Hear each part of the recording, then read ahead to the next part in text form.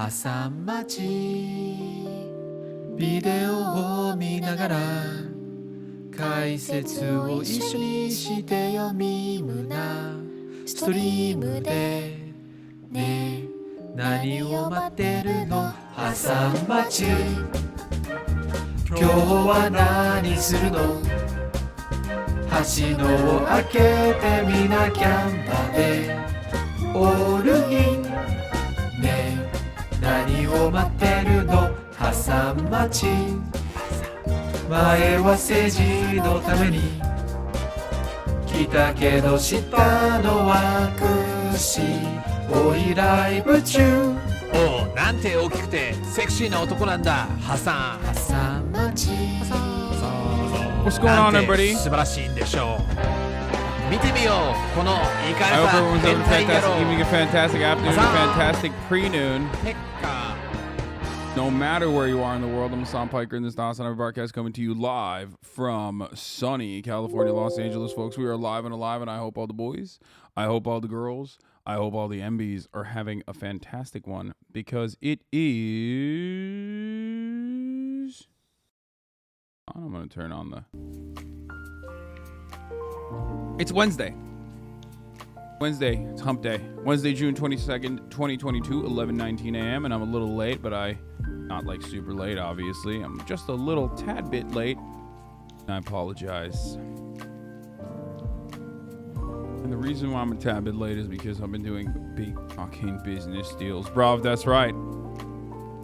I've been doing big business deals all morning. Okay? And then if you could just follow me. That's what I've been doing. Okay?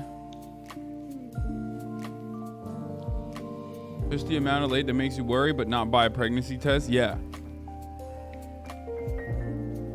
Exactly. Big business. I want to praise the Lord God and Jesus, the only true God, and not fake religions like Muslims that were made up on 4chan. Bless Hasan and this channel today. Okay, that's it. Coming in hot.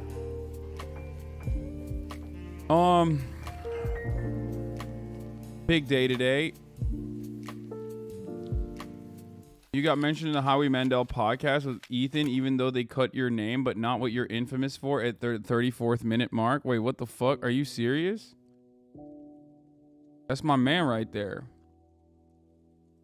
Why are they grilling my man about what I'm doing? You know, hey, don't worry about what I'm doing, okay? Focus on my man. Dumb things I do should not factor into, you know, the harassment that Ethan is engaged with, okay? The harassment that Ethan is getting. My brother, I cannot wait to hear your thoughts on RRR. I loved it. It was an insanely fun blockbuster. Okay, so let me just say something, okay? First and foremost, folks, this is part of our cast where I tell you a little bit about my personal news. For those of you who don't know, this is for all my parasocialists out there. Let me say one thing. Last night, I fucking watched one of the best movies that Netflix has to offer and one of the worst movies that Netflix has to offer. Back-to-back movie night. What am I doing? Am I crazy? Am I going crazy? What's that about? 2 movies in one night? Yes, that's right. 2 movies in one night. Can only happen in the United States of America, baby. Not happening in communist China. Okay? Right. Try to watch 2 movies in one night. What am I, on a fucking airplane? Huh? Am I flying? Am I flying overseas? 2 movies in one night? Won't happen in China. That's what they want to take away from you. Anyway. Also, RRR is 3 movies, technically, because it's like 3 fucking hours, like 3.5 hours or some shit. Crazy runtime.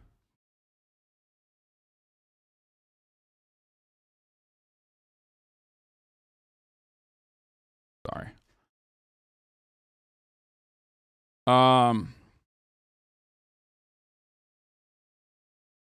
Anyway, this is just... Wait, what is this?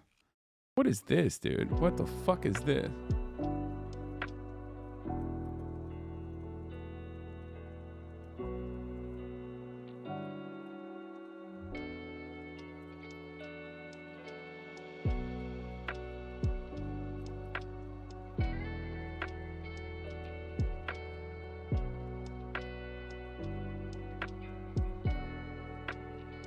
You know what? Actually, shout out to Dio.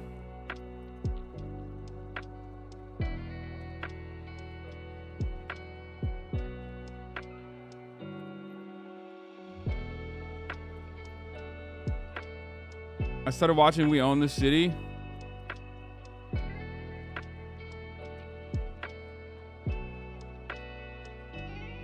Dio, like JoJo, exactly.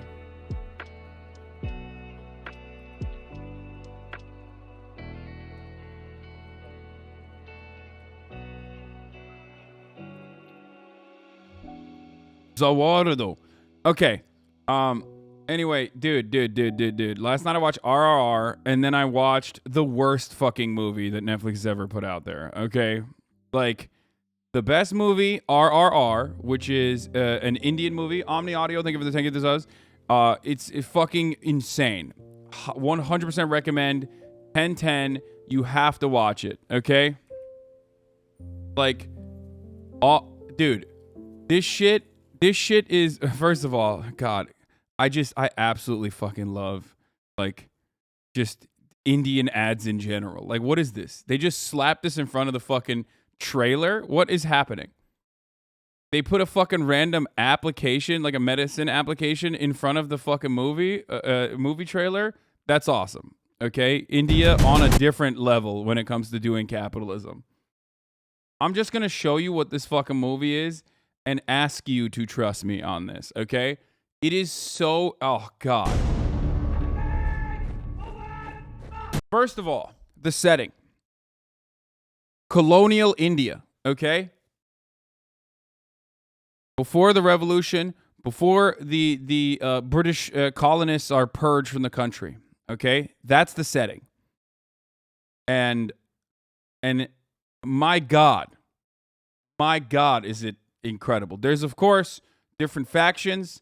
There are obviously Indians in the colonial police force and in the colonial army as well. Okay? And the White Devils kidnap the young daughter of a villager in the forest. Scott ద్వారా వారు మా ఆదిలాబాద్ వచ్చినప్పుడు ఓ చిన్నపిల్లని తీసుకొచ్చారు. మీరు తీసుకొచ్చింది గోండ్ల పిల్లనండి. అయితే వాళ్ళకి ఏమైనా 2 కొమ్ములు ఉంటాయా? ఒక కాపర్ ఉంటాడు.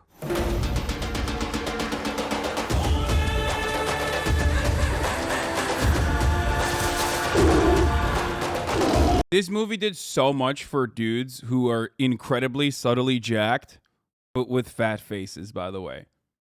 Like, I need to pause this to explain to you something.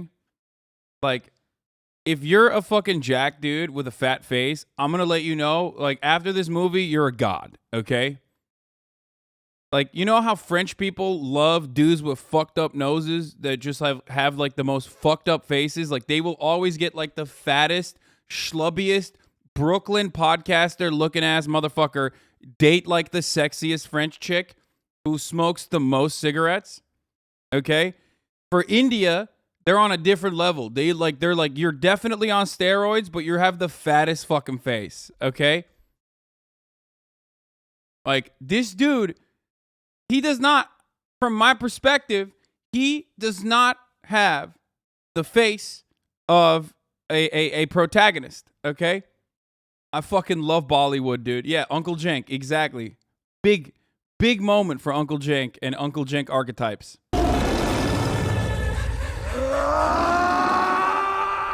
Okay, it's not that fat. Yeah, because he's shirtless, motherfucker. In half the movie, he's not shirtless. And let me tell you, it's like hard. It's hard to fucking comprehend how, like... Anyway, let's just continue.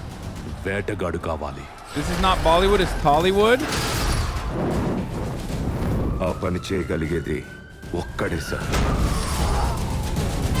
I love him, okay? I love him. Partially because he has the most Turkish looking mustache I've ever seen.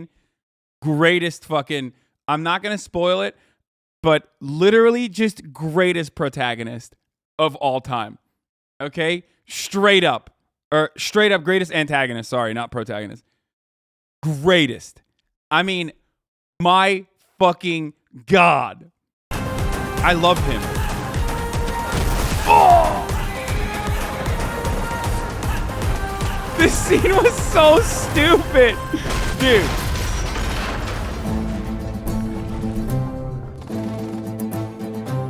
This is a movie about friendship.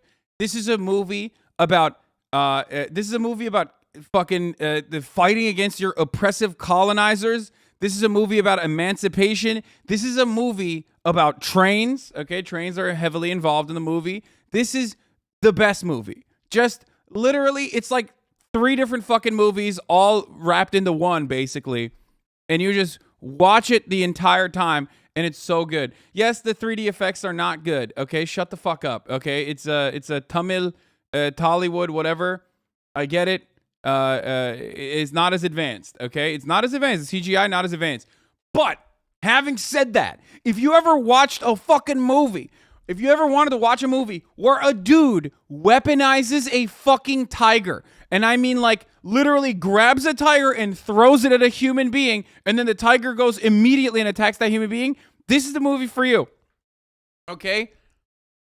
It's just like the sickest fucking fight sequences. It's awesome. It's so sick. It's so fucking sick, dude. Fuck. It's what? Telugu?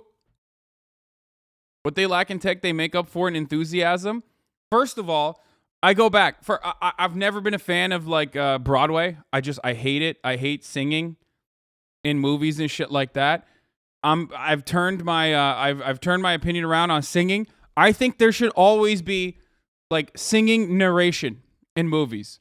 Like every movie should write specifically the narration into the score, because that's exactly what they do here, where like all of a sudden it's like two friends are, I mean, I'm not going to sing it because like they're singing in fucking Indian, but they're like two friends. One is a weapon. The other is a death trap. Will they get together or not? And it's like, what the fuck? That's the plot. That's not a song. That's the plot. I just, dude, it's so sick. Okay, any lore to redirect me to I am your local any lore redirect to me, I am your local correspondent here. Dude, it was fire. Okay, let's just watch the bridge scene and you will understand. And this is not even a fucking spoiler. All I'm going to say is this. This sequence is so perfect, okay? There's a child trapped in the water, okay? There's a child trapped in the water. This sequence in and of itself is such a perfect one. And let me tell you something. This is 40 minutes before the title sequence. And not only that, but there's like a million of these kinds of like crazy cinematic moments. So don't even worry, okay? Yes, there's a child trapped because of an oil spill and the oil is on fire. Let's watch. Also, notice how I said, fat face. Shredded guy, but fat face.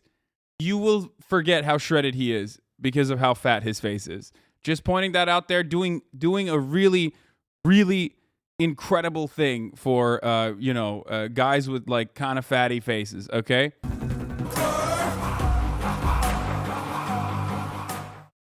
It's the power of fucking friendship, dude.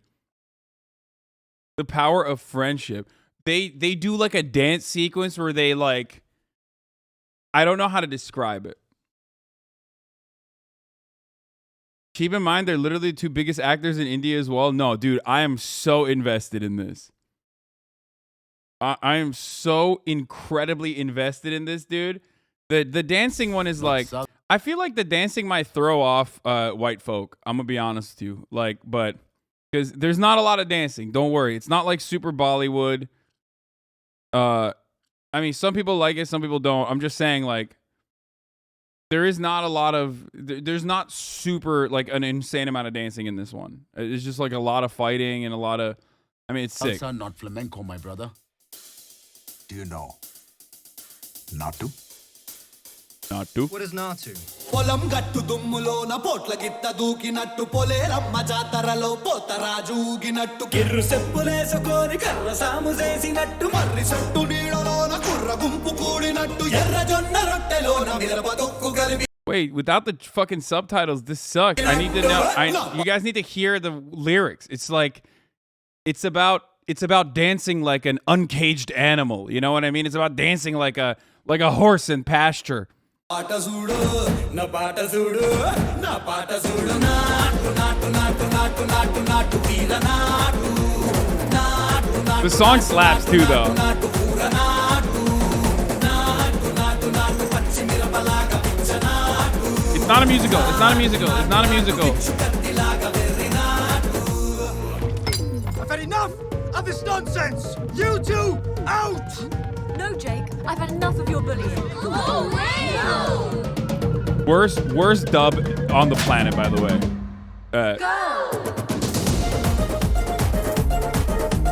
Dude, look how hard they're going!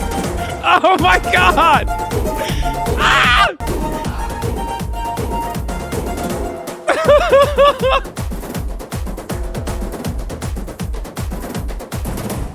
గుండెల తిరిపోయేలా ఢండన కరమోగినట్టు సెవులు సిల్లు పడేలాగా keys పిట్ట కూసినట్టు ఏలు సిటికెలేసేలా ఎప్పారం సాగినట్టు కాలు సింధు తొక్కేలా దుమ్మారం రేగినట్టు ఒళ్ళు చెమట పట్టేలా వీరంగం చేసినట్టు నా పాట చూడు నా పాట చూడు నా పాట చూడు నాటు నాటు నాటు నాటు నాటు నాటు వీర నాటు Just wait.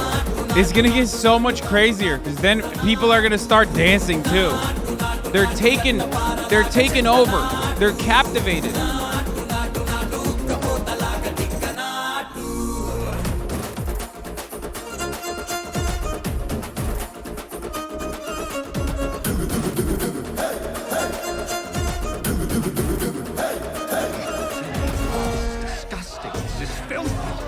This is filthy. It's disgusting. భూమి దత్తరిల్లేలా ఒంటిలోని రగతమంతా రక్కలేసి ఎగిరేలా ఎసే రోయకాయకి నాటు నాటు నాటు Everyone starts going crazy. అరే దుమ్ము దుమ్ము దులిపేలా లోపలున్న The greatest fear for a white colonizer is sexy brown men, captivating the white women with their dance moves. This is like what this is what the FBI was designed around. You know what I mean? This is literally what this is like the basis of white supremacist attitudes in America.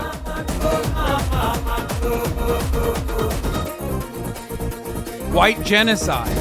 Yeah, they're falling. They're falling. They can't dance that hard. They can't dance that hard.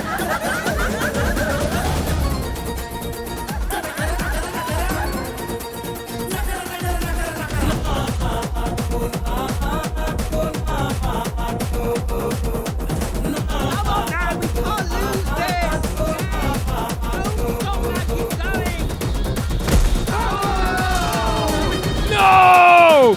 The last white guy, he lost too. That's terrible. Now they get competitive with one another.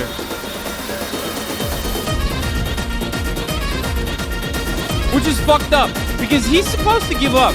He's supposed to concede, okay? At that point, he's supposed to concede. You're not trying to you don't want your homie to look bad in front of his lady, you know what I mean?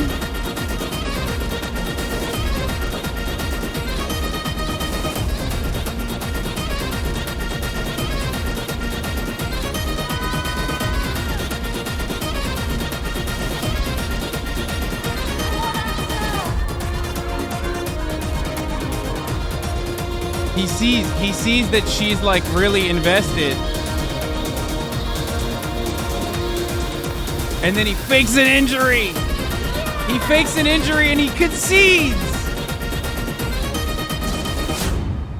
Leading Akhtar to win the dance battle. What a beautiful sequence. What a beautiful moment. Oh my God, dude. Listen. Fun fact, this was filmed at Zelensky's estate in Ukraine, lol. Shut the fuck up. You just made that up. There's no shot.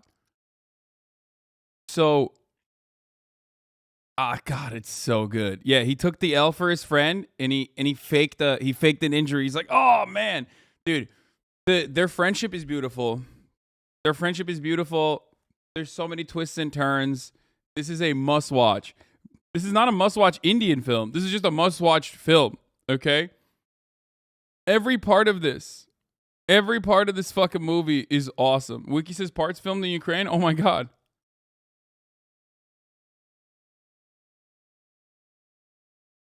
Bro, this is Indian CIA movie? Wait, really? Well, I'm into it. This movie is Indian CIA. La la la. Whatever, dude. Fuck it. YOLO.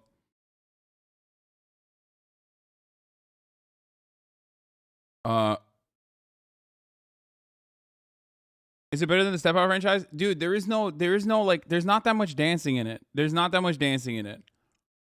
Okay? Fuck it. This is turning me into an Indian nationalist.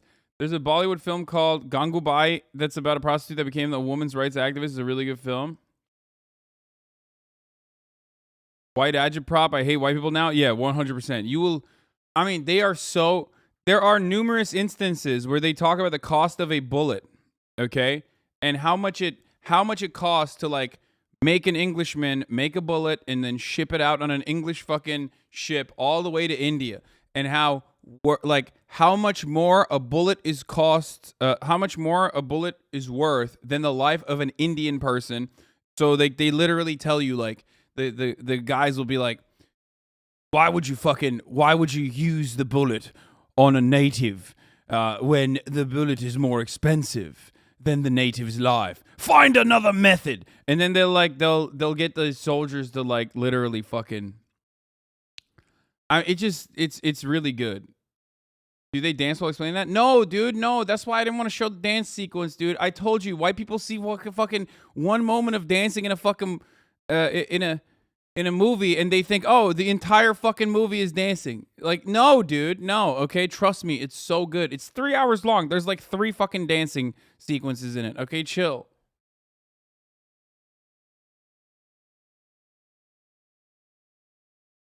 But there's incredible fight sequences. Dude, come on. You guys already fucking know how dumb hard Bollywood movies and shit go when it comes to like insane fighting. Okay? Motherfuckers won't watch dancing but want 30-minute Lord of the Rings song sequences.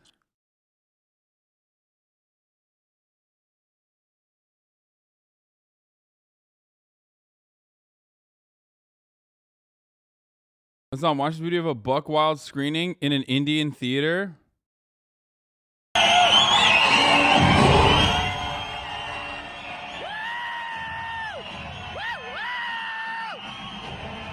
What the fuck, dude?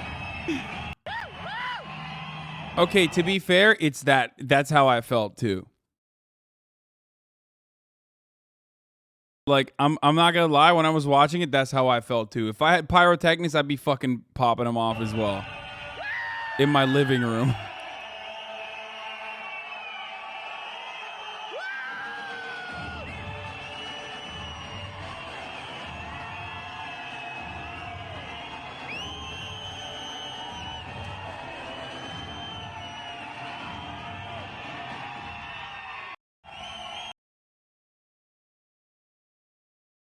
You know, I'd be so fucking annoyed. Lamau, guys, I'm trying to watch a movie. No, dude.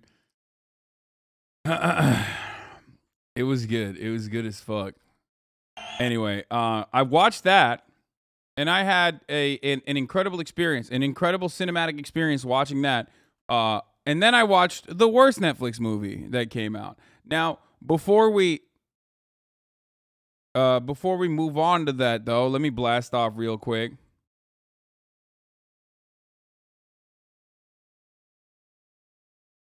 What is it, Spiderhead or whatever? The Netflix movie I watched. What was it? Yeah, Spiderhead.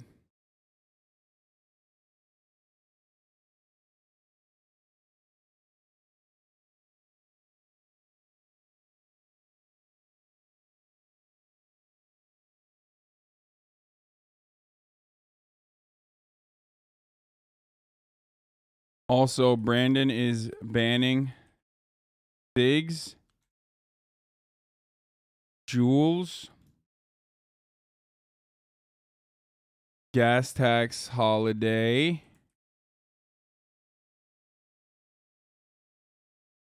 cops continue to suck, Spider-Morb? Ew, dude, stop. I hate Morbius references now. You guys have done this to me. You've ruined fucking... I mean, I never was a big, like... Ukrainian Jubilee. And more...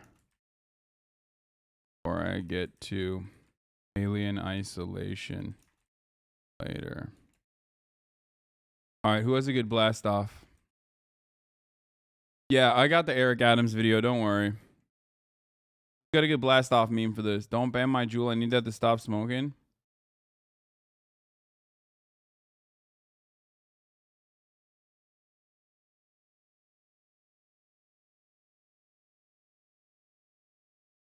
I already covered Asmongold Ted Cruz yesterday. Okay, does anyone have a good blast off meme or no? Bro, y'all are fucking slacking right now, dude. Y'all are freaking slacking, brother. What the fuck? In for a bruising.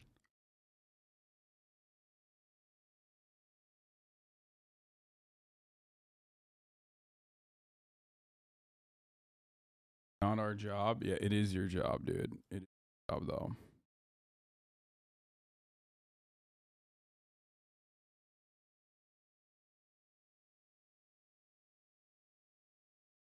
Okay.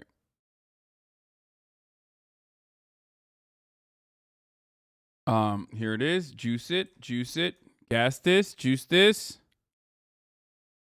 And I'll talk about Spiderhead now. So, like I said, I watched RRR, which was incredible.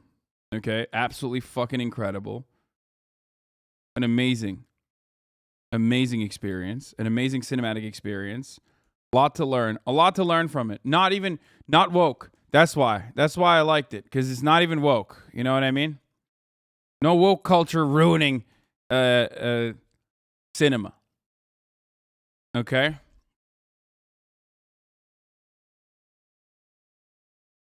BJP Indian nationalist propaganda. Brother, call me an Indian nationalist then, because goddamn was that shit fire. Okay?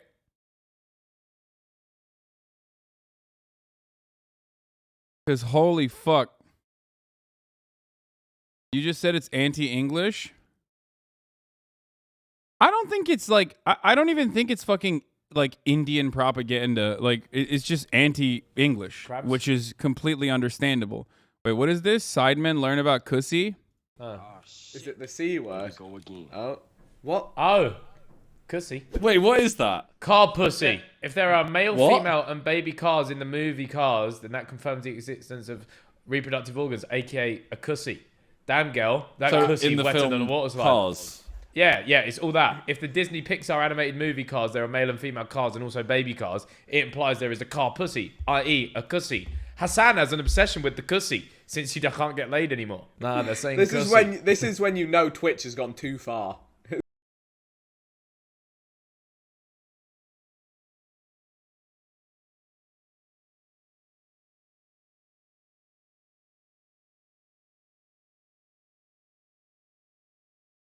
I will be in the UK soon, so I will be collabing with the fucking Sidemen, bruv. Okay? I mean, they don't know about it yet, but I do plan to. So there it is. A vaginal opening on a car or truck. The exhaust of the turbodump can be used for sexual intercourse. My God. Isaiah willfully thrusted his cock into the cussy. I just...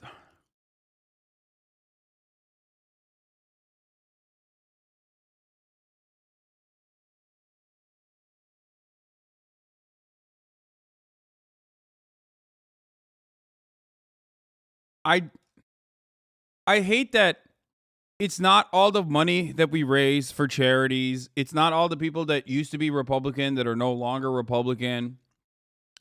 It's not all the people that are now, organizers or are a part of the YDSA or a part of the DSA that are from this community. It's not any of that. It's not the door knocking. It's not the community organizers. It's not the labor action that this community members engage in on a regular basis. This is my mark on the planet.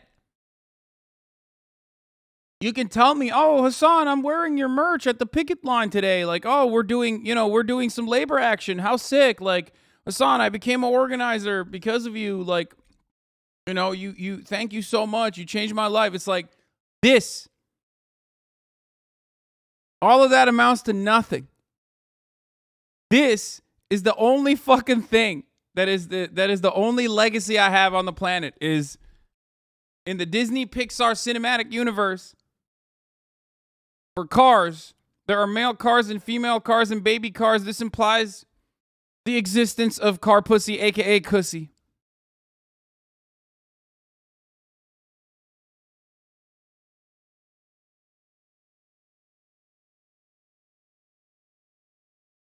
I guess in a weird way, it's better than being the 9/11 guy. I don't know anymore.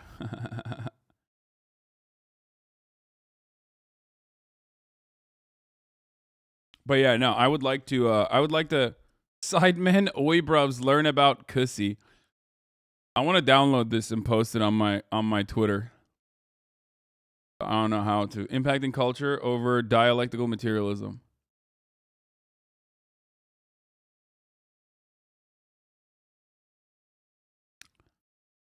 Can't download clips. Living the life you wish you could. Yeah, I already fucking tweeted about this in the beginning of the stream of the broadcast, dude. It's like ridiculous. I feel like they're taunting me at this point. How dare they? Like, that's how you know this shit is so fucking not a big deal.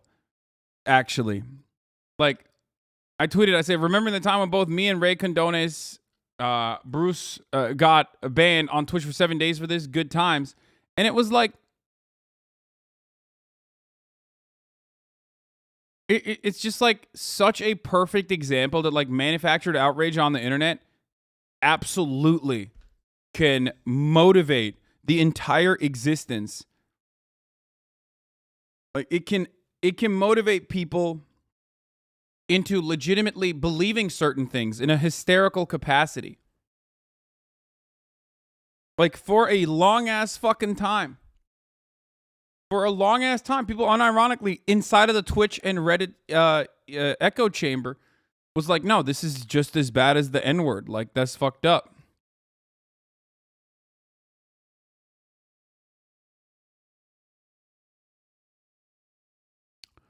Someone even said our community was racist. Yeah, okay, bro. Yeah, it was XQC that said that. Someone.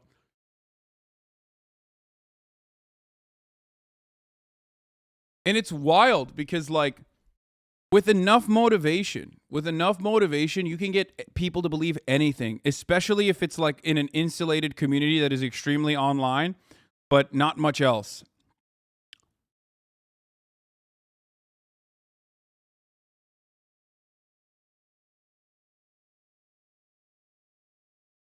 Someone said, remember, one of my favorite comments of all time that I've ever received. One of my favorite comments of all time that I've ever received was that I would be the most racist man in the 1900s. One of the most racist men in the 1900s, like at the time when Hitler was around. You know what I mean? Motherfuckers were like, you would be Hasan for saying cracker. You would be the most racist. How ironic. I saw this chat when he watched the Bored Ape vid, and let's just say there's a few 4chaners in there. Yeah, I mean, of course. Yeah, the Klan was popping off. And it was like me. I was the most racist. Say it again. No, I'm not saying it again. But it's actually, it's a good lesson in how,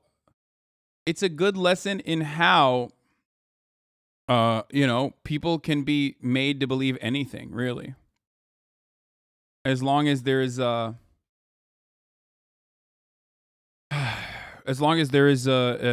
insulated community that is like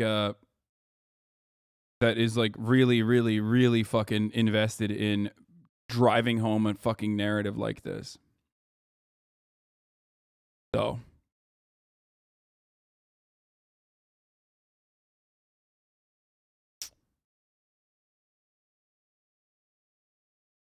surely not brigaded outrage. No, it is. Of course it is. But to the outsider, like, well, the cracker thing was kind of stupid. So, like, if you weren't a part of that, like, 4chan brigade or whatever, if you weren't a part of, like, this heavily insulated community, then, yeah, everyone made fun of it. Like, everyone thought that was laughable. That's why there were so many articles written about it where people were just like, Twitch is being fucking ridiculous about this. You know what I mean? Whereas,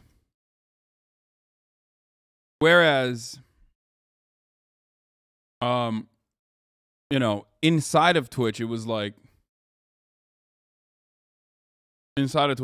considered to be a big no-no.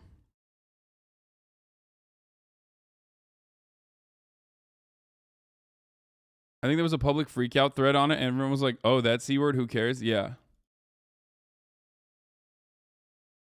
Most conservatives thought it was fucking ridiculous, except most human beings in the real world thinking something is fucking idiotic doesn't mean anything, especially when it's being used against a big bad socialist, big scary socialist. But yeah. Well, you can't trigger the overwhelming majority audience. I mean, no, I think there's still plenty of normal human beings even on Twitch. You know what I mean? Twitch also said that users who watch broadcasts are subjected to 60-second ad break at the top of the hour. God fucking damn it, dude. Yeah, that was the best part. When they tried to push their narrative on other subreddits, everyone was just confused. Yeah, exactly. Do you think Twitch would have cared if it wasn't all over Reddit? No, of course not. Guys, I say things on this broadcast for when I'm live for 8 hours a day. I say things on this broadcast all the time. But it is entirely dependent on, like, charitability, and entirely dependent on like who's saying it, how they're saying it. That kind of context is like what's important in the situation. Okay? That's how it works. So, like, for example, I can make subtle digs or make memes, right? As I have for a very long time about any number of different Twitch streamers. But the moment that there's drama, in the air, they will astroturf that. They will use it as a reason to be like, look, let's drive a further rift between these content creators. Let's create more drama. For example, I mean, I make I make fucking Gamba jokes all the time, crypto gambling jokes all the time. But now, because of the tier list drama, the outrage from the tier list, Hasan was so mad. He was so mad. Every time I say anything about XQC, it will be used as like, he's so butthurt about the tier list. It's like, no. It's not even anything that I haven't said before. It's the exact same shit, but it doesn't matter.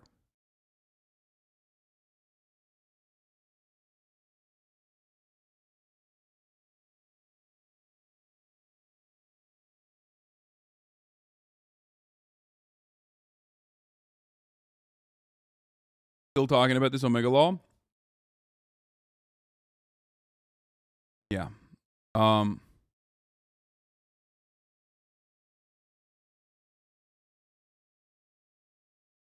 Hasan, please say you're mad. I'm so mad. I'm incredibly mad. So,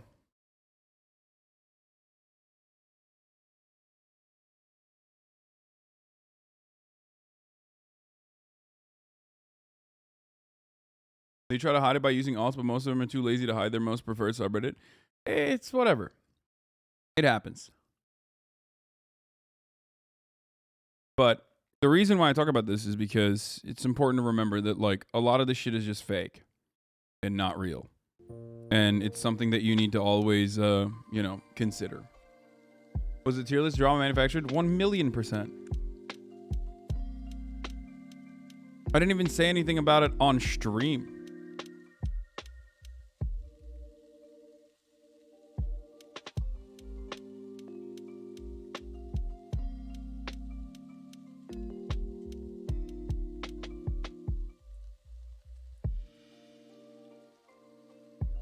Of course it was. I do not think you...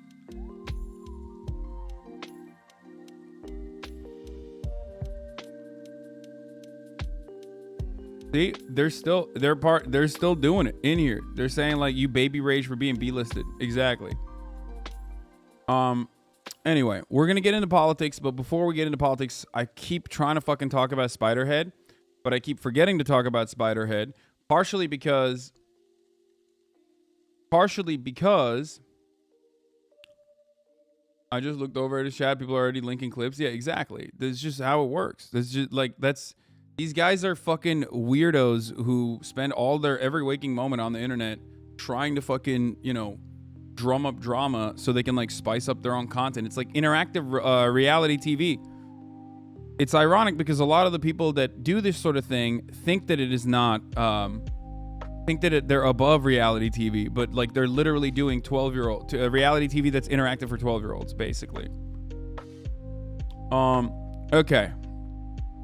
I also, like I said, watched Spiderhead. Now, this is a movie that's supposed to be incredible, right? I mean, it had Miles Teller, who literally was fucking starring in Top Gun. You know what I mean? The most popular movie of the summer so far.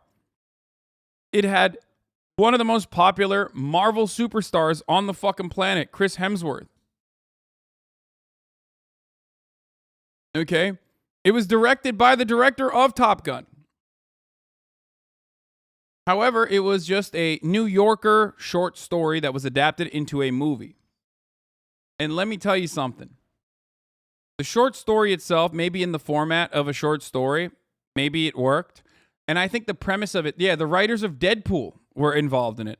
And I didn't know anything about it. I did not look at the Rotten Tomatoes score before I watched it. I saw only the through line, I guess. Like I only saw all of the components that make up this movie and thought this has got to be a good fucking movie. Because it had all of the components that would make up for a great fucking movie. Everything I just described to you, right? And then I looked at the Rotten Tomato score after I was done with it, and I was like, this is the fucking worst thing I've ever watched. What the fuck? Incredibly disappointing. Incredibly awful. The movie is like... The movie itself, it just like falls off of a cliff. Probably around like 50... the first 50% of the movie is like decent. And you're like, wow, they're setting up quite a unique predicament. And then after that, it's just like it completely fucking falls off a cliff. Where they do that same thing that they did with Squid Games, where they like try to fucking create a singular villain and all this shit. It's really, really dumb. It's about a unique prison where they test drugs on people. Okay, that's it.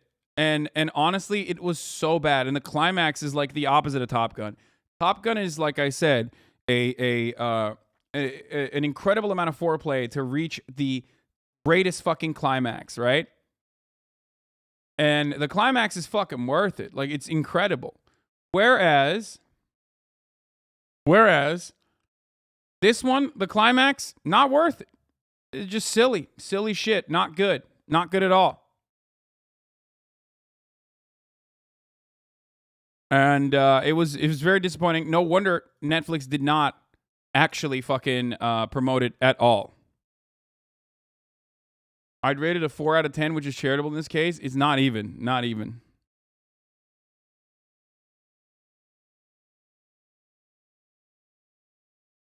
Anyway. It was... Hasan will be a terrible movie reviewer at Lamau.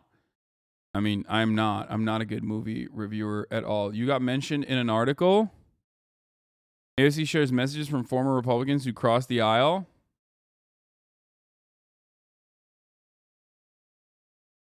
Tom Piker's a Twitch streamer and left-wing political commentator. That's it. That's the only thing that they mentioned me on. I mean, that's like AOC was like posting about how her followers who used to be Republicans had perspective shifts. We talked about it already. What makes a bad movie a bad movie? Bad editing, horrible pacing.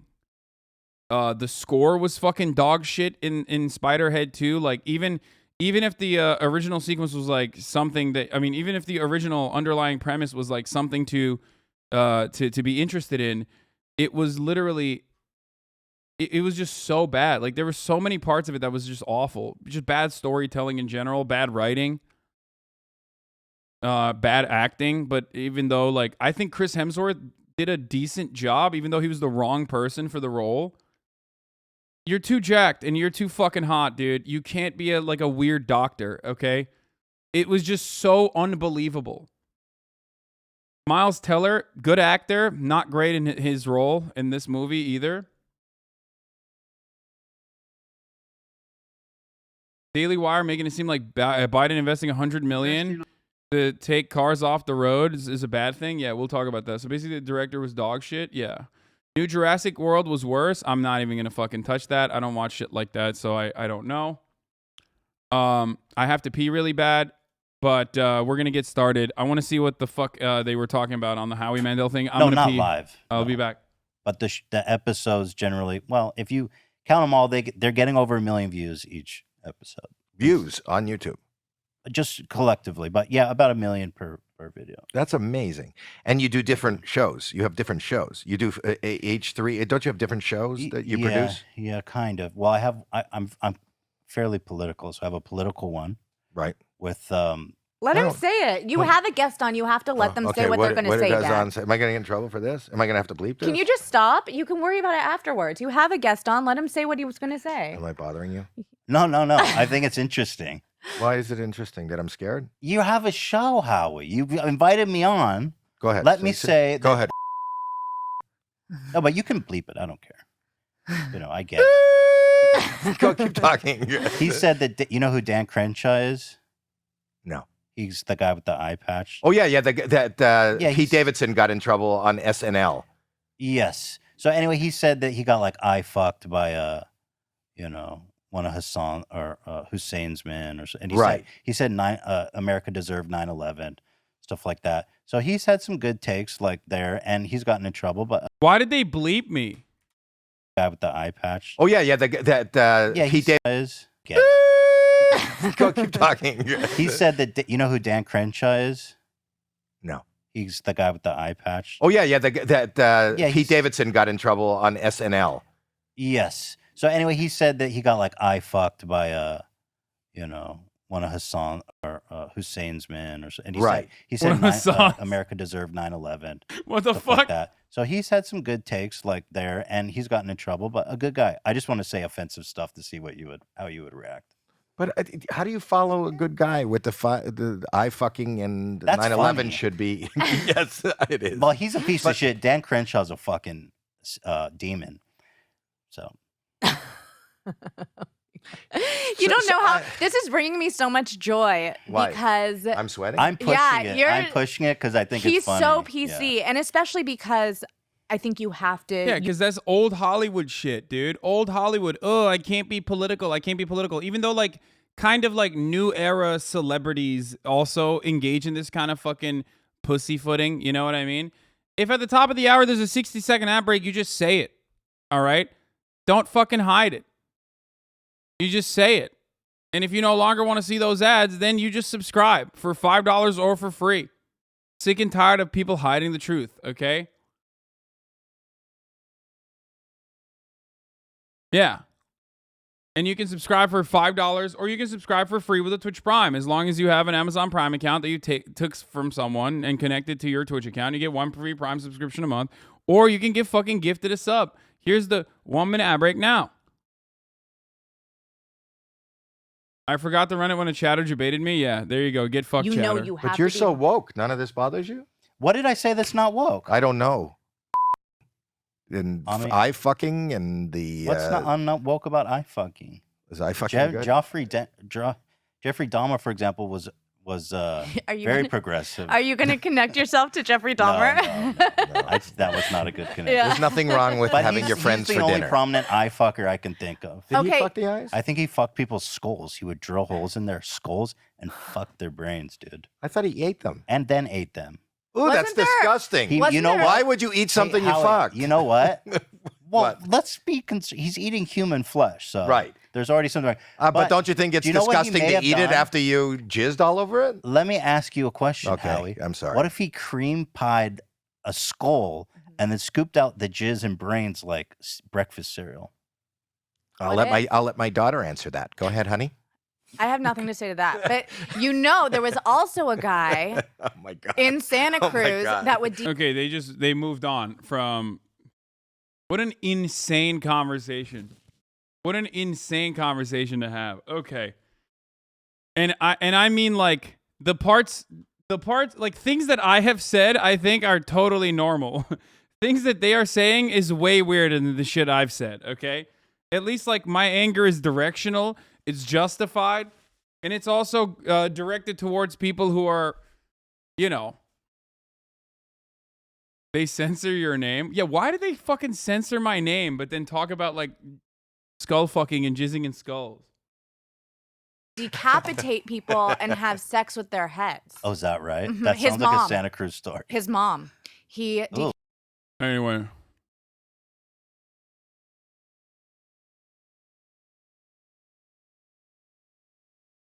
Okay.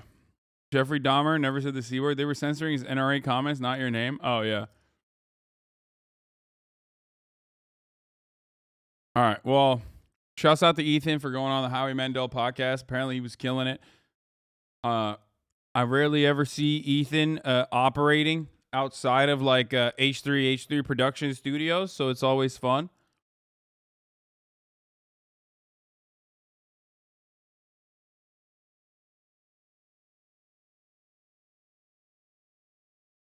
I think he's afraid of your haters coming for him.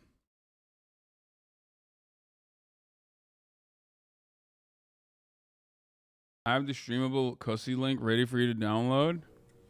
How can I download this? I can't download a streamable link, dude. Streamable, you can't download anymore, unfortunately. C word. Go again. Oh. What? Oh. It doesn't let you download it anymore.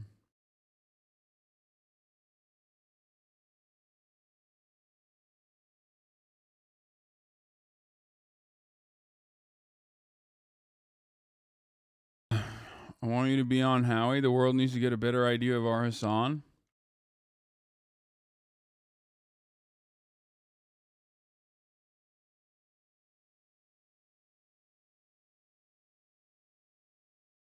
Okay. We'll do it later. You should have Ethan come over during a stream. Seeing him in the wild is pog. I agree.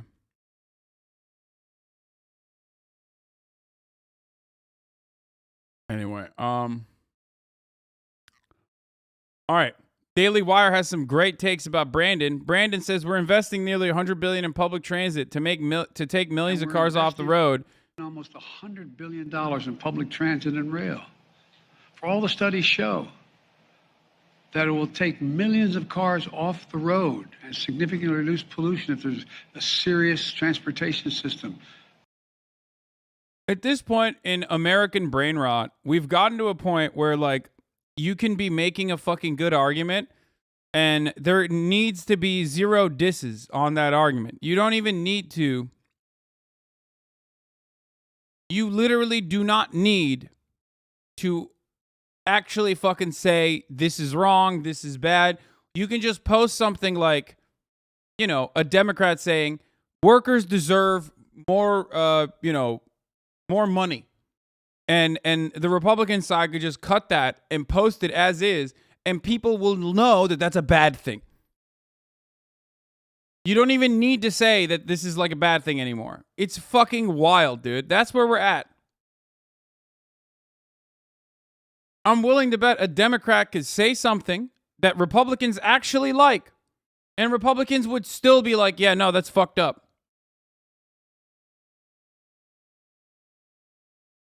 Or when Democrats say things like, we need to fund the police more, Jack. I love sucking off the cops. I want to suck off the cops as hard as possible.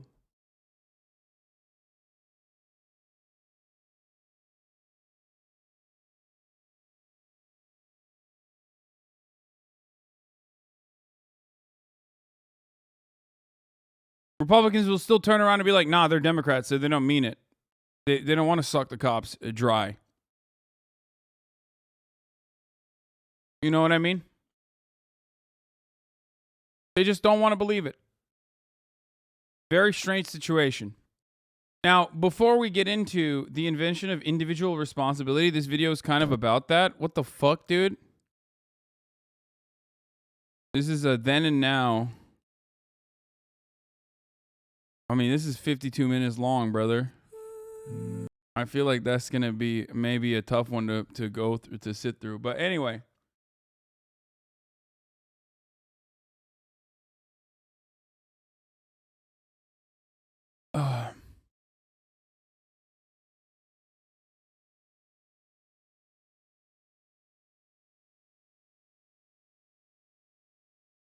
Check this out. Louisiana girl got a ticket for indecent exposure. What? You see my outfit? What? I got a fucking ticket for indecent exposure in Winfield, Louisiana. Okay? Indecent exposure. All of my bits are covered. The fuck? Are you kidding me? At a family event where there's alcohol being literally handed out for free, and that's a family event, and 3 female cops came up to me and gave me a fucking ticket. I live a mile down the road. They literally could have just been like, hey, ma'am, could you put some clothes on? And I would have been like, yeah, cool. I'll be right back. But no, they stood there and gave me a fucking ticket for Louisiana is on a different fucking playing field, dude. In a competition that is ever so fucking fierce, where each southern state is trying to outdo one another for being like the worst, the absolute fucking worst. I mean, literally the fucking worst. Louisiana forgot that it's the state that hosts Mardi Gras, okay? Fat Tuesday. And decided it's actually no longer the state where, like, people fuck and suck and have fun with one another.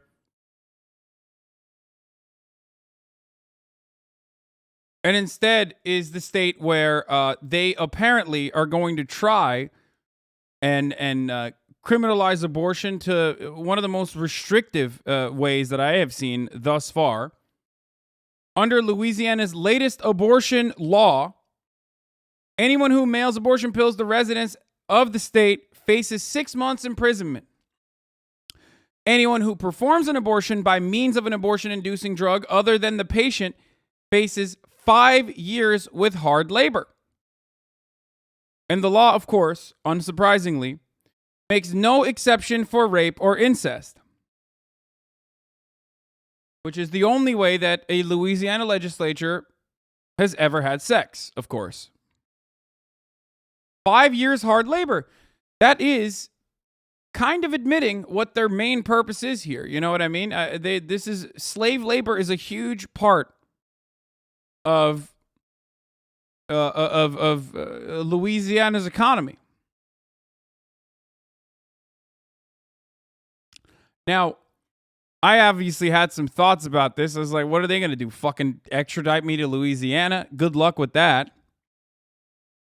Like, what are they? Are we going to start a fucking civil war over, people sending abortion pills to people in Louisiana seeking out abortions? Like, what? Good luck. Okay. And people were fucking saying that, like, you could go to jail. They could do that. Like, no, you can't do that, actually. That is not, it's not illegal in California to send abortion pills to someone in Louisiana. It's not illegal to consume abortion pills in California. It's not illegal to ship abortion pills. There's no federal law mandating interstate commerce that stops or prevents the delivery and shipping of abortion pills. So how the fuck would that work? Now, depending on the crime, obviously, if you're violating federal laws, or if you have, if you're being prosecuted or investigated for a murder or something like that, yeah, you will be extradited to Louisiana. That's not how that works. But you can't do it for something like this.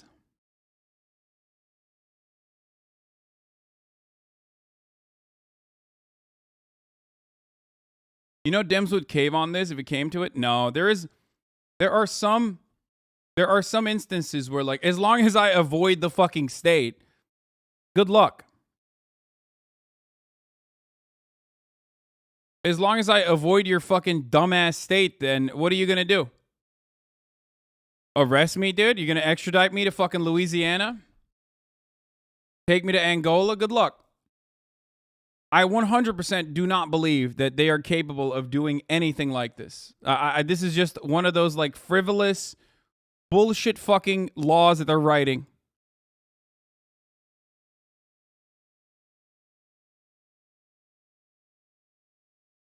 Like, you can't do that. It's not an enforceable law, is what I mean. Unless you end up going to Louisiana, and in which case you could get fucked, yes.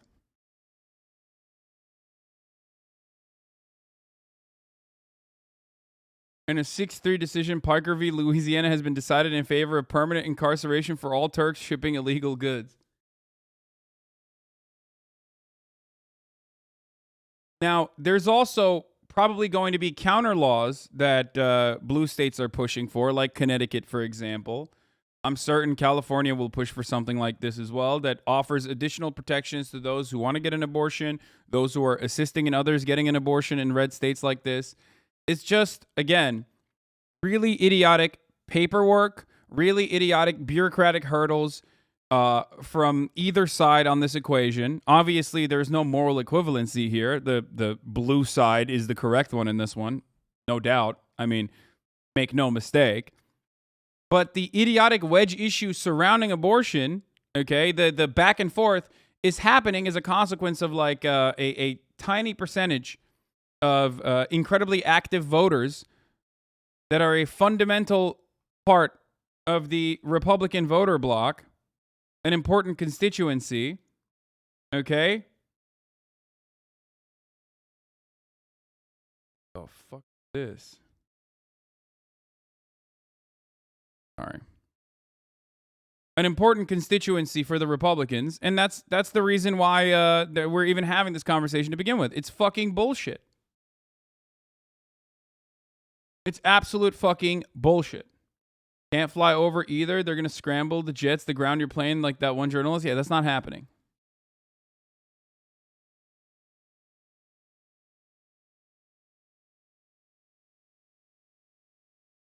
But yeah, I don't think this is enforceable, for the record.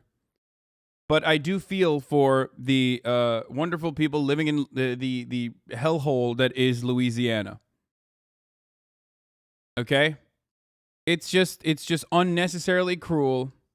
It's fucking ridiculous. It's just another way to try to instill fear in a population that is looking for accessibility for a routine medical procedure. Okay? It's harming women. It's harming people that do not want to carry pregnancies to term. It's just absolutely ridiculous. It's cruel. It's unjustifiable. And it is, of course, a main plank of the Republican Party's agenda for those reasons. Now, let's take a look at what Brandon is saying. So let's be honest with one another. My message is simple. To the companies running gas stations and setting those prices at the pump, this is a time of war, global peril, Ukraine. These are not normal times. Brother, no one gives a fuck. For people who think like this is adequate messaging. For people who like think, for example, anyone cares about the January 6th commission outside of people who are already going to vote for the fucking Democratic Party. For people who like for people who think like the average Americans give a shit about like the war in Ukraine as anything beyond like a nuisance for them at this stage in their lives, I'm sorry, it's not going to happen. Okay, gas stations don't set prices. I mean, they technically do. They could eat into their profit margins. That's not true. But ultimately, there is OPEC. There are the American oil and gas producers. Okay, and then there are gas stations and the margin. And then there's the tax. Right? There's the federal government tax on gas. Now, that the least significant part of that. As far as like who actually adds on to the pricing there is the ironically, is the federal gas tax, which Biden is cutting now. That's 18.4 cents a gallon. And I think like 24 cents for diesel. Okay? Now, another part of that makes like a fraction of profits off of that in that equation is the gas stations themselves. The real profiteers in the situation, obviously, are the OPEC nations that are producing this, the cartel, and also the American oil and gas refiners. But OPEC taking the lion's share of the profits in that situation. Now, every single part of this, with the exception of the federal government, every single part of this equation is now trying to make up for lost profits over the course of 2020 and 2021. Okay? That is precisely why we are in this situation. Because they are functionally fucking punishing everyone, all the consumers they possibly can through price gouging to make up for lost profits. Part of the reason for that is because, and this might not come as a surprise for many of you, especially if you're in this community, is the financialization of corporations. American companies are no longer companies that produce. The American population is no longer a productive population. It is a consumer force. The American corporations in its entirety are no longer corporations that have any productive capacity. Even if they're the oil and gas industry, they are financial companies. They are basically banks, okay? This is the same for Boeing, and it's the fucking same for Exxon. What do I mean by that? Because their main purpose and their legal responsibility in this circumstance is their fiduciary responsibility to their shareholders to increase to increase the profit margins or maintain shareholder value. What they engage in a circumstance like this is not for the best of the not necessarily for the best of the citizens, okay, but instead for corporate profits. And corporate profits dictate that increasing supply and restricting demand in a time when supplies are lower as a consequence of the 2020 and 2021 lull period where people weren't purchasing as much gasoline because they weren't driving as much.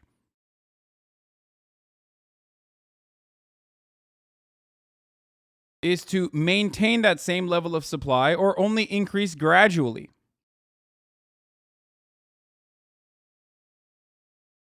Okay?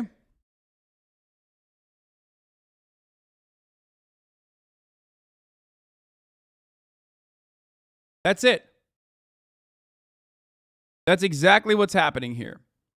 And there is functionally nothing we can do about it unless we institute like the Defense Production Act. But considering how powerful the oil and gas industry is, that's not going to happen. They do not produce more gas. They restrict supply to keep price high and reinvest profits in the stock buyback programs and buying government bonds. You are absolutely correct. I'm surprised that a fucking anarchist would understand this concept, but it is 100% true. Instead of going along with the drill baby drill mentality of the early 90s and all the way up until like the fucking early 2000s era, the oil and gas industry now is focused on stock buybacks, okay, and improving shareholder value through financial instruments rather than actually increasing the productive capacity, which they absolutely can do. You saw the Climate Town video, Bat Chest? No, this isn't even just the Climate Town video. There are plenty of other resources that I've read into, including the oil and gas industry's very own lobbyists that are currently working against one another. It's really interesting. If you actually look at like press releases from the different actors involved in this, everyone is literally shit-slinging right now to abdicate responsibility, to push responsibility over to another person. You have the refiners that are saying it's OPEC plus, which there's truth to, and then also saying, well, maybe the fucking maybe the gas stations themselves are a little bit responsible for this. Everybody's obviously talking about how the federal government is taking 18.4 cents of taxes and tacking that on as though that's massive when it's not. It's literally the tiniest fraction out of any other fucking civilized nation. Okay? And then you have, the refiners, or you have OPEC countries not even saying anything because they do control most of the, they take the lion's share of profits in this circumstance. But it's pretty funny to see, like, if you read any of these, if you see any of these, you know, agencies or like Petroleum Institute fucking think tanks writing think pieces and shit, if you read any of them like I have, you would see that everyone is fucking blaming everybody, okay? I mean, here, let me see if I can find the article I was reading earlier today. It was like Dallas Fed. The Dallas Fed actually wrote an interesting article about oil and gas prices and who is responsible for it. Not the survey, but oh yeah, here it is. This is a great article. Don't look to oil companies to lower high retail gasoline prices. The rise of U.S. retail gasoline prices in March 2022 is from the Dallas Fed. Has triggered a debate about whether U.S. oil companies are doing enough to rein in high gasoline prices and whether these companies should be held accountable for not increasing the production of crude oil. Nope, don't look at them. Not their fault. They have no financial interest in increasing supply right now. They just don't. Profit margins are incredibly high. Increasing supply at a time like this would only lower the profit margin. But you, the consumer, will get fucking shafted at the pump. That is how this works, okay? And given the corporate consolidation that we have through a very legal and very cool sequence known as price leadership, not price fixing, of course. Never that.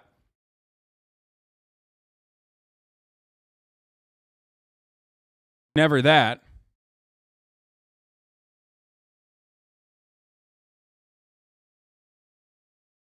You arrive at this incredibly high oil price,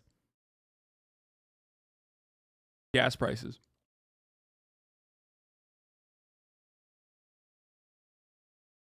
Can domestic refineries even accept domestic oil?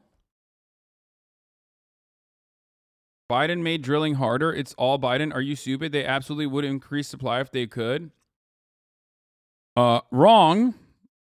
Biden offered more drilling permits in the beginning of his administration than Donald Trump did. So wrong. Wrong again, Bob. Are you stupid? Yes, I am stupid, but apparently not as stupid as you are.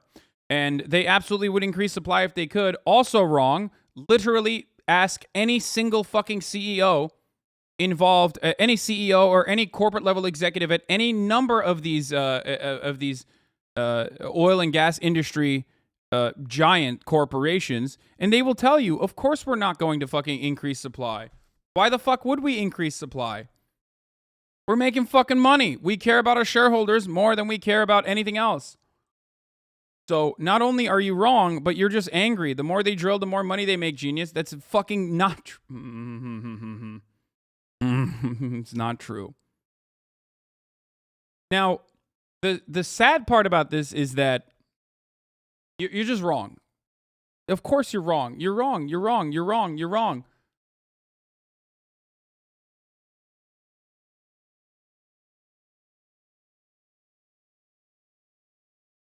Oh, I'm wrong, am I? Yes, Twitch is woke trash. You are 1,000% wrong.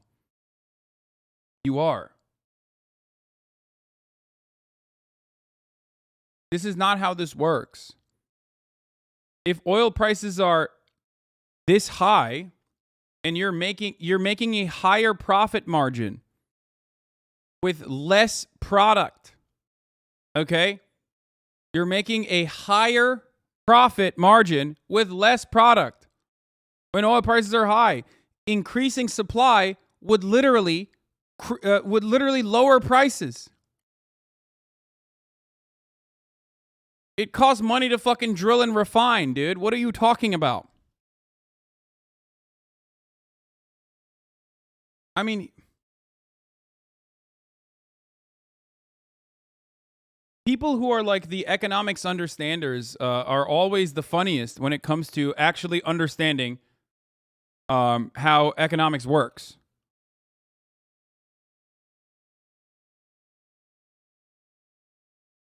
Last time a barrel price was this amount, $115. Gas was 150 cents cheaper.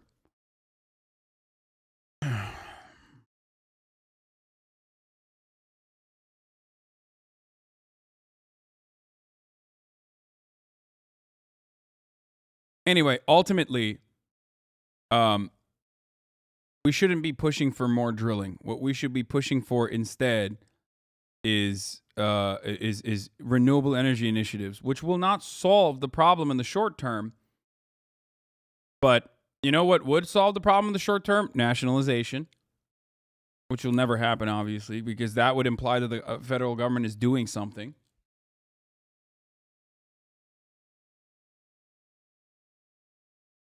Simple graph for that chatter. There you go. Cartel cut supply to raise price. Yeah, let me find the fucking CEO again, like the classic. Here's the clip. Thank you, Dan TC240. Here it is. So here is Bloomberg exclusive talking to Scott Sheffield, the CEO of Pioneer Natural Resources. Okay. Asking him a direct question. If the president phoned you up and said, you know what, we need some more oil, what are you going to say to him? Let's hear it directly from the fucking mouth of someone who is involved in this. So if the president phoned you up, Scott, and said, you know what, we need some more oil, what are you going to say to him? I'll tell him we have a pact with it's all about the shareholders. Our shareholders own this company. They want a return of cash. So if the president... Yeah. Open up more land to drill and you will get tons of companies lined up to drill. You are wrong. There are already plenty of unused permits currently. You are wrong. You are wrong. You are wrong. You are wrong. I am showing you that you are wrong. I already showed you that you are wrong. With no oil on it, that is wrong. That is fundamentally incorrect. You are incorrect. Joe Brandon has opened up more drilling permits than Donald Trump has. I already showed you. There's like 9,000 unused permits currently. Okay? You are wrong. You are wrong. Please understand that you are wrong. I know you're doing this for attention, but there are a lot of fucking idiots who feel like you. So I think it's an important thing to address here. Okay? You're just making stuff up now. Now you're saying with no oil on it. You're just not correct. Drilling for more oil in the United States will not lower gas prices because the production of U.S. oil does not set the price of gas, but the global price of oil does. Oil and gas are global commodities subject to the whims of the notoriously volatile global markets. Their prices are particularly sensitive to geopolitical events and investor sentiment. Part of that is because investors are also no longer as bullish on investing into the oil and gas industry as well. That's another reason, okay? Hasn't sent one source? Yeah, of course he hasn't sent one fucking source. These are all fabrications.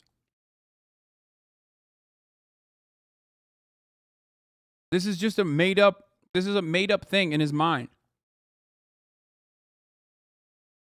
Okay?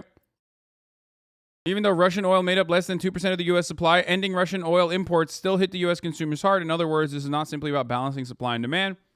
In fact, in this case, sky-high gas prices came from a confluence of events. COVID-19 restrictions eased and economies rebounded rapidly. Demand for oil spiked.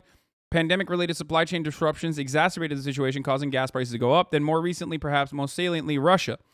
Oil markets were roiled when Russia, a petrostate whose exports supply 8% of the global oil supply, used its fossil fuel earnings to finance another unjust war. The response by the oil and gas industry was to perpetuate the lie that more drilling would ease the impact on the United States. Of course, they didn't note that ending our dependence on oil is the clearest way to distance ourselves, but that's for the long term. Okay? And they ignore the ugly reality that this very dependence on oil and gas has routinely contributed to sowing political chaos and bloodshed like we're seeing in Ukraine. Biden has not banned oil drilling and has issued more than 3,500 new permits to drill on federal lands this year. That's 34% more than the Trump administration did in his first year. But that didn't stop the oil and gas industry from pushing the lie that they just didn't have enough permits. They even went so far as to use the Keystone Pipeline, which they routinely lie and say is a massive jobs provider, which of course pipelines don't actually provide long-term jobs. It's when you're building the pipeline that you have a lot of jobs. But once the pipeline is built, it's like 2 fucking jobs that it provides. So that's another lie. But the natural gas pipeline coming in from fucking Canada is not actually going to impact anything about anything with respect to what the American fucking oil and gas industry is doing. So that's not even true. Every part of this is just a lie. And you regularly fucking repeat lies that Fox News is telling. That's literally not true, Hasan. Well, really? Pipelines actually... Well, you're right, actually. Pipelines do create a lot of jobs. When there's an inevitable environmental disaster and leaks happen, and then there's a lot of jobs for cleanup. If that's what you mean, then yeah, you're correct. But pipelines are a jobs creator for a very short period of time in the duration of the creation of the pipeline, and that's it.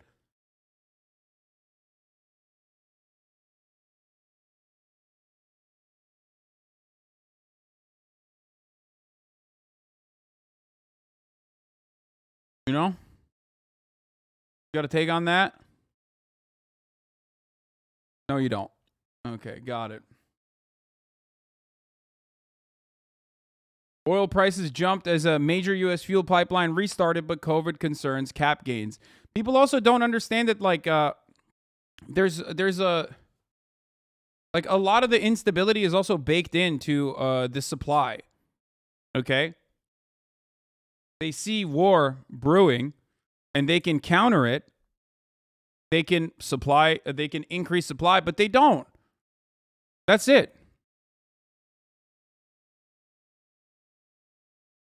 Also, an increase in prices down to sanctions on Russia, not because of free market. It's literally because sanctions and limiting supply from Russia's 9 million barrels of output a day.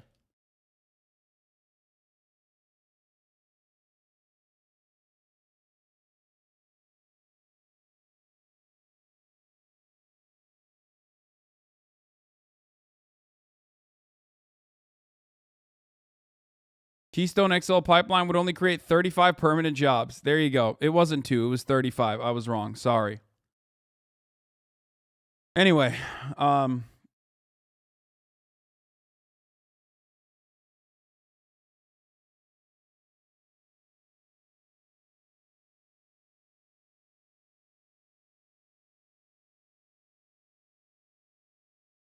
please just show this graph. It clearly shows they're controlling supply. Yeah, I mean, of course they are. Of course they are. They literally are. They are. We know that they are.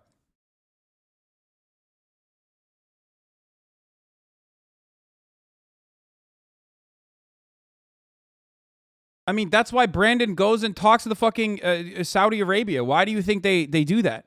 Do you think it's just like because Brandon loves talking to fucking Mohammed bin Salman? You think they're boys? No. And yes, this is stagnant, but the prices are up. And the reason why this is stagnant yet the prices are up is because the demand is up. You're looking at oil supply from September 2021, crude oil production from September 2021 to January 2022. The demand for oil in this process went up dramatically. Okay? Look at the massive dip here because of COVID. They still haven't gotten back to their pre-COVID levels of crude oil production.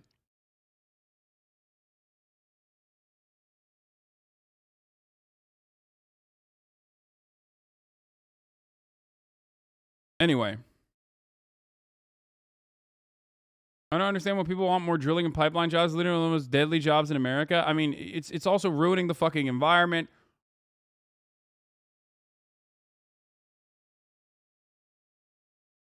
Demand went down dramatically as a consequence of lockdowns and COVID, okay? Less travel, less service industry jobs, less people on the roads across the board, obviously. Okay? Guy says, wait, hold on. Where is it? Hasan, you're wrong on this one. Look at the 5-year. They are not restricting the supply. That's really interesting that you say that because 2019 levels is not reached in this circumstance either, so... Like, why? Why are you saying this? And by the way, since 2018 and 2017, obviously, like, the need for oil is increasing year over year too, regardless.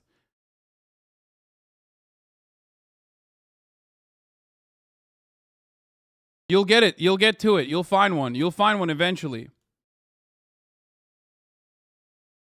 And it's like, it's so strange to be like, dude, they're not restricting supply. They're saying they're restricting supply. Some of you motherfuckers are like operating in a similar capacity to like Republicans when they're like, well, did the killer actually write a manifesto saying he was a white supremacist and that he wanted to kill black people? Oh, he did? Well, I still don't believe it.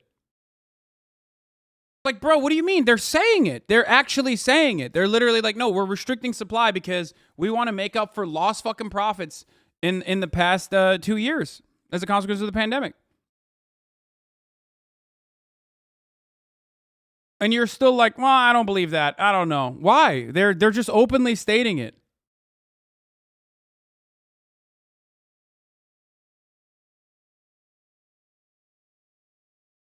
So what more do you want? What more do you fucking want? Remember this? Remember that moment in April of 2020 Did we watch when this the before? oil market made headlines, when the value of West Texas Intermediate futures plummeted 300%, when the cost of a barrel hit... I think we watched this, right? We did watch this. Important to note that their profits weren't really hit that bad anyways because of the bailout and them laying off a lot of their employees. Yes, there is that part of it as well. If you're talking about like, not OPEC, but if you talk about like the American oil and gas industry, we already fucking bailed them out. They took the money. They still fired their employees. They still laid off a fuckload of employees regardless of their promises not to, which the bailouts specifically were supposed to stop them from fucking firing employees. And then they turned around and used the bailouts for stock buybacks to improve, at the behest of their shareholders, basically. And it's totally fine. It was totally appropriate for them to do so in the eyes of so many Americans, I guess. And that's precisely why Hank Schrader is 100% correct when he says, listen, you fucking don't like this? Then I guess shut the fuck up about capitalism, okay? This is capitalism. You can't on the one hand say, I love capitalism, and simultaneously cry when companies do capitalism. They're not hiding it. They're straight up saying, we're going to do capitalism. We're going to do capitalism extra fucking hard, brother. Bring down the price you are charging at the pump. Dean Norris, here. I mean, there you go. Wait, what? The way you make money in a free market is by providing goods or services that other people want or need. It's an inherently altruistic system. Just paid $7.51 for a pint. Theft. Ha. Fucking owned, dude. Fucking absolutely owned. Where's the fucking Dean Norris, goddamn Dean Norris tweet? I can't. Here, he said it best, okay? You're not getting robbed at the pump. You're paying fair market price for a commodity. If you love capitalism so much, then shut the fuck up. It's true. It's fucking true. You're a joke thief, Hasan? What? You're schooling people with facts and data, which frankly isn't fair to people who make baseless claims based on no data. We're going to have to ask you to stop. It's exposing stupidity. Play nice, please. Cordially, smooth brain chatters.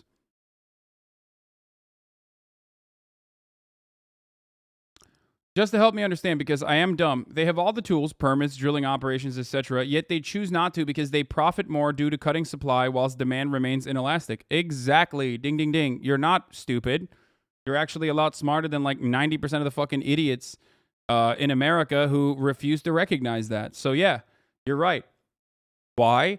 Because if they need to drill more, they need to rehire all the people that they fucking fired. Okay, that is a lot of money. There's a cost to that. Okay, and why are you doing that? To what? Increase supply? It's not fair market price though. Price per barrel was the same as it was in 2008, and prices weren't this high. Oh, my friend. Oh, how simple, how beautiful, how wonderful your point of view is on this matter. No, of course, the fair market price is whatever the fucking fair market price is, okay? Hello, welcome to capitalism.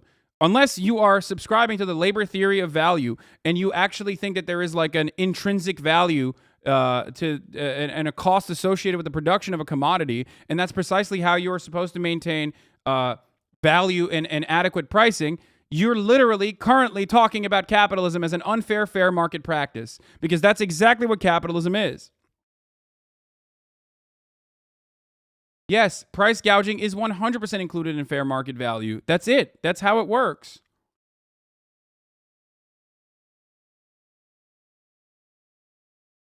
Nobody considers inflation to be price gouging, but everybody considers fucking, markets. Well, not markets, but like people who sell consumer goods in a time of need during fucking a hurricane or whatever to be price gouging. Why? This is a time of need right now for a non-volatile oil pricing. They have the capacity to increase their supply, and they refuse to do so. How is that any different than fucking price gouging? They're creating artificial scarcity to keep the prices of oil high. The fair market, exactly. The fair market price is whatever people will pay for the commodity. This is how capitalism works. This is not a controversial take. Thank you. That is exactly how capitalism works. A lot of you motherfuckers act like you know how capitalism works, and then you get mad when capitalism is doing capitalism. That's how it is. You can't, on the one hand, complain about the government, okay, all the goddamn time and say free market, free market, free market. And then the freer the market, the fucking more hurt the people are. And you turn around and say, actually, never mind. That's not how capitalism is supposed to work. Okay, so you want what? Like severe restrictions on pricing? You want social democracy? You want regulation? Is that what you want? Because even then, you're still going to arrive at these issues, even in a social democracy. Still capitalist.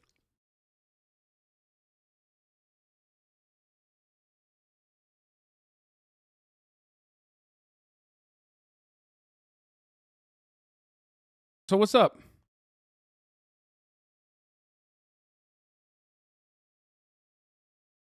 You can cry about Brandon all you want, and obviously Brandon does have an issue, okay? Brandon does have something that he could do about this process, but is not doing on this process. Forcibly increasing, nationalizing the oil industry or nationalizing the extraction industry in its entirety. And being brutal and authoritarian would be a good first step. President Brandon says, for all those Republicans in Congress criticizing me for high gas prices in America, are you now saying we were wrong to support Ukraine? Are you saying we'd rather have low gas prices in America than Putin's iron fist in Europe? Yes, actually. And it's not just Republicans. People that can't fucking pay for their gas and go to work are going to say, yeah, I don't give a fuck if Europe burns. Like, what do you mean? Which, by the way, for all intents and purposes, like, good luck burning Europe, okay? With what army is Putin supposed to fucking burn Europe? They couldn't even overtake fucking Ukraine. As I told you, would be impossible and idiotic. Once again. You remember that fucking "this is the hill I will die on" take that everyone got so fucking mad at? What army does the Russian forces have to just completely fucking spear dick Ukraine? They couldn't even do that. So what's up? Holy shit, that's such bad political rhetoric. Exactly. Because of the weapons from the West, my friend, even without the weapons from the West, it would have been a fucking impossible thing for Russia, okay? This is a country with 44 million people and a lot of fucking built up, understandable resentment against Russia. You really think you can just overtake a country of 44 million fucking people, even when there are supporters on your side, depending on which sector of the country that we're talking about, depending on which region we're talking about? But even then, Kharkiv is a great example of what happens, okay? When you fucking bomb the shit out of a place. Wait, are you unironically a Putin supporter? Yeah, dude, I love Putin. I'm such a fucking fan of Pootie Poo.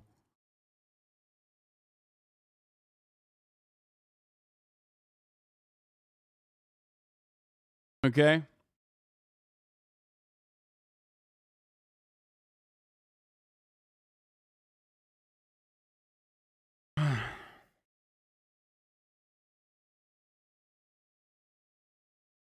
Platypoo. How the fuck would they still think you support Putin? I don't know. The number of fucking insane videos that were cut during the Ukrainian invasion that focused more on making me the fucking villain than Vladimir Putin in this circumstance. Maybe that was one of the reasons. Anyway. So.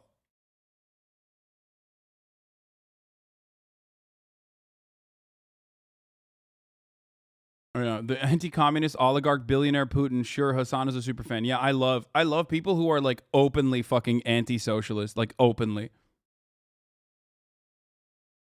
And are some of the worst kleptocratic authoritarian supporters of oligarchs on the planet, like Vladimir Putin. It's not that he actually has a shot at doing anything with his army. It's the fact that he's dumb enough to try it and the fallout afterwards. Bro, what are you talking about, dude?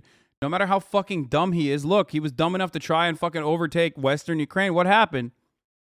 What happened? What the fuck happened?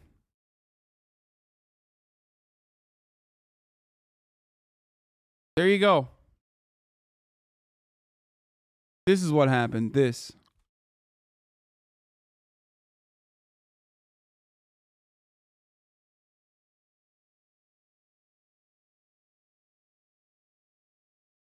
Anyway. It took you weeks to admit what was happening, what was actually happening in the invasion, so don't say your take was always that. After you said it was never going to happen, can't forget that. 15-month subscriber. It took me weeks to admit what happened. I was ahead of the fucking mainstream media in admitting that an invasion was imminent once boots on the ground were established inside of Donbass. And sorry for taking my information from on-the-ground sources like Zelensky himself and the Ukrainian Defense Ministry rather than the fucking State Department. I can't believe being a 15-month subscriber and still having this fucking assessment. I love your total flip-flop. You said Ukraine stood no chance. The exact opposite of what you said. Happened. No, you weren't. There is genuinely a brain disease that I think liberals and like NATO lovers have that is impossible to fucking cope with, because instead of getting their takes directly from me, they're hearing people that probably clip shit out of context, I suspect, who have this opinion. Okay? You are a 20-month subscriber. You're a 15-plus month subscriber. Why are you still in here if you already established that my opinion was fundamentally wrong? What I have said about Ukraine not doing well was also true. It's true. Is Ukraine doing well currently? No, it's not. Why aren't you banning them?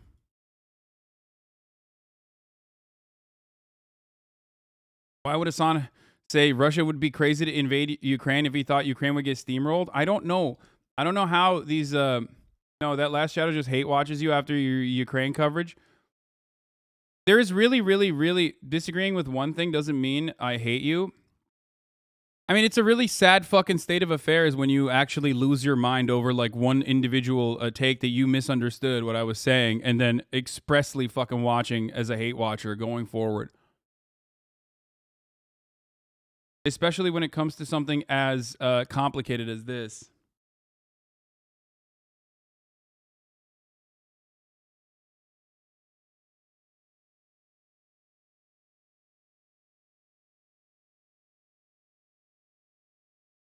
The reason Hasan fixates on his initial Ukraine take is only because it's the only thing in recent memory he got wrong but immediately corrected his take. But it wasn't even wrong. The analysis was 100% correct. It was incredibly fucking idiotic for Vladimir Putin to invade Ukraine. And he did it. And we know it was incredibly idiotic. I mean, where is the fucking tweet? I mean, everyone that fucking constantly brings this shit up. We are going to talk about Ukraine today, by the way. That's probably why there's so many shitters in the chat currently.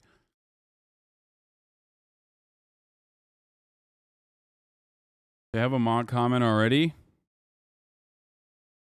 Absolute brain broken chatter. Ukraine broke them. Claims not to be a hate watcher. Continues to hate watch. I'll yeet them if they continue to be a problem.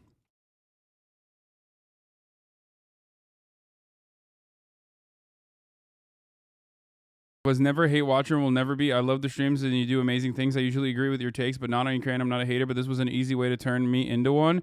I get why you had to call me out like you did. Oh, dude, that's what it is. It is literally parasocialism. You having the wrong take on Ukraine? Have you had a single correct take yet? No meme. I watch every day Lamau.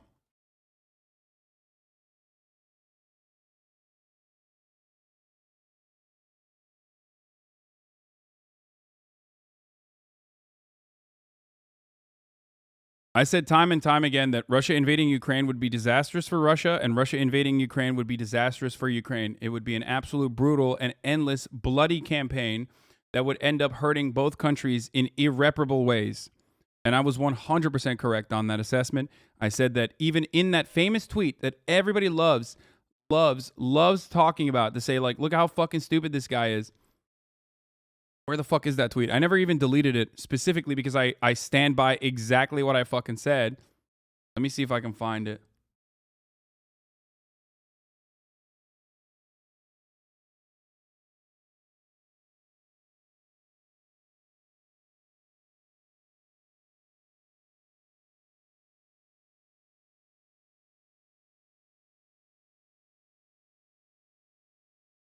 Here. We're going to read it once again. This is the hill I will die on. Russia cannot launch an urban counterinsurgency war in a neighboring country with 44 million people, with or without NATO support. This is why I have been saying he won't invade Ukraine, not because of anything else. He's a bad person, not a mad one. Listening to NPR reporters confused about why the people on the ground in Ukraine are calm when a Russian invasion is imminent is hilarious. They're confused why no one's taking money out or leaving the towns. Maybe it's because the Ukrainians don't watch American news TV every day. All of these things are 100% correct. The Ukrainian people did not think that Russia would invade for the same reasons. Some of the biggest fucking haters of Russia, like people that have worked with the State Department that have had on this fucking broadcast. I'm not talking about Chelsea. I'm talking about fucking Nadia from Pussy Riot. Nadia from Pussy Riot literally fucking openly stated, and she's gone to jail for being anti-Putin. Even she said the exact same shit. That no one thought, with the exception of the American State Department, no one thought, and the American and Western media in general, no one thought that Russia was going to fucking invade Ukraine because it is a psychotic thing. Okay? It is a psychotic take, which of course, once they did invade, I apologize for saying that would not happen. Wait, what the fuck? Why can't I see my own quote tweets? That's weird.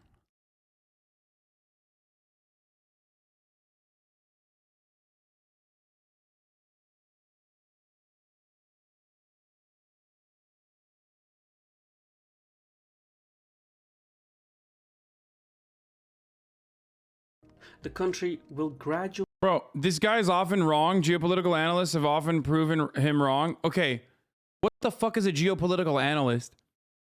Everyone, when it comes to talking about global conflicts, is wrong in some way. I'm wrong. The entire national security apparatus and the entirety of the CIA is wrong. There is no right. When historical events are happening right in front of our eyes, normative declarations are often going to be wrong, okay? No matter what you describe, no matter what you talk about, there's always going to be a level of fucking wrong. Because states operate as like individual humans, okay? Think about it like that. They have their own interests.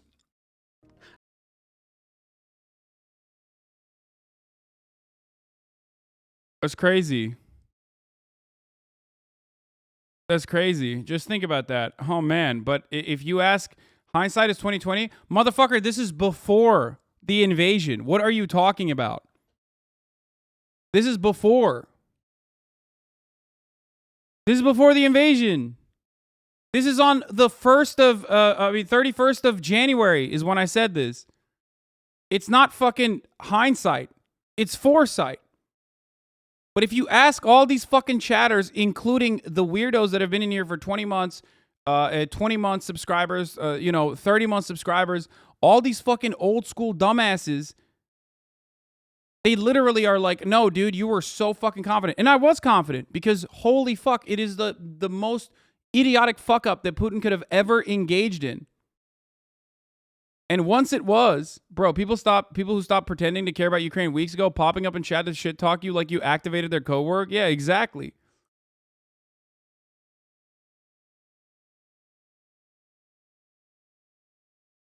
And instead of fucking doubling down on what was happening, okay, like some other people did, okay, I immediately said, hey, I'm correcting what I said. I thought Putin wasn't fucking insane enough to try and invade Ukraine.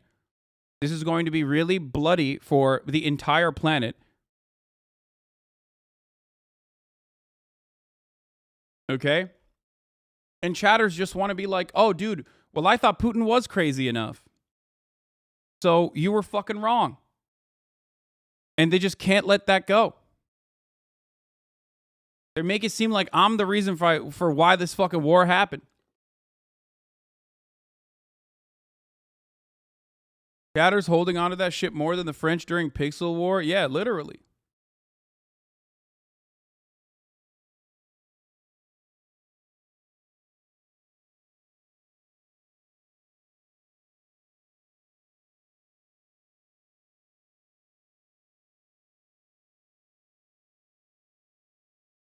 You know? I love you, but also I hate you because I'm a fan. I'm going to take whatever you said in the least charitable way possible. So what ended up happening is like, it's so sad. The real reason why people get this passionate about it is because they have no way of interpreting political analysis in a normal capacity. What? Not to derail, but this broke my brain. 24-year-old Turkish woman married to the Russian Georgian millionaire. They have 22 kids under 5 years old, born from surrogates. Husband just got arrested for money laundering in Georgia too. Russia needs to focus on themselves. Christ. Okay, so the main reason why people are still this caught up on the Ukraine shit is specifically because their only way of analyzing politics, their only way of analyzing like anything, and it's the most palatable format to do so, is through parasocial relationships that they cultivate with both me and also other content creators that they seek out desperately when I'm not giving them exactly what they want. There's also a lot of misunderstandings that occur in this process. It's a complicated situation, obviously, considering how complicated that situation is. Of course, there's going to be like easy buckets that you can get, like all of these people, okay? Then there's also a financial component associated with this kind of parasocial desire. But most of these people are upset because I called them fucking idiots.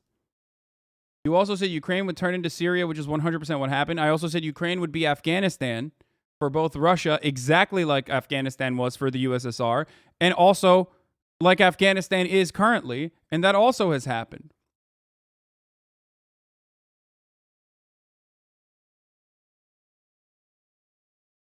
It's so sad. Not as sad as forgetting the top of the hour ad break, obviously. But the main reason is because if you love me so much and you fucking literally are like I ride or die with this guy, and then I call you a fucking idiot. Okay? Of course, Zelensky said no invasion was going to occur. He had to keep the country calm. Yeah, okay, so you're saying he's a pathetic fucking loser leader then, I guess, right? Because like he didn't gear up his country and defend them. Zelensky also said that maybe they could join NATO, and that never happened. So what's up? Are you saying that he's just a bad person? He's a bad leader? Is that what you're saying? How dare you love Ukraine so much, but shit on Zelensky like this? Fucked up. Anyway. Yeah, no one likes to be called a fucking idiot. And tensions rise and tensions heat up. I timed them out a week because of this same shit. Yeah. And this person can't let go. They cannot let go of that. Like, it's very clear that I fucking hurt them profoundly. I was never a hate watcher and will never be, but I love the streams. You do amazing things. But I'm not a hater, but this was an easy way to turn me into one. I get why you had to call me out like you did, but to go on to say it was parasocial and psycho was on you, man. All love, Hasan. Keep the streams. Sorry for derailing it like that.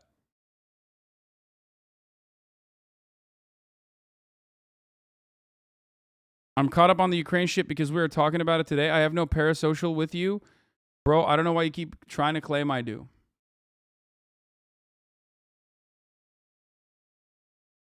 I mean, you hurt me, but I got over it.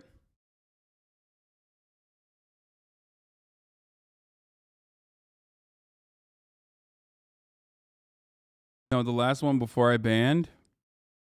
So is Ukraine losing? What are you talking about? They were. Maybe you shouldn't go on rants about random chatters and claim they are parasocial creeps then. Dude. Brother. Please. Okay?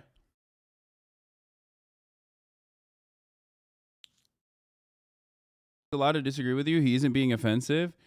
Yeah, but he is derailing the stream months and months and months after and still fucking losing their shit over the Ukraine stuff.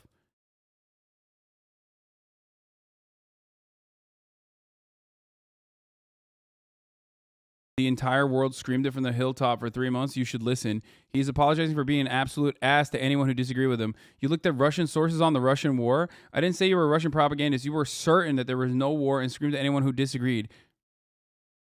There you go. That's the reason why he's still personally, every other fucking take after that, for the most part, is just like going back to the Ukraine shit.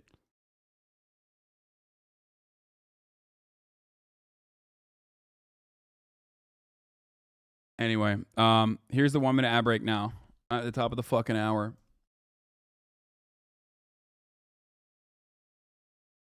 If you've been in here for as long as you have, know that this kind of derailment, especially at a time when like people are making content out of it, is fucking annoying, and you are being unproductive.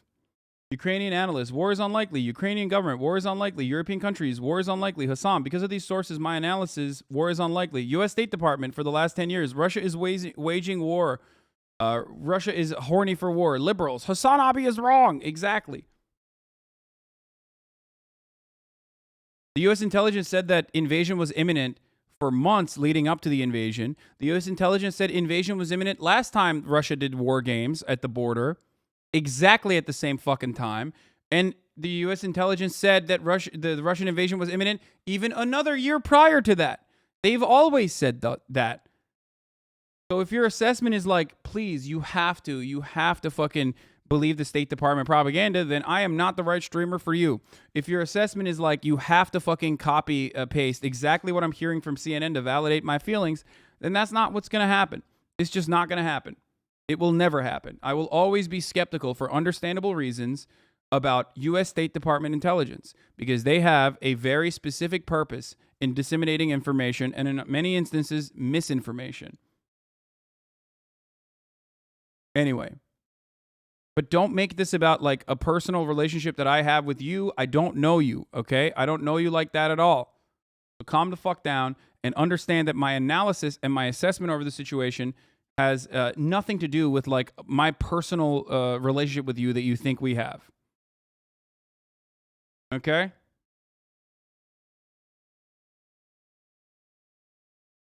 But you were spreading misinfo about Ukraine? Yeah, misinformation about Ukraine. By repeating what Zelensky was saying and their defense ministry was saying. You know, that kind of misinformation. It's funny to have this conversation even now, because most people have already like... Most people have moved on. They don't give a shit. They literally just do not give a shit about what's going on in Ukraine. They don't even give a shit about the top of the hour ad break that's upon them. Here, I keep forgetting.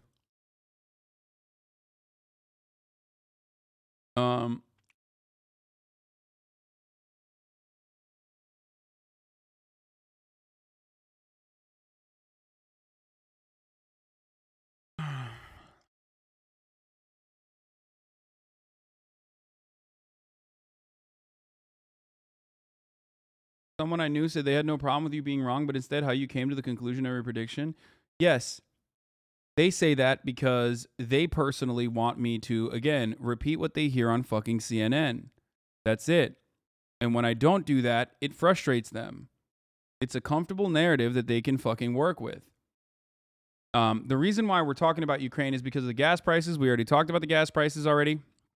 I don't know if there's like more to talk about with respect to the gas prices. Here, we'll just play this real quick. To President Biden pushing for relief at the gas. And then we're going to talk about Russia-Ukraine today. Slavoj Žižek had a take on it, all the stuff. Calling for a federal gas tax holiday and urging states to take action too. This comes as nearly 48 million people are expected to travel for the 4th of July holiday, including a record 42 million driving despite those high prices. Our chief White House correspondent, Mary Bruce, has the latest. Good morning, Mary. Good morning, Michael, where the president is hoping that this will provide Americans some relief this summer. In a speech this afternoon, Biden will call on Congress to suspend the gas tax for 3 months. That means Americans could save about 18 cents a gallon, meaning in all they would save about $70 million a day. But it's also going to cost the government about $10 billion over these 3 months. That's money that would normally go to funding key infrastructure projects. The president is also urging states to halt their gas taxes and again calling for oil refineries to step up their capacity. But of course, none of this is a guarantee. The president needs Congress to act on this, and he is already facing opposition from members of both parties. Look, officials here admit that this alone is not going to fix this problem, that it's not going to somehow stop surging gas prices. So think of this more as a temporary Band-Aid to provide some relief rather than a long-term solution. Robin. Some much-needed relief, Mary. Thank you. Hi, everyone. George Stephanopoulos here. Thanks for checking out the ABC News YouTube channel. If you'd like to get more videos, show highlights, and watch live event coverage, click on the right. Anyway, needs Congress for 18 cents. That's 18 cents. It's nothing. It's meaningless. Okay? Meaningless.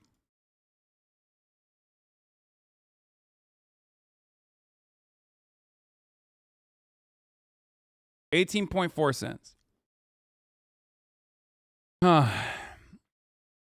That's $2.52 in savings for a full tank of gas.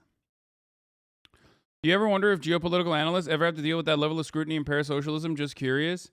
No, but they do get fucking ass blasted regularly for not going along with like America's imperialist endeavors and America's imperialist wants and needs. Yes, people literally fucking. Famously, like Noam Chomsky. And Norm Finkelstein and many other thinkers, including like even realists that aren't like actually fucking leftists or anything like that, conservative realists, are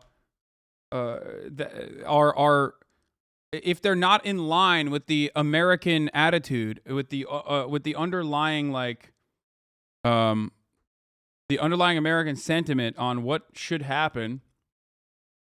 Mersheimer was almost lost his fucking job despite being a tenured professor for talking about Ukraine and actually nailing it years ago about what would happen in Ukraine. The West is leading Ukraine down the primrose path is, I think, one of the literally just like one of the most important fucking things that he's written about Ukraine. It happened to a T.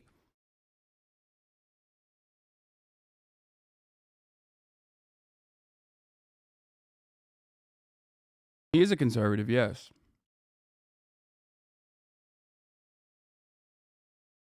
And they go fucking buck wild. They go bananas mode. They go crazy mode, right? All the while, the budget that we allocated for the military-industrial complex and weapons for Afghanistan neatly fits into the budget now for Ukraine. It's exactly the same price. Around $52 to $54 billion a year was going into Afghanistan in funds. Now $52 to $54 billion a year is going to Ukraine. Do you not consider that to be at least a little strange? Do you not consider that to be at least a little weird?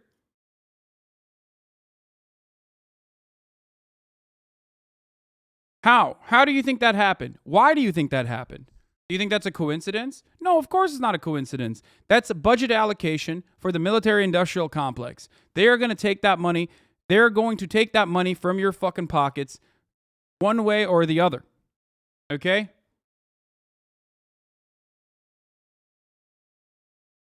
And they're making that money work again. I think it happened because Russia invaded Ukraine. Yes. What leads you to believe that it had to be not 20 billion, not 30 billion, but exactly 52 to 54 billion dollars, the exact same amount? And it's really frustrating. It's really, really frustrating when we think about this. I mean, when we talk about this sort of stuff. Afghanistan için 3 trilyon rakamı duymuştum. No, 3 trillion over the course of 20 years, but 54 billion was the last annual budget. Was the last year's cost. Are you conspiracy theorists now? You think it's a conspiracy theory to assume to say that the capitalist military industrial complex has an annual budget that they've allocated that they want to make sure they get from their number one facilitators and funders, i.e. the American government? If you've ever worked at a big corporation, if you have even a little bit of an understanding of how corporate accounting works, you recognize that corporations, especially that corporations or even the people that work inside of corporations have a level of spending that they engage year over year. And by the end of the year, if they haven't hit that fucking spending, in an effort not to reduce their spending, in an effort to ensure that they get that same level of funding, they will try to fucking find ways to spend money. Because it's already allocated to them. This is a very common practice that exists in every facet of our lives. These are budget goals. It's not a conspiracy. It's just how capitalist corporations work. You can say I'm a conspiracy theorist all you want, but it is the truth. It is not a conspiracy theory, okay? It's just a conspiracy. They are conspiring.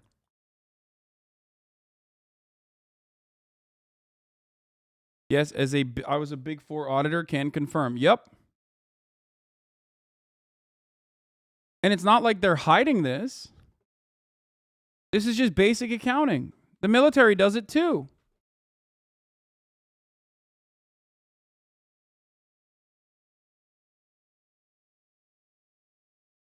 The only problem is when it comes to war, you see the underlying, you see the underlying reasons as it bloodthirsty and bad.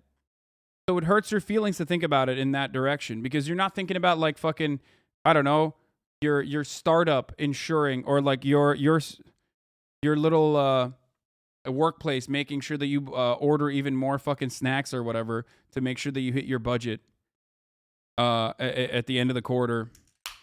And instead, we're talking about guns being shipped out overseas with zero accountability and zero way of tracking said guns. Guns that end up in the black market. Guns that will be used by white supremacist militias. Guns that will then turn on to European countries, inevitably, when the war ends.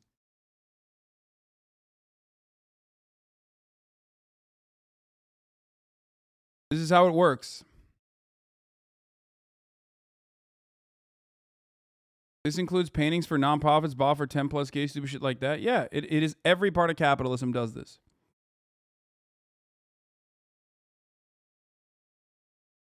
We literally just did that with our training budget. Nobody uses, so we spend it on new chairs for our team. Yep.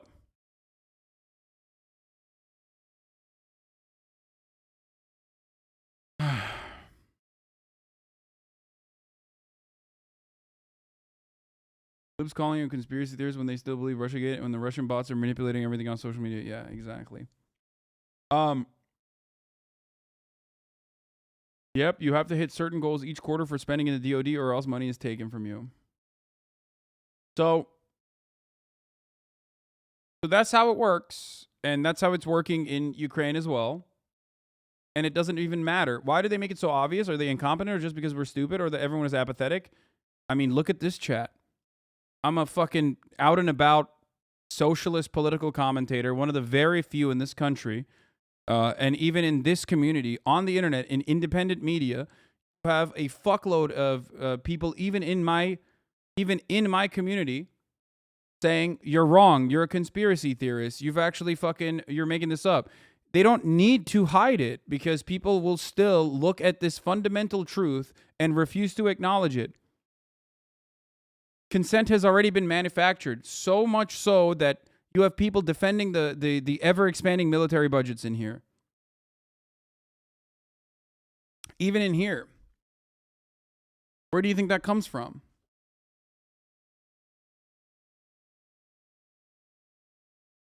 You keep saying your prediction that Russia invading would be terrible for them was correct, but it hasn't been really. They formed a new energy coalition with China and others, and the ruble is now stronger than it's been for decades. Can you explain why you still think it was bad for Russia?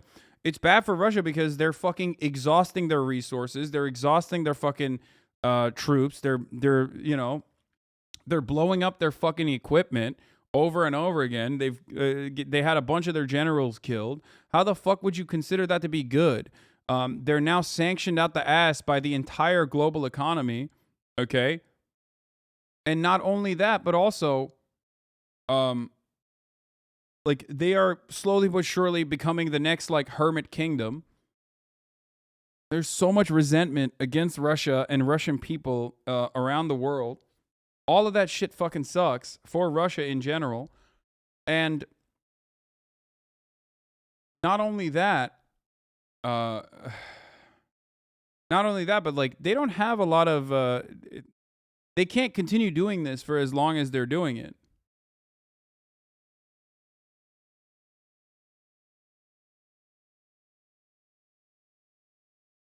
I mean, thousands have already died and thousands more are going to die.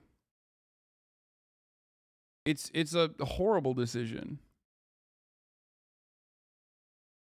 If the Minsk agreement would have been agreed to by Ukraine originally, okay? If the Minsk agreement was agreed to by Ukraine, by the Ukrainian leadership originally, all of this could have been avoided. Okay? All of this could have been avoided. Because ultimately, the 15-point negotiations that they put together for peace that was eviscerated by everyone's favorite orangutan, Boris Johnson, literally has the 15-point Minsk agreement. I mean, the 15-point negotiation plan that they put forward in Antalya was literally just the same as the Minsk agreement, basically.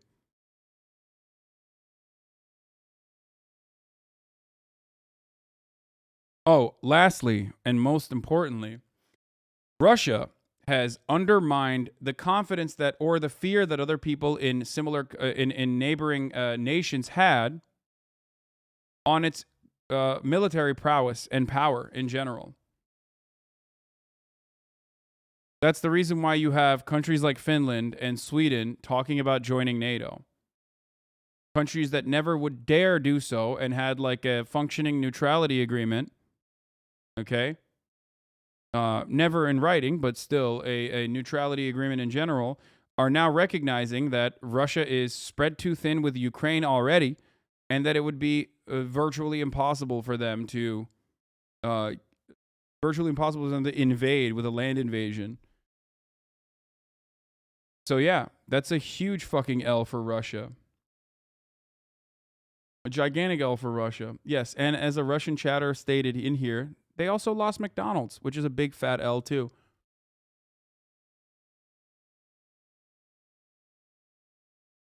Which is why I always say, like, with what army would Russia invade Europe? With what army would they have invaded Poland?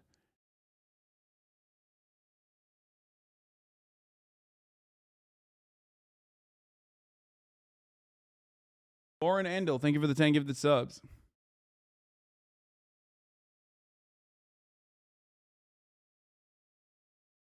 Other than the West, the world is mostly neutral on this.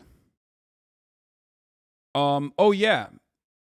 Well, that's because obviously there's not a lot of confidence in Western powers from plenty of the third world anyway.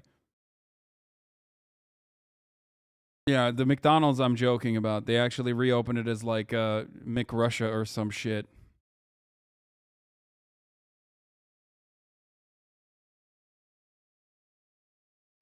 Can't even visit my family. No idea if it will cause issues to return to Britain. Overall consent has been manufactured in Russia for those who haven't left by this point based on talks with my family and friends. Yeah, it's terrible overall.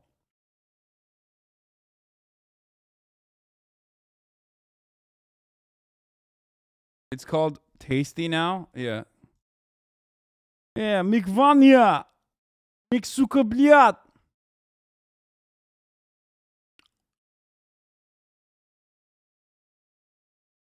Davai, davai. That's what it is now.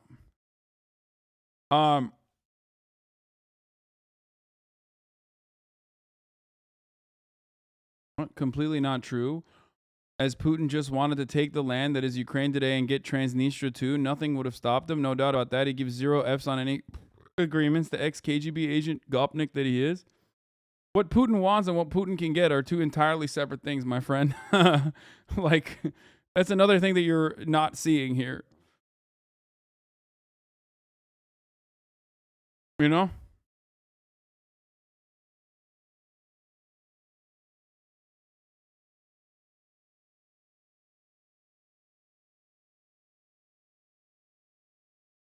Anyway.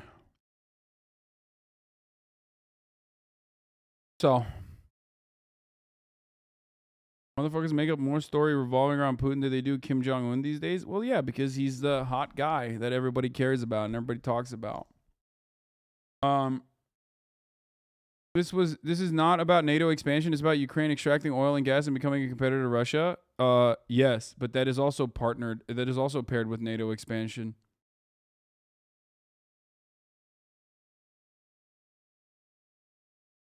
So yeah, no, it is still about NATO expansion as well. Because without NATO involvement or without like EU involvement, without Western involvement in Ukrainian affairs, Russia can control what kind of oil and gas Ukraine extracts, because Ukraine is now either going to be beholden to either the Western interests or beholden to Russian interests. So no, it is about that. Anyway.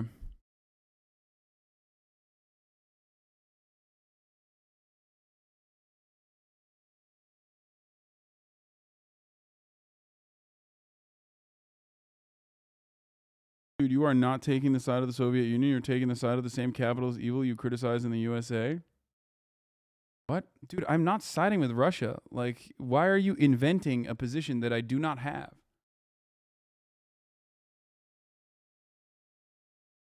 Well, easy to talk from California in Europe that Russia is a threat, he says. Once Ukraine is taken, Russia will take time to heal, but they will take those countries if given the chance. Dude, you are not... Yeah, okay, dude.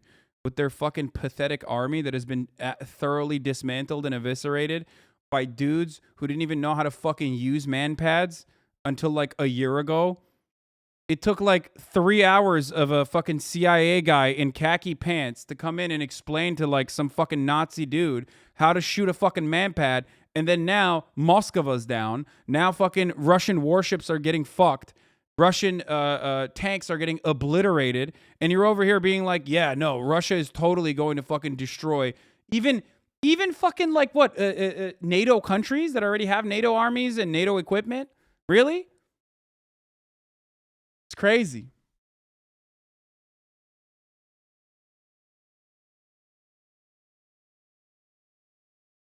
Wait, hold on. Ukraine's getting cooked in the East, though. Of course they're getting cooked in the fucking East. Hyper-focusing on one region is a region where there's also like already well-established resistance forces that are anti-Ukraine as well. A region that they're very familiar with is a little bit different than trying to take over a 44 million fucking country, specifically with like a lot of resentment towards Russia.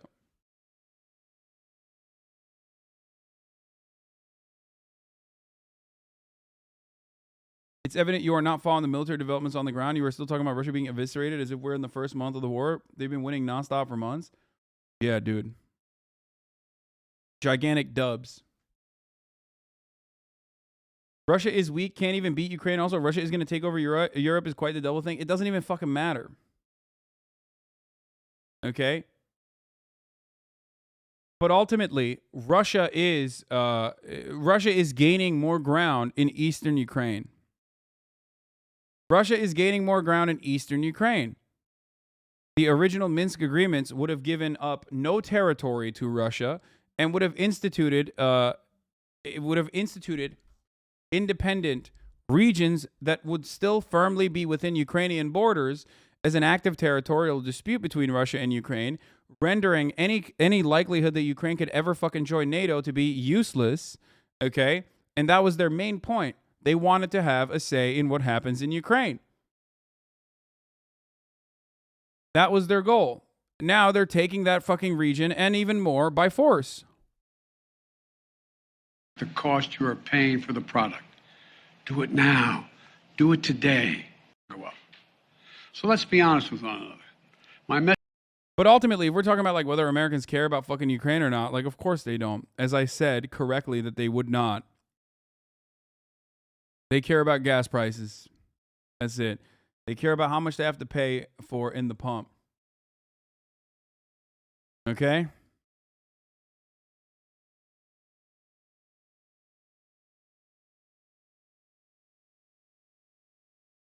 And not only that, but like, so the OG Minsk agreement is a real missed opportunity in your opinion. I do think that the Minsk agreement would be fundamentally better than the current predicament. Anything would be better than the current predicament. And the peace negotiations that they were undergoing that the Ukrainian leadership was actually on board with literally look like the Minsk agreement. And then some.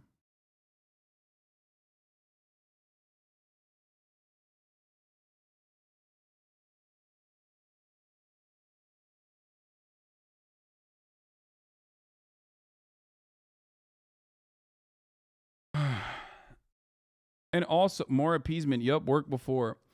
Motherfucker, if you're not down with the nuclear holocaust, you can't make statements like this. This is my original assessment from day one, is like the opposite of appeasement is war. Okay? And that's precisely what you're fucking advocating for without actually advocating for it. You are, in the words of John Mersheimer, leading Ukraine down the primrose path. And you have no fucking interest in that. You don't have the balls for nuclear holocaust. You don't want nuclear holocaust to happen. But you have no problem fucking throwing Ukrainian bodies at as a destabilizing force that also makes a fuckload of profits for the military-industrial complex against a foreign adversary that you have declared to be a problem and a threat. That's it. These are the terms right now. This is exactly what's going on. And I am not saying just give Russia Eastern Europe. Of course I'm not saying that. Of course. But motherfuckers keep saying appeasement, but like, what's up? There are no NATO planes that are flying over Ukrainian airspace. There's no no-fly zone. There's no boots-on-the-ground military warfare happening with NATO forces inside of Ukraine. So what are you talking about? Why is that not happening? Because Article 5 would dictate that there would be a full-scale assault. There would be full-scale nuclear superpowers fighting against one another. Nuclear holocaust. You understand it for certain things. I mean, remember the conversation that we had a while back where I showed you some polling numbers where like the support for a no-fly zone was like incredibly high, but then a support for sending in American and NATO forces was incredibly low. But those two things mean the exact same thing, and yet people didn't understand that. Why are you still repeating this attitude?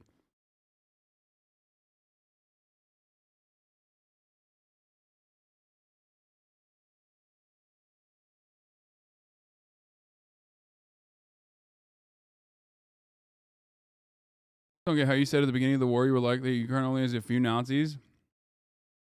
I never said Ukraine only has a few Nazis. I said Ukrainian nationalism is a complex story, but unfortunately, Ukrainian reactionaries, Ukrainian nationalists have a lot of influence beyond just the paramilitaries that are firmly within the ranks of the National Guard and doing territorial defense. Why do I mean that? Well, another take that I had that absolutely fucking came true was that in times of unjustifiable and brutal invasions from a larger force, the most right-wing and the most nationalist forces are seen as emancipatory forces that are doing ultimately good things for the country. Putin is responsible for the increase in Nazi rhetoric and increase in Nazi prominence, just like he's responsible for the justification for NATO expansion in Eastern Europe. His actions were incredibly idiotic in every fucking capacity.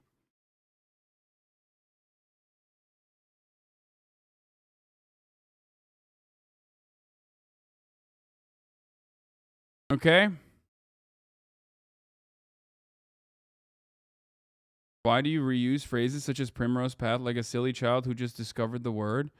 It's just the title of that famous John Mersheimer piece that I've read and mentioned multiple times throughout my Ukraine coverage.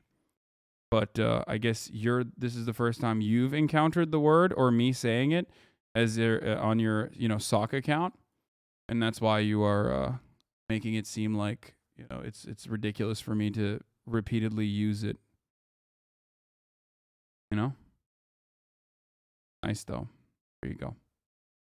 Yeah, I got temporary use of Bitcoin and dumped it, just like I got temporary use of your mom and dumped her. Are all Mormon kids fucked up like this? I hooked up with this girl last week who was Mormon and she had self-harm scars on her breast. Yeah, good luck, dude. I doubt that you fucked anyone, okay? At least consensually. Ay, ay, ay.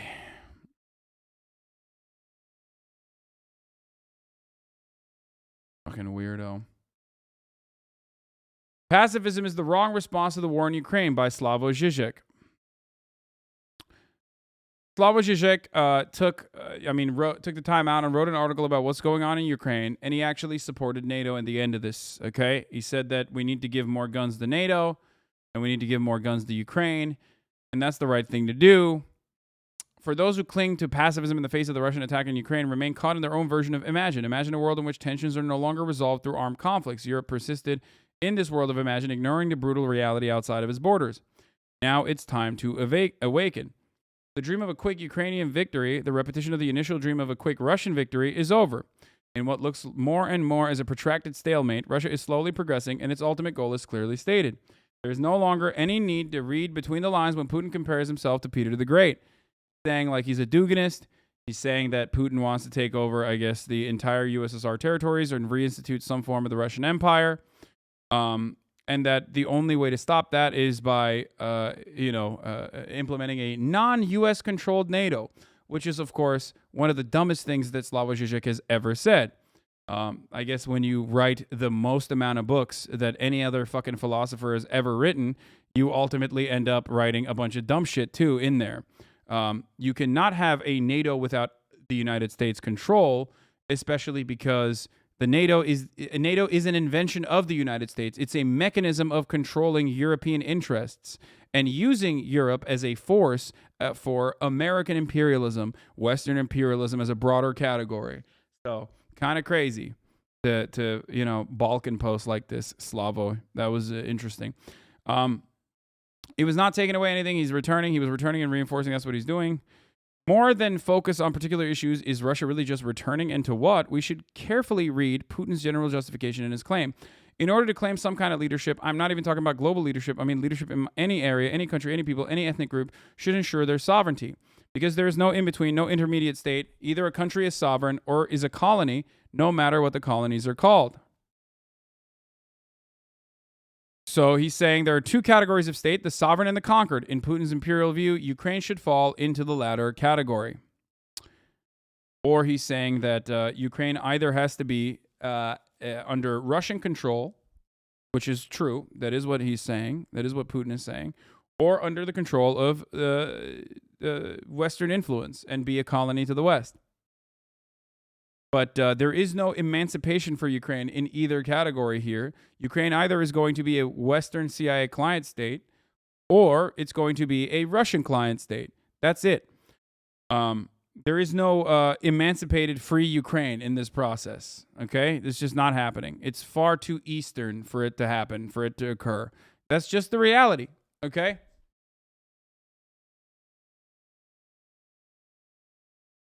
Hasan is the dumbest motherfucker if he thinks Žižek is wrong. I don't. I mean, he would no doubt have his shit pushed in. Fuckboys never learn, I guess. Lol. Oh my god, dude. I love when motherfuckers say dumb shit like this because they ultimately have the exact same approach to like whenever Chomsky says something that they disagree with. And as is no less clear from Russian official statements in the last months, Bosnia and Herzegovina, Kosovo, Finland, and the Baltic states, and ultimately Europe itself fall into the latter category. I disagree.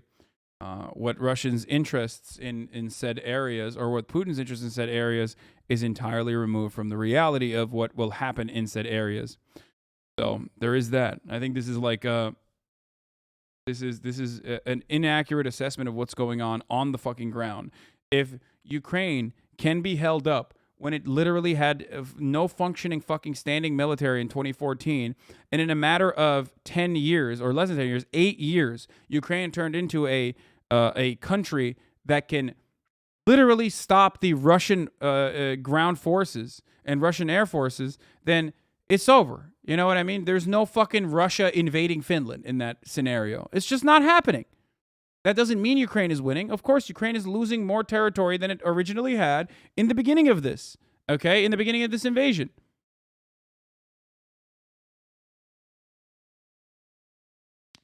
But it's fucking ridiculous. Anyway, safe. We know what the call to allow Putin to save his face means. It means accept. We know what the call to allow Putin to save his face means. It means accepting not a minor territorial compromise in Donbass, but Putin's imperial ambition. The reason this ambition should be unconditionally rejected is that in today's global world in which we are all haunted by the same catastrophes, we are all in between an intermediate state, neither a sovereign country nor a conquered one. To insist on full sovereignty in the face of global warming is sheer madness, since our very survival hinges on tight global cooperation. But Russia doesn't simply ignore global warming. Why was it so mad at the Scandinavian countries when they expressed their intention to join NATO? With global warming, what is at stake is the control of the Arctic Passage. That's why Trump wanted to buy Greenland from Denmark. Due to the explosive development of China, Japan, and South Korea, the main transport route will run north of Russia and Scandinavia. Russia's strategic plan is to profit from global warming, control the world's main transport route, plus develop Siberia and control Ukraine. In this way, Russia will dominate so much food production that it will be able to blackmail the whole world. This is the ultimate economic reality beneath Putin's imperial dream. Those who advocate less support for Ukraine and more pressure on to negotiate, inclusive of accepting painful territorial renunciations, like to repeat that Ukraine simply cannot win the war against Russia. True, but I see exactly in this the greatness of the Ukrainian resistance. They risk the impossible, defying pragmatic calculations, and the least we owe them is full support. And to do this, we need a stronger NATO, but not as a prolongation of U.S. politics.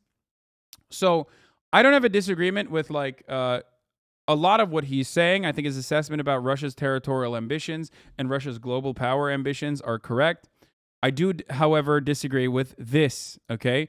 This is the fundamental disagreement I have with Slavoj Žižek's analysis here, okay? We need a stronger NATO, but not as a prolongation of the U.S. politics is insane. It's like saying, I want a McDonald's without the fucking Big Mac, okay? It just doesn't work. Then that's not McDonald's. This is such a gigantic contradiction that it denies reality. It denies the reality of why NATO was created to begin with. It denies the reality of what NATO's express purpose is. It denies everything. And that, in and of itself, is something that I cannot overlook.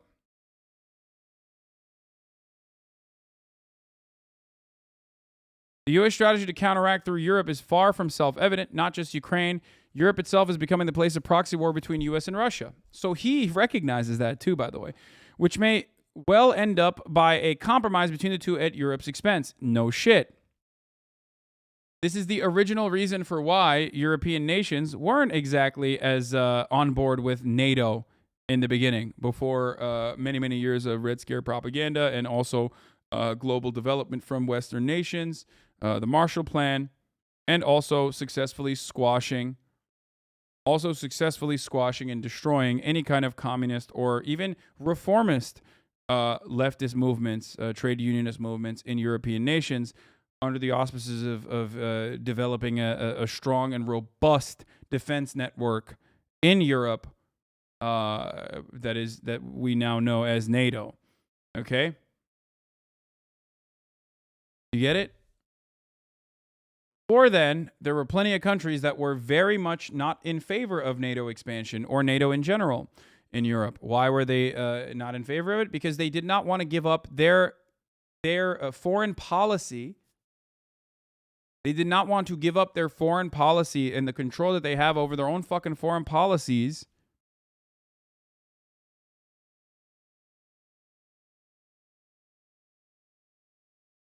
simply for the initiatives and the imperialist endeavors of the U.S. empire. There are only two ways for Europe to step out of this place: to play the game of neutrality, a shortcut to catastrophe, or to become an autonomous agent. Just think how the situation may change if Trump wins the next U.S. elections. While some leftists claim the ongoing war is in the interest of NATO industrial military complex, which uses the need for new arms to avoid crises and gain new profits, their true message to Ukraine is, okay, you are the victims of a brutal aggression, but do not rely on our arms because this way you play into the hands of the industrial military complex. No, I think it's more complex than that. I think people, at the very least, these are powerless people, by the way. We have no control over what happens with respect to American foreign policy. But someone like myself, or someone like even Noam Chomsky, which is, again, completely powerless, and the American government will never listen to people like us, simply state that peace negotiations are the only way to end conflict. It doesn't matter if millions of people die. It doesn't matter if 10,000 people die. It doesn't matter for 10 people to die. Ultimately, all conflicts are solved with treaties and peace negotiations. And for some weird reason, we are not seeing any interest in peace negotiations or the pursuit of peace negotiations against the Russian invasion of Ukraine, and only talking about how well Ukraine is doing, greatly emphasizing Ukraine's military, greatly overemphasizing and exaggerating Ukraine's military advancements against Russia, and refusing to do an honest assessment on the human toll of this unjustifiable invasion. Okay? Ukraine has already gone through its Soviet-era provisions and its Soviet-era military equipment. They've completely burnt through it. Now they're just reliant on NATO equipment at this stage. But does Putin even want to negotiate? Yes, of course he does. Don't say Russia isn't negotiating. Of course, they were negotiating. They were negotiating. They had a 15-point plan put together. I talked about it many times over. And then that negotiation fucking fell apart after Boris Johnson stepped foot inside of Ukrainian territory.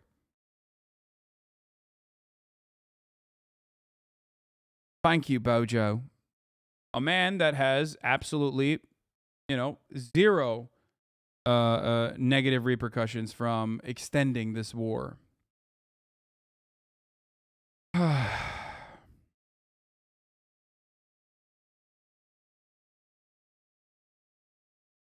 At the moment, the Ukraine isn't interested in negotiations. I don't believe that either. I think that no matter what happens, of course, Zelensky is interested in negotiations.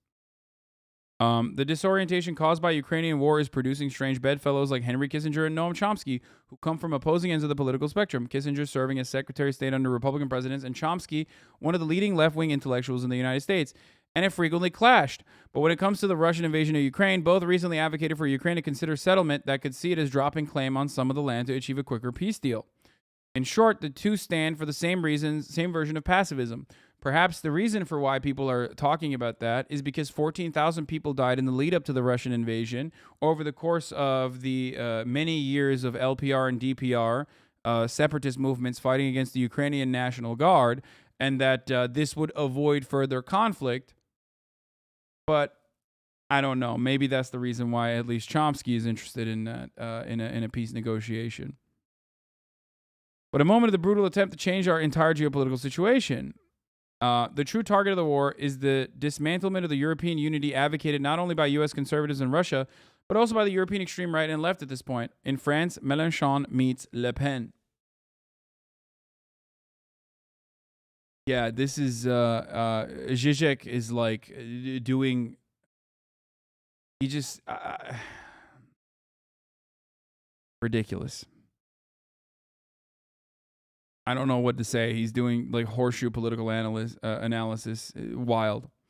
The craziest notion floating around these days is to counter the new polarity between U.S. and China, which stands to the excesses of Western liberalism and Oriental authoritarianism. Europe and Russia should rejoin forces and form a third Eurasian bloc based on the Christian legacy purified of its liberal excess. The very idea of a Eurasian third way is a form of today's fascism.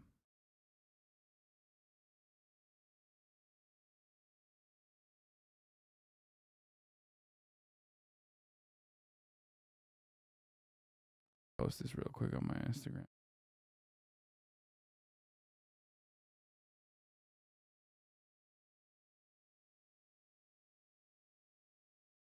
Sorry.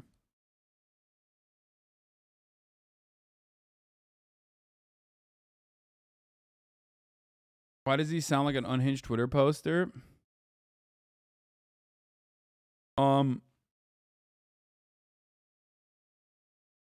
Sad to see this Zizek take, and you introduced me to the left and reformed me for being a libertarian.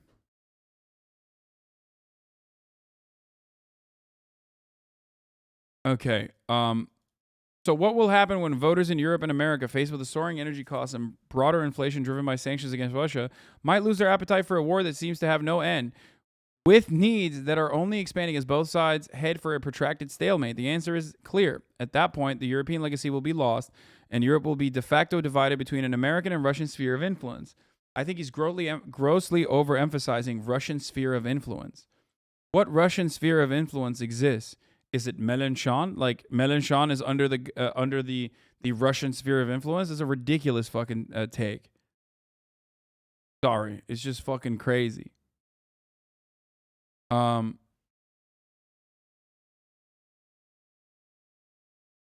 Like there's how I just don't get it.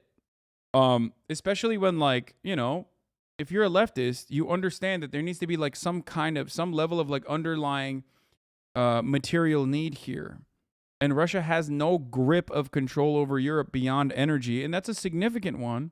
But like, yeah, maybe if you talk about Hungary, certainly, but like what sphere of influence exists when it comes to Russian affairs, Russian involvement in like fucking, you're saying Hungary and Serbia. Do you think Hungary and Serbia is impactful when you consider the rest of fucking Europe? Are you crazy? You sound like a Serbian pro-Russian politics will conquer the EU 100%. See, that's what I mean. Bro, you literally sound like a fucking unhinged Serb. You're Balkan posting when you say that. Okay? Like that's... How is energy not the material ground? Because the level of energy dependence that they have on Russia only goes so far. That energy dependence can create a peaceful negotiation process or a peaceful trade partnership with Russia.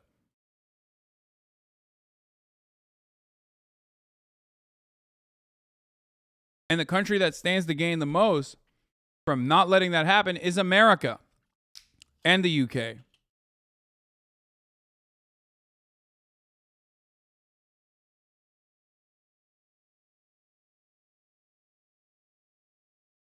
It's just funny to be like, it is funny to be like, dude, yes, Serbs will overtake Europe, brother.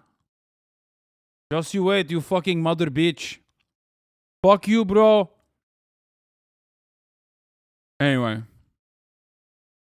What's absolutely unacceptable for a true leftist today is not only to support Russia, but also to make a more modest, neutral claim that the left is divided between pacifists and supporters of Ukraine, and that one should treat this division as a minor fact, which shouldn't affect the left's global struggle against global capitalism. When a country is occupied, it is the ruling class which is usually bribed to collaborate with the occupiers and maintain its privileged position, so that the struggle against its occupiers becomes a priority. The same can go for the struggle against racism. In a state of racial tension and exploitation, the only way to effectively struggle for the working class is to focus on fighting racism. This is why any appeal to the white working class, as in today's alt-right populism, betrays class struggle.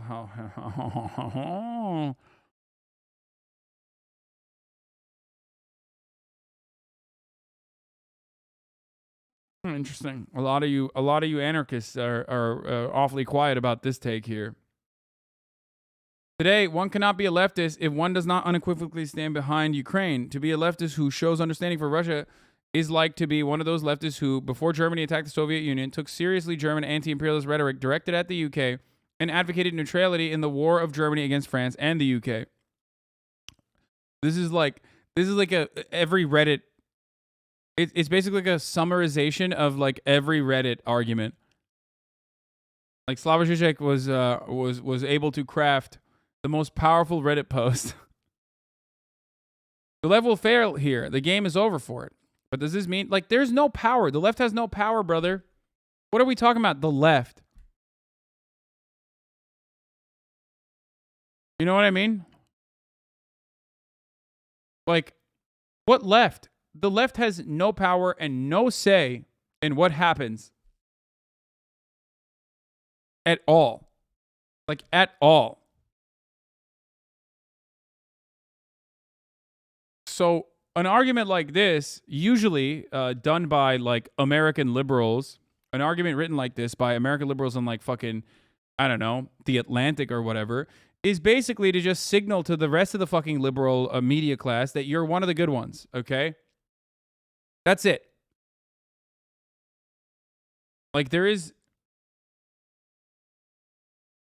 It's a silly thing to be like, the left has to be more united in its support for Ukraine. Like, what do you mean? Like, what?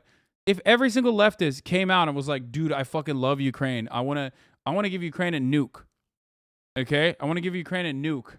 Like, I want to give Ukraine 2 nukes, actually. I want to put boots on the ground. I want, you know, people to fight on the ground. Okay? If you said that, like, what difference would that make? Do you think Brandon listens to the left? Do you think that's how any kind of foreign policy is being crafted? That's it.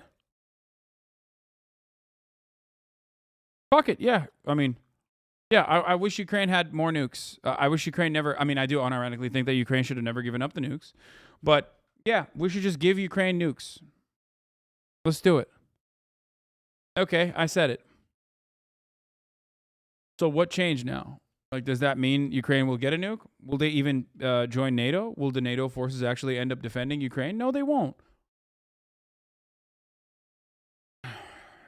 The left is powerless. They have no say in this process. All they can do is analyze the situation. Writing an article like this and being like, the left is so fucking divided on this issue and they should not be divided and they should advocate to give more guns to Ukraine is a silly one, especially considering that, like, pretty sure that Slavoj Žižek would agree with this. Like, there is no say, there's no power.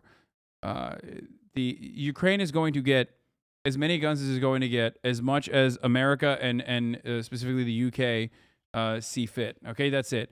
Nothing more, nothing less.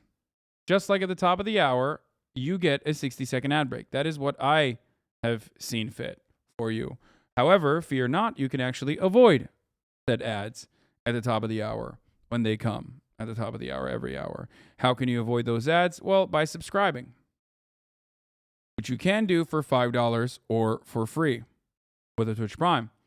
Or you can get gifted a sub if you're lucky. But you should make your own luck if you're not by subscribing with a Twitch Prime, like I said, because it is free, ultimately. Here's the 1-minute ad break now.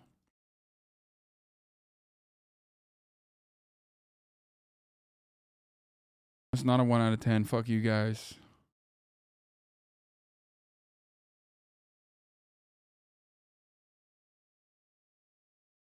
As many commentators noted, 2 things cannot but strike the eye in this rather obvious Freudian slip. Oh, in his speech in Dallas, he talks about the Bush speech, criticizing Russia's political system. The ex-president said, the result is an absence of checks and balances in Russia and the decision of one man to launch a wholly unjustified and brutal invasion of Iraq. He quickly corrected himself, I mean of Ukraine, then said Iraq anyway, to laughter from the crowd, and added 75, referring to his age. Many commentators noted 2 things cannot but strike in the eye of this rather obvious Freudian slip. The fact that the public received Bush's implicit confession as that the U.S. attack on Iraq ordered by him was a wholly unjustified and brutal invasion with laughter, instead of treating it as an admission of a crime comparable to the Russian invasion of Ukraine, plus Bush's enigmatic continuation of his self-correction, Iraq anyway. What did he mean by it? That the difference between Ukraine and Iraq doesn't really matter? The final reference to his advanced age doesn't affect in any way this enigma. But it's dispelled the moment we take Bush's statement seriously and literally. Yes, with all the differences taken into account. Zelensky is not a dictator like Saddam. Bush did the same thing as Putin is now doing to Ukraine, so they should be judged by the same standard. On the day I'm writing this, we learned... Wait, what? Where's he going with this? So while... Bro, this is the same man that said we need to have a non-U.S. involved NATO in this article. What? This is a very weird article. I don't know why he wrote it like this. I mean,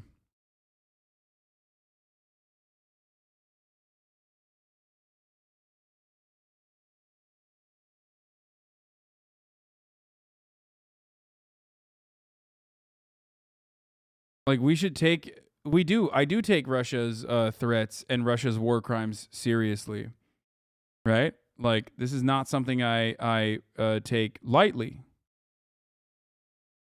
If you've been in here for long enough, you know this already, right? Like,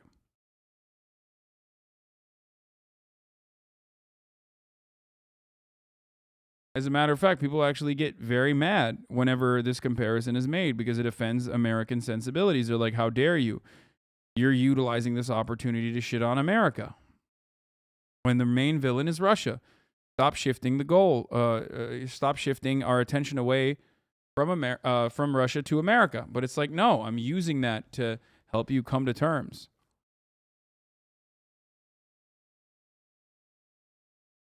With America's horrifying actions.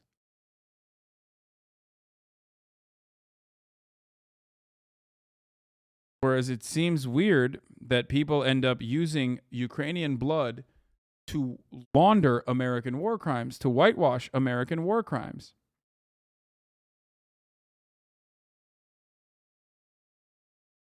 It's kind of strange. So while putting Bush on a trial is no less illusionary than bringing Putin to the Hague Tribunal, the minimum to be done by those who oppose Russian invasion of Ukraine is to demand Assange's immediate release. Ukraine claims it's fighting for Europe, and Russia claims it's fighting for the rest of the world against the Western unipolar hegemony. Both claims should be rejected, and here the difference between right and left enters the stage. What? Bro, this is the weirdest conclusion for any article. What the fuck?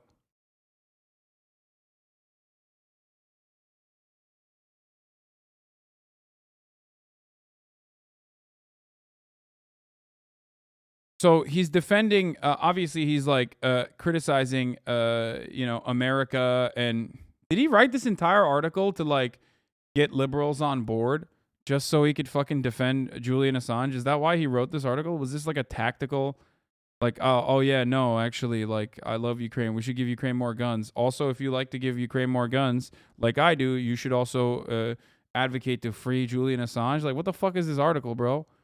It just went into like a completely separate, weird fucking... What?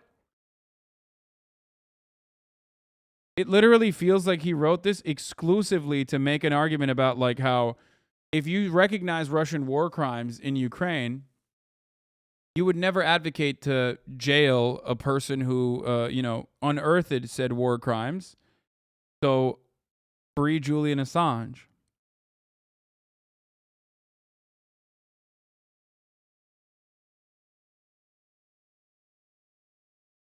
He literally spewed Kremlin conspiracy of the sniper killings being an inside job when he used the hoax phone call as evidence.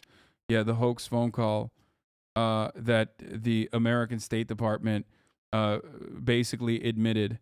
The hoax phone call that was covered by, or uncovered rather, by certainly, definitely Russian espionage was engaged there. But the hoax phone call that you're referencing between American diplomats that the American State Department basically admitted was real.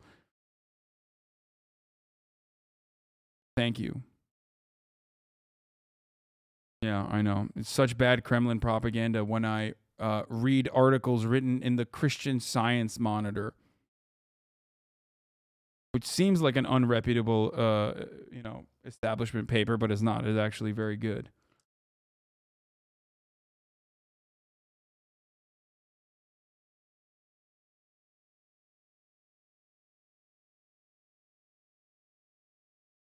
Interesting.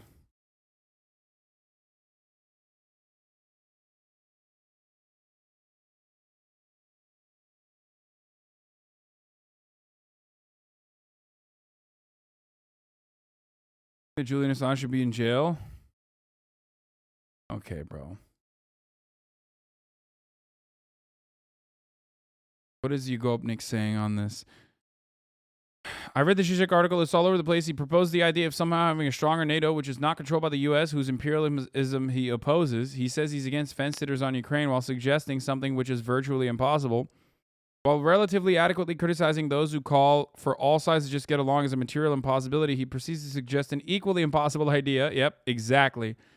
In the current historical context, NATO not being an extension of U.S. power. in effect, doing what he is doing, accusing others of doing. My boy's an incredible philosopher, but damn, he does suffer from the hot take syndrome, and it shows regularly in analysis of his current interstate affairs. No, I think he was just like trying to fucking launder a take about Julian Assange's emancipation in a Western media outlet, and recognizes that the only way that he could couch that is under like 11 paragraphs being like Ukraine needs to get more guns and the left sucks for not giving Ukraine more guns, as though like the left has any fucking say in the process.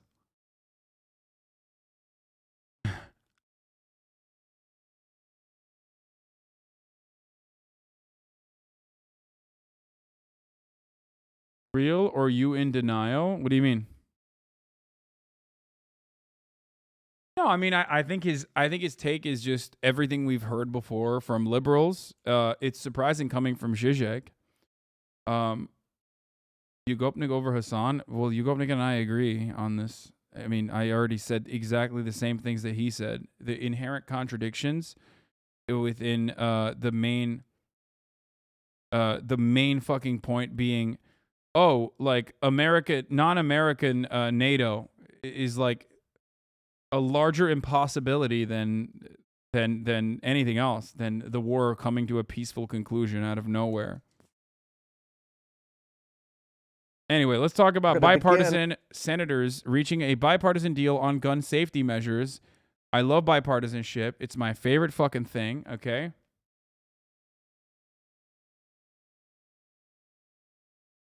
Chatters think you were serious about the Assange thing? Yeah, but the Assange thing is like so weird to add on to it.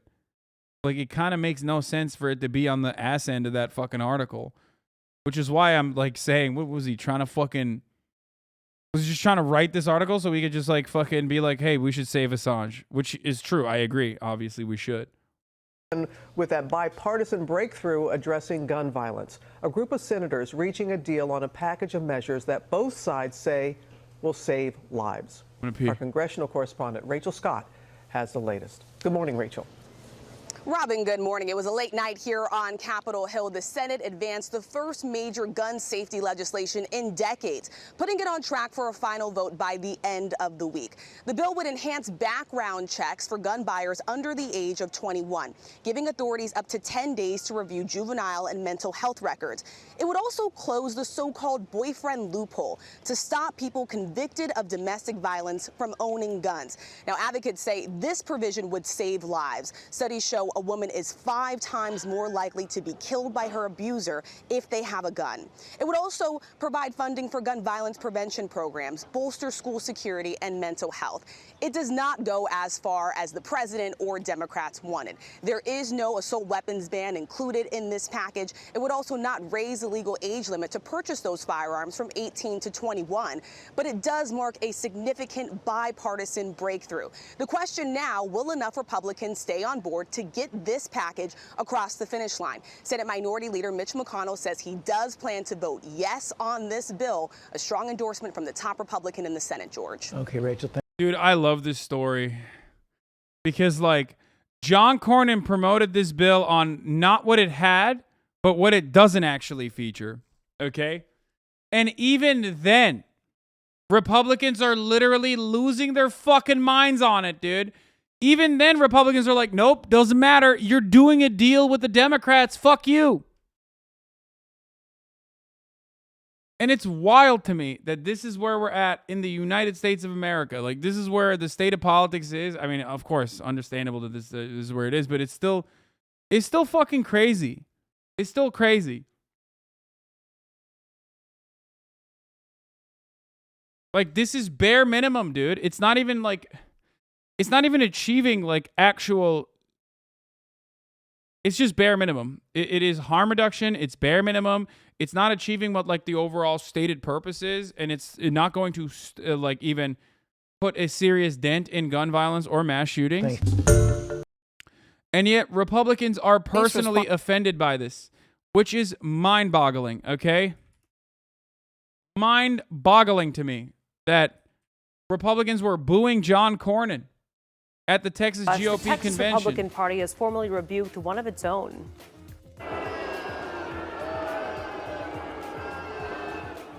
Hey, hear that? That was the scene at the state convention in Houston this weekend. GOP leaders are calling out Senator John Cornyn for leading bipartisan talks on new gun legislation.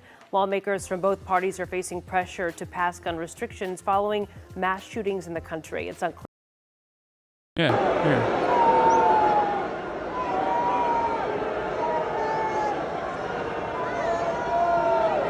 One of my favorite takes from John Cornyn in this situation was like, listen, fear not. He literally straight up on the Senate floor, I believe, said, do not worry. If you're mentally ill or you beat your wife, as long as you're not convicted, you can still have a gun. I'm paraphrasing. Okay, I'm paraphrasing. But he basically said that. Okay, I'm not, I wish I was kidding. Holy fuck, hold on. We got to find, does anyone have his, I listened to it earlier this morning. I wonder. He literally said something along the lines of like, listen.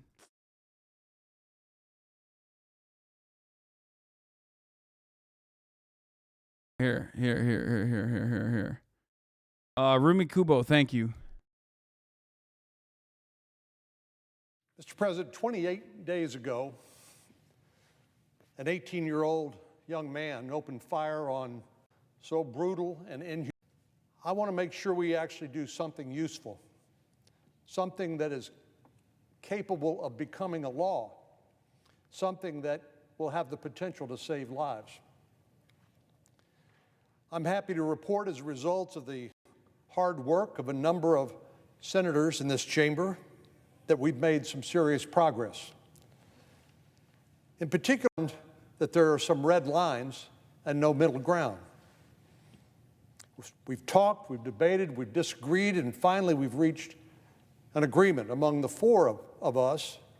But obviously, this is not something that will become law or fail to become a law because of a small group of senators.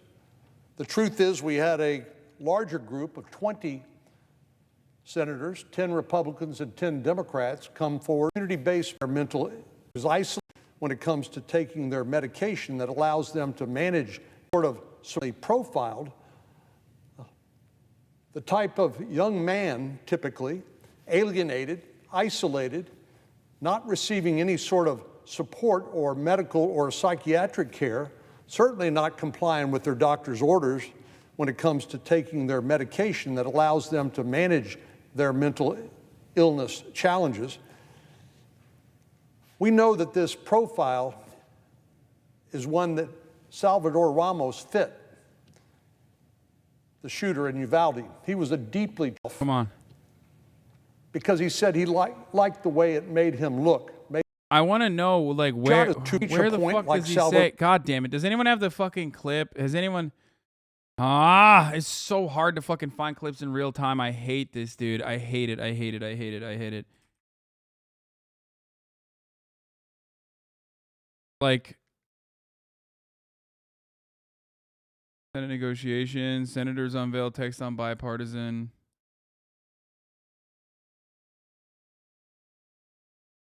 Please just show the John Cornyn take. Please, somewhere. I have to find the John Cornyn take. Where he just straight up says, he straight up fucking says, in this speech, at a certain point in this fucking speech, he literally turns around and says, like, fear not. Ramos. Why? Why can't I see the fucking actual full-blown speech, dude? What is happening? Here's his take. Is this a poop sock? Thanks, man. Get absolutely fucked, dude. Like, literally get absolutely fucked.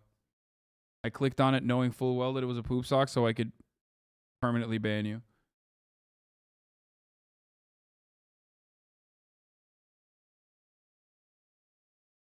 Our bill also provides increased protection for domestic violence victims. It shouldn't matter whether a person is married to their abuser if the abuser is convicted of domestic violence. And many people have what I would call non-traditional relationships, whether they're living together, they have a child together, or whether they just have a long-term romantic or intimate relationship. 86% of gun-owning households support that sort of protection for domestic violence victims, where too often a gun is involved. Again, this doesn't limit law-abiding gun owners' rights unless somebody's convicted of... Yeah, this is what I meant. He's like, don't worry. It's just like, as long as you haven't been convicted of beating the shit out of your wife, like, it's fine. Domestic abuse under their state laws, their gun rights will not be impacted. Again, this portion of the bill includes critical due process protections, which, as we all know, is part of our Constitution. You shall not be deprived of your rights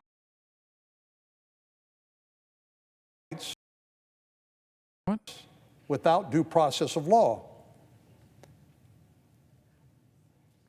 One new feature that we've proposed is that those who are convicted of non-spousal misdemeanor domestic abuse, not felony, but misdemeanor domestic violence, will have an opportunity after 5 years to have their Second Amendment rights restored.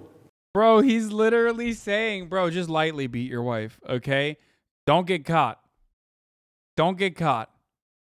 If you beat your wife a little bit, like, don't get caught. You're fine. Like, we're not gonna take your guns away. It's okay. Like, just do a little bit of abuse, okay? As long as you don't get caught, as long as you're not convicted, you can still keep your guns. But they have to have a clean record. Don't worry, boys. And this is an incentive, in fact, I think, for people who've made a mistake and who've committed domestic violence and received a misdemeanor conviction to straighten up their act and to not repeat it. Our bill also strengthens the National Instant Criminal Background Check System, known as NICS, to ensure it's more fulsome and accurate. In Uvalde, this young man, Salvador Ramos, turned 18.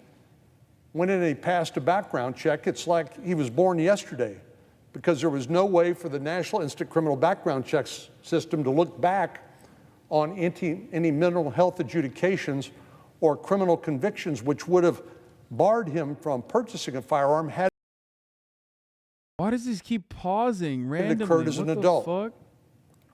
If a 17-year-old is convicted of a violent crime or adjudicated as mentally incompetent, that information should show up in the background check system if he tries to purchase a firearm when he turns 18. 87% of gun-owning households in America support making juvenile records available in the background check system, and this legislation will make that possible. Now, the states will control what information they're willing to share, but our legislation provides an incentive for states to upload the records that reflect on the suitability of an individual to purchase a firearm, allow them to upload juvenile records into the... Just there's people of color, though. Yeah, man, it sucks. It sucks that, like, only white people will be able to purchase guns easily and then, like, accidentally kill themselves. It's just so sad. It's just really fucked up. I think, yeah, I am pro-black people, which is why I personally believe to take the day off. Wait, what? Why? Don Fat is so cute and vulnerable. What?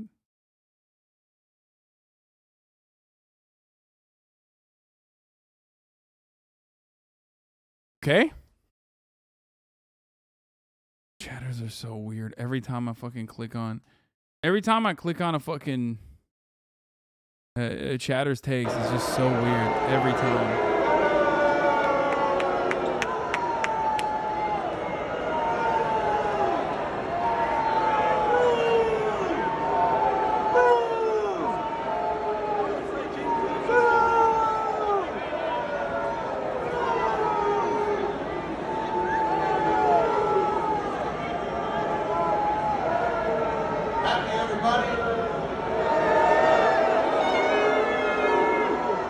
I love this.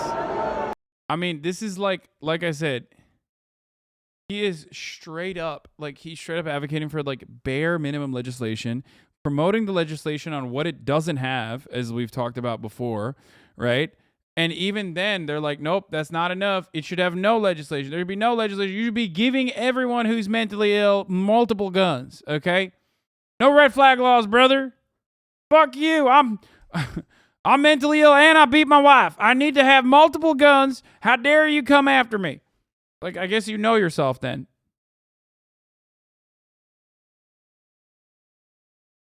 These are the ideas that they rejected in the bipartisan agreement on principles for gun-related legislation. Like, all good ideas, okay? All good ideas. Who stops a bad guy with a gun? It's usually not law enforcement. A review of 433 shootings in the United States shows that most are over by the time the police arrive. Bystanders sometimes stop attackers, but seldom shoot them.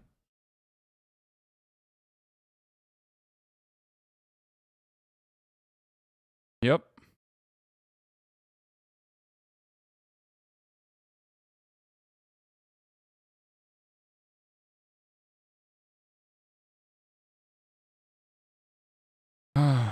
It's crazy, man. Like, this bill doesn't even implement or institute red flag laws. It offers financial support to states which will. And judging by what we have seen from the Republican Party when it comes to like additional federal spending, these are people that have denied increasing Medicaid coverage for poor people to get access to health care, specifically because it was Obama's health care plan, and they refused federal funding that led to like 15,000 people, 15,000 extra Americans dying year over year in said states. So why the fuck do they think that these same exact red states that need some form of red flag laws would turn around and actually push for it? Like, if you ask the Republicans, like they keep saying like, oh, red flag laws, it's gonna fuck everything up. Red flag laws, gonna fuck everything up. They're gonna come after you.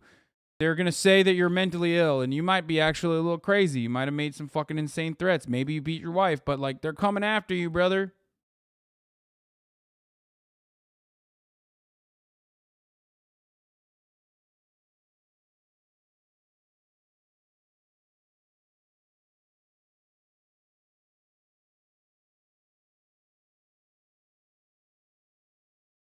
Matt Gaetz' take on the matter.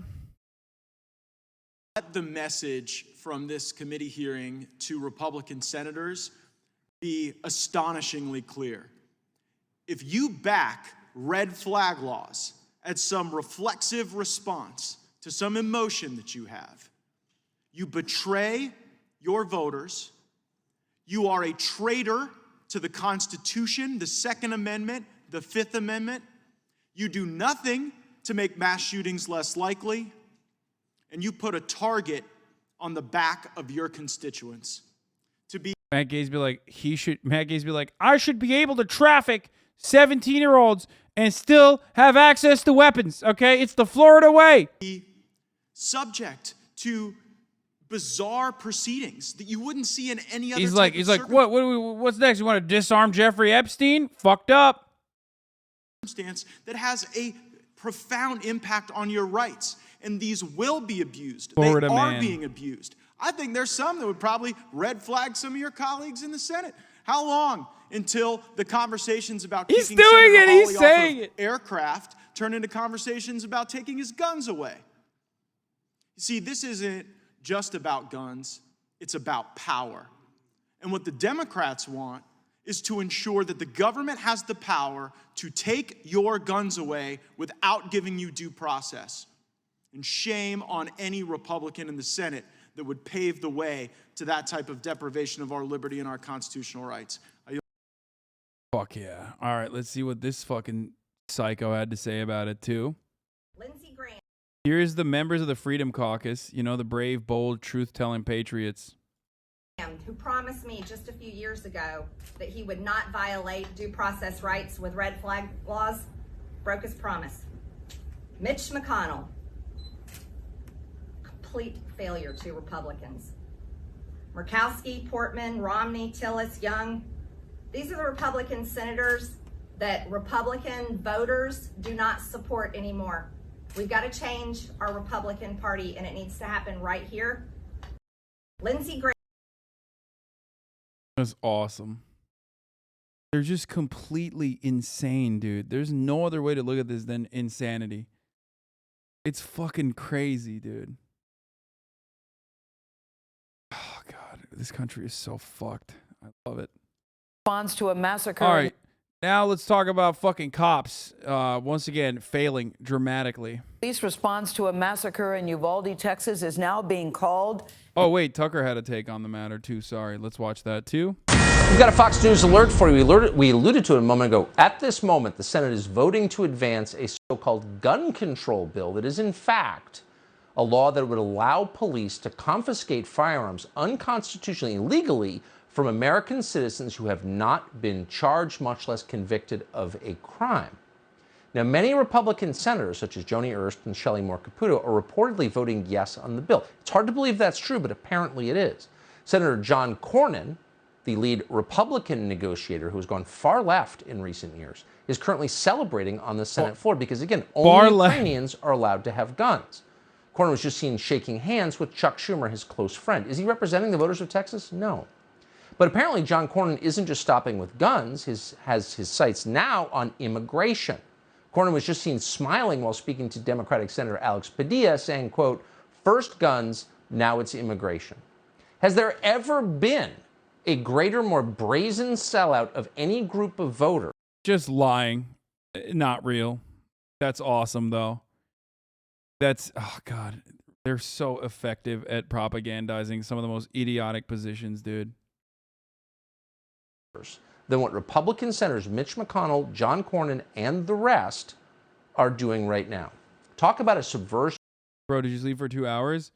Yes, motherfucker. Yes. I went to bed really fucking late because I watched 2 goddamn movies, okay? And not only that, but also there was fucking thunderstorms last night. And it was the weirdest fucking thing. Like, I grew up in Turkey. You know, not a lot of thunderstorms, but every now and then we had fucking thunderstorms. Also in Florida and New Jersey, right? And I have never, ever fucking seen, I've never seen thunder like this before. Like the entire fucking, I thought a transformer blew up, like on my, on my block or something. Like it was literally just like lightning inside of the fucking room. Like you would, not scared, but it just like woke me up. It was fucking crazy.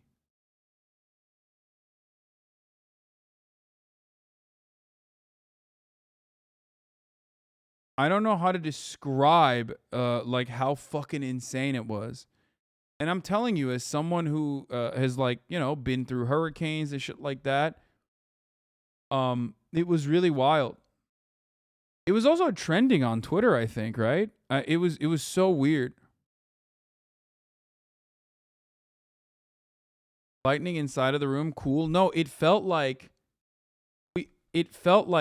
when I woke up, I thought, I wonder if it's because I haven't experienced like thunder in a very long time or whatever it was, but it literally, when I woke up, I was like, this is fucking weird, bro. Like it felt like the entire room lit up.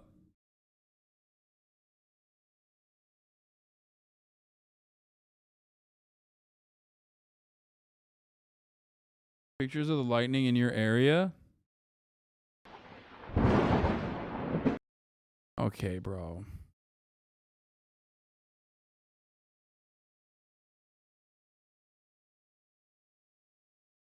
Of democracy. If they keep this up, the system will collapse. You have to represent the interests of your voters.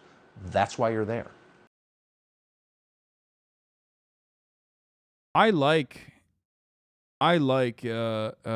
thunderstorms. Like I think they're cute. I do.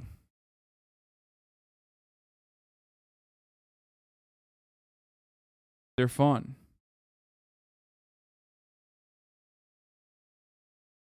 Oh, here, this is the funniest thing. There are plenty of structural reasons for why we should rob the Senate of its ability to legislate, but the practical reason is that half the people there don't actually want to do it. The bill is 80 pages. Was there enough time to read through that? Well, no. I mean, dog, you know what's really funny about this? Like, remember when Republicans put forward one of the most comprehensive overhaul packages of tax reform, cutting taxes for the wealthy and corporations, and it was like 1,300 or 13,000 pages or some shit, and they expected people to read 13,000 pages over the course of like the same time period that they're trying to get this bill passed. 80 pages, dude?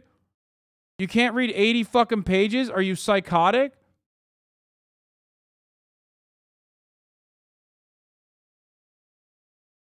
This dumbass can't read 80 pages. Dude, if you can't read 80 pages in an hour, like, why are you in Congress? Like, you're just incapable of reading. I mean, you know, it was publicly released at 6:23 p.m. We only got it a few minutes before that. And then the vote was at 7:36. So it's an hour and 15 minutes later. It's supposed to go over 80 pages on an issue that implicates the Second Amendment rights, a constitutional right of Americans. So I think it deserves a little bit more reading. I mean, it may turn out to be the greatest bill in the world. It may turn out to be the worst. I don't know how you can deduce that unless you were involved in negotiating it on an hour and 15 minutes. The bill is 80 pages. Was there enough time to read through that? Well, no. I mean, you know. That's great. You just can't read 80 pages, brother. They can't. All right, let's talk about the fucking Uvalde shooting and the police failure one more time. Failure. Stephen McGraw, he's director of the Texas Department of Public Safety, used those exact words at a state Senate hearing. He put the blame squarely on Uvalde School District Police Chief Pete Arredondo. McGraw now says the shooting that killed 19 students and 2 teachers could have been stopped in just minutes. Think about that. He also said the classroom keys that Arredondo says he was waiting for weren't even necessary because the door probably was not even locked. Omar Villafranca is in Uvalde with more on this story. Omar, good morning to you. I know you attended a meeting where family members were there. I cannot imagine how furious they must be. The more you hear about this story, the worse it gets. Good morning, Gail. People were frustrated at last night's city council meeting. They wanted Pete Arredondo fired. Even the mayor was upset. He's saying the city has been kept in the dark when it comes to the investigation. He told me the last time he was briefed by troopers was May 25th. That's the day after the massacre. Bottom line, people here want answers and accountability. He failed us. Do not make the same mistake he made and fail us too. Pete Arredondo wasn't at the Uvalde City Council meeting on Tuesday, but he was its central focus. These kids didn't choose to be in the line of fire. That's in your job description. Who are you protecting? Not my sister. The parents? No. Anger towards the embattled school district police chief and councilman seemed to be in abundance. The only thing stopping a hallway of dedicated officers from entering room 111 and 112 was the on-scene commander, who decided to place the lives of officers before the lives of children. On Tuesday, Texas DPS Director Stephen McGraw blasted Arredondo's actions, arguing that there were enough officers to neutralize the shooter at Robb Elementary within 3 minutes of his arrival inside the school. The officers had weapons, the children had none. The officers had body armor, the children had none. The officers had training, the subject had none. According to McGraw's latest timeline, the gunman entered the building at 11:33 a.m. Arredondo was among several officers to arrive and wait in the hallway at 11:36. Not until 12:11 p.m. did he request a master key to the classrooms where the gunman opened fire. Earlier this month, Arredondo told the Texas Tribune he tried dozens of keys, all of which failed to work, adding, quote, "Each time I tried a key, I was just praying." But McGraw said the door wasn't properly locked and simply needed to be opened. No one tried to do that, he said, and law enforcement didn't break into the classroom to kill the shooter until 12:50. The on-scene commander waited for a radio and rifles. Then he waited for shields. Then he waited for SWAT. Lastly, he waited for a key that was never needed. Of course, we still want more answers, and I'm sure we'll get them. Javier Casares' daughter, 10-year-old Jacqueline, is one of the school children who died in the shooting. We spoke to him after last night's city council meeting. What does justice look like to you? Right now, I haven't seen I haven't seen that. It will come. It might not be tomorrow or the next day, but it'll come. Arredondo testified in a closed-door hearing in Austin yesterday, but take a look at this. Afterwards, he was surrounded by DPS troopers as reporters were just trying to ask him a few questions as he went into an elevator. Now, here in Uvalde, the city council says they just can't fire Arredondo, but councilors did vote to deny his leave of absence, which means he has to show up to city council meetings. If he misses 3 of them, they can replace him. That move right there got cheers from the crowd, but their patience is running out. Nate? Omar, thank you. That's certainly understandable. I quite frankly don't know how he keeps any job in that city, to be honest with you. And they did release some news yesterday. Really? Really? How many years have you been in news media? Really? Are you still surprised that cops keep their jobs after this level of criminal negligence?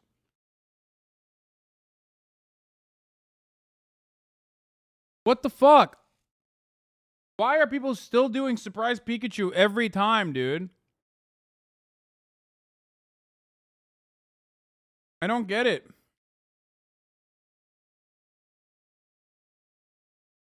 Yesterday that school is now going to be torn down. Officials deciding no teacher, no student should ever enter that building again. Yeah, And they they're did gonna that at Sandy Hook destroy as well. Yes, Yeah. yes. The more details you hear, the more pain and heartbreak you feel Yes. for those families. Exactly. Now to President Biden pushing for relief at the gas pump, calling for a federal gas.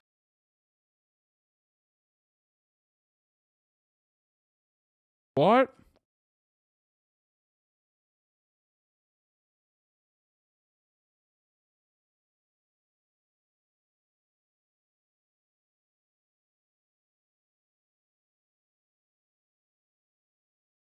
They did an interview?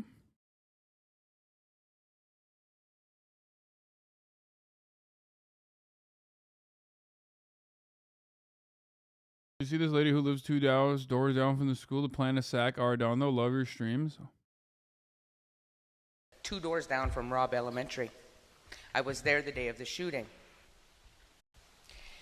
So thank you for changing exactly what I was going to say, Mr. Mayor, because you said we don't have the power to fire him. Let me give you a simple out. You can remove him because he's going to vacate his seat. So your agenda number 6 is a decision on whether or not to give him a leave of absence. Why the hell would you? Let him miss 3 meetings. He's my councilman. Let him miss 3. Don't waste any more time on him. I know you probably all have a relationship with him. I don't know him. He's my councilman. I'm sitting in a district right now that no councilman has come to my door to say, hey, how you doing? There's 22 lives that were lost. We all know why. The investigation's going to come in and tell us all why and what we can do better. What you can do right now is not give him, if he requested it, a leave of absence. Don't give him an out. We don't want him. We want him out. We wanted to do a recall petition, right? We had so much enthusiasm in it right away. 162 votes, we need 25%, right? But we can't because he hasn't been in his seat for 8 months. That's BS. So then we thought, how do we change the charter? Well, it's already been amended. We can't do it for another 2 years, but you can do something right now, tonight, and not table whether you're going to decide to give him that leave of absence. I implore you, do not give him that leave of absence. I've heard you guys, and this bothers me a whole lot. I had an idea when I came in here. I was going to do a very short grant leave of absence so that we had to vote on it over and over and over, so you guys wouldn't see him. But I don't need to talk a whole lot more. I make a motion we do not grant the leave of absence for Councilman.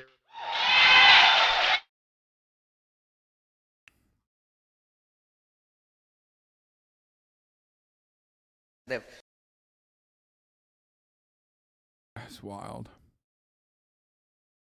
I did say. So, another fucking insane part of this was apparently, and I don't know if this is debunked or not, but I read somewhere that there was the wife of one of the cops who called her cop husband saying she was bleeding and dying.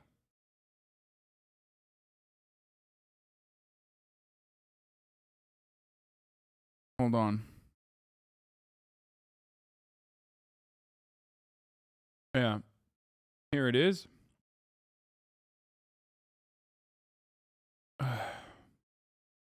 Timelines and Eva Morales' husband, a police officer, tried to save her after she was shot at Robb Elementary School in Uvalde, Texas, according to the director of the State Department of Public Safety, Colonel Stephen McCraw.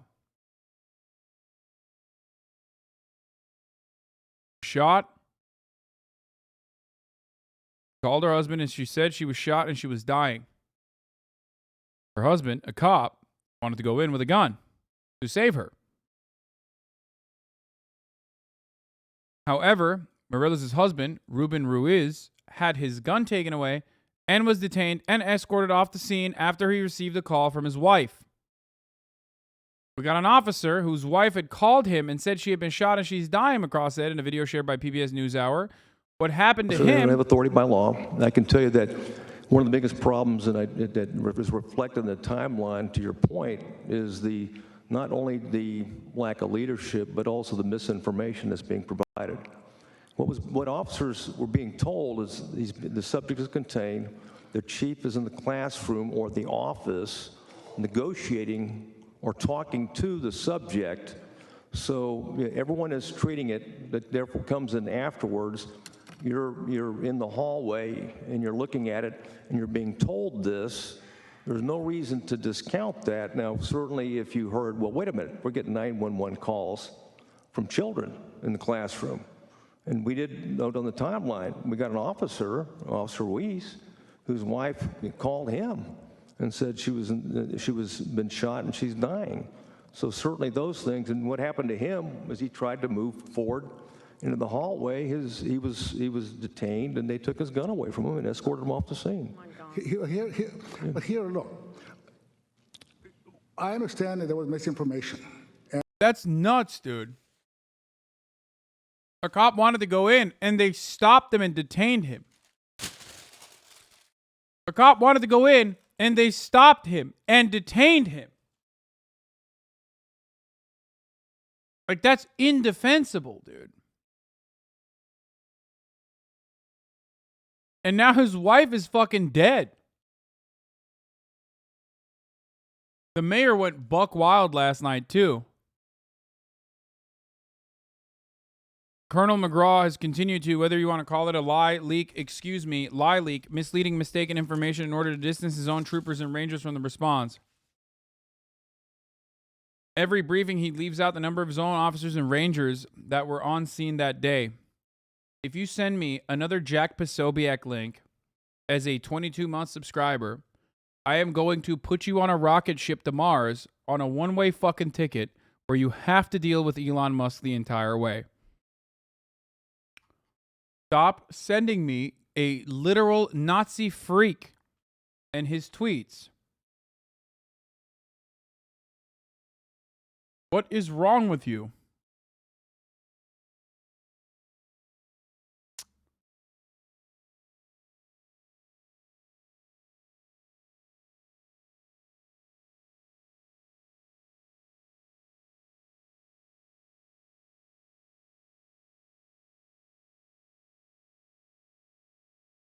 Now,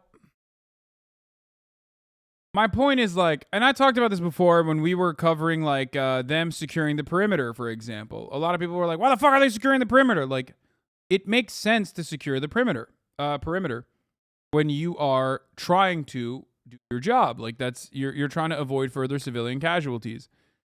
What doesn't make sense is if you're trying to secure the perimeter and not doing your fucking job as a cop. Which is why it is ridiculous to stop parents from going in.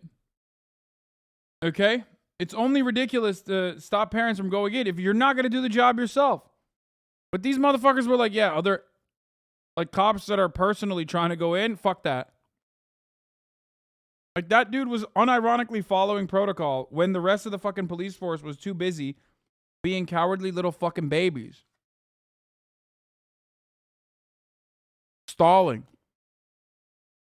thinking about like what the repercussions are going to look like in the media when they realize their inaction led to further casualties. Make no mistake. While police have no duty, constitutionally protected, by the way, no duty to actually stop someone from harming others, especially if it puts them in harm's way, the proper protocol in a school shooting, active shooting scenario is running and rushing the shooter. That's it. Doesn't matter what weapon you have. Doesn't matter if you're outgunned, outmatched. What you are supposed to do, as is proper police protocol in that situation, is rushing at the shooter immediately with a weapon.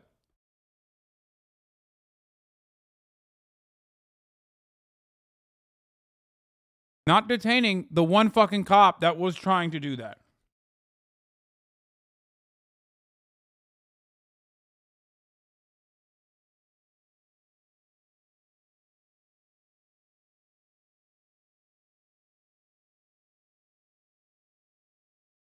Now the mayor is saying the DPS colonel is lying about the events that took place.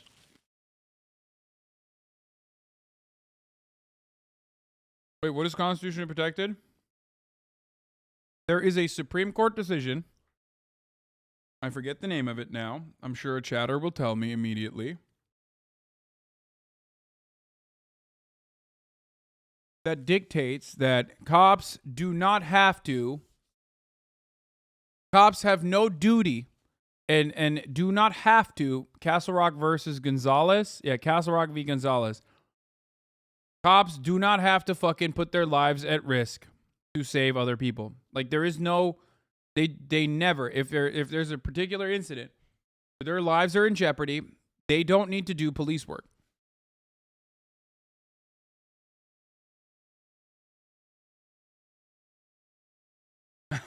Why did they take his gun? Was there some sort of red flag? Yeah, interesting that they did that.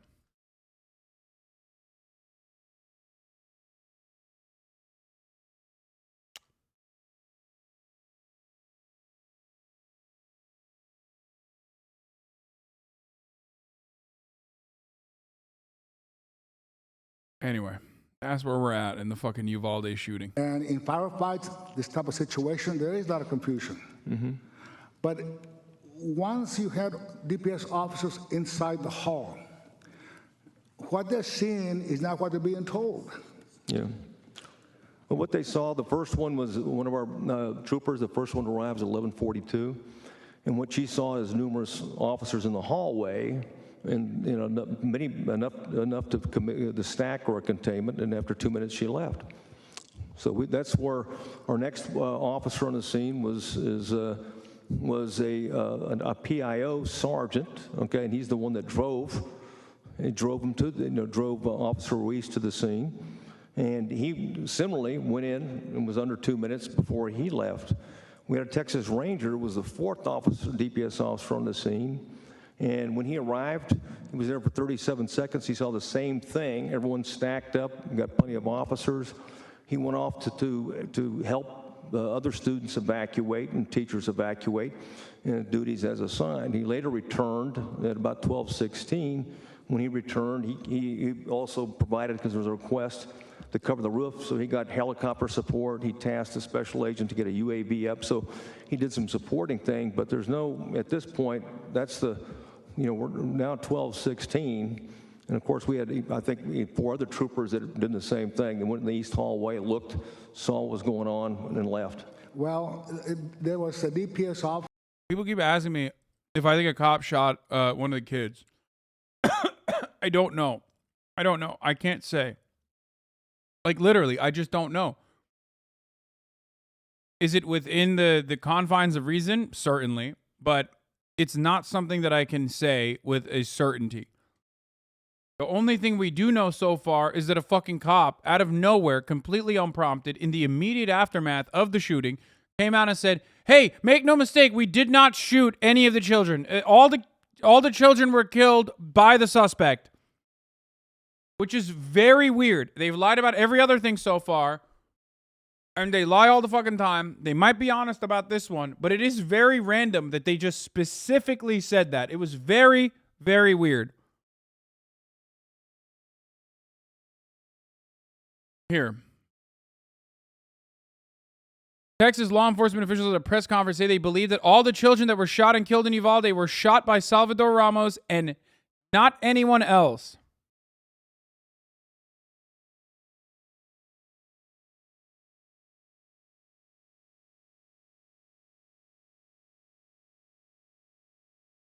Like, what a random... It's literally like...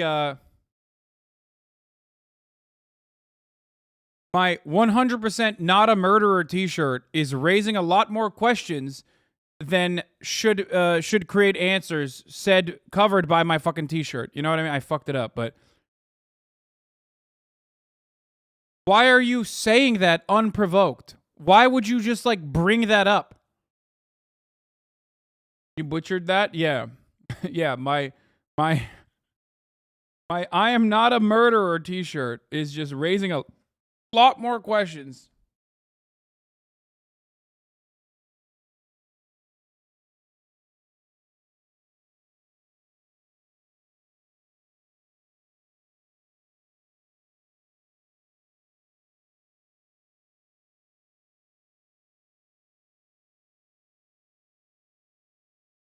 Yeah.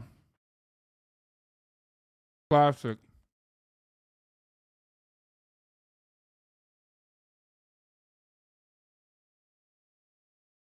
My not involved in human trafficking t-shirt is people asking a lot of questions already answered by my shirt.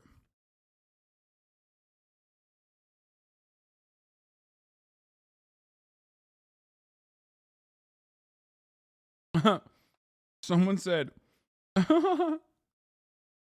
yeah, this is a good one. Hold on, where is it?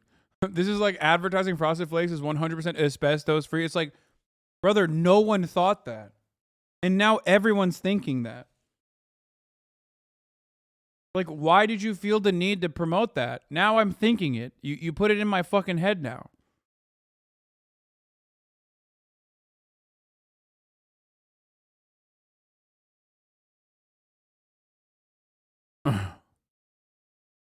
It's great. What's not great, of course, is how awful police are in this country and how much they get away with. It is deeply frustrating. It is very undesirable. Not as undesirable as forgetting the top of the hour ad break or running it literally 2 minutes before the top of the hour every hour, but still undesirable. Now, I can save you from the top of the hour ad break, which you can avoid as long as you subscribe for $5 or for free with the Twitch Prime by connecting your Amazon Prime account to your Twitch account, where you get one free Prime subscription a month. Use it on your favorite streamer, me, or by getting gifted a sub if you're lucky. Woo! Here is the thank you, Base Panda. Here is the 1 minute ad break now.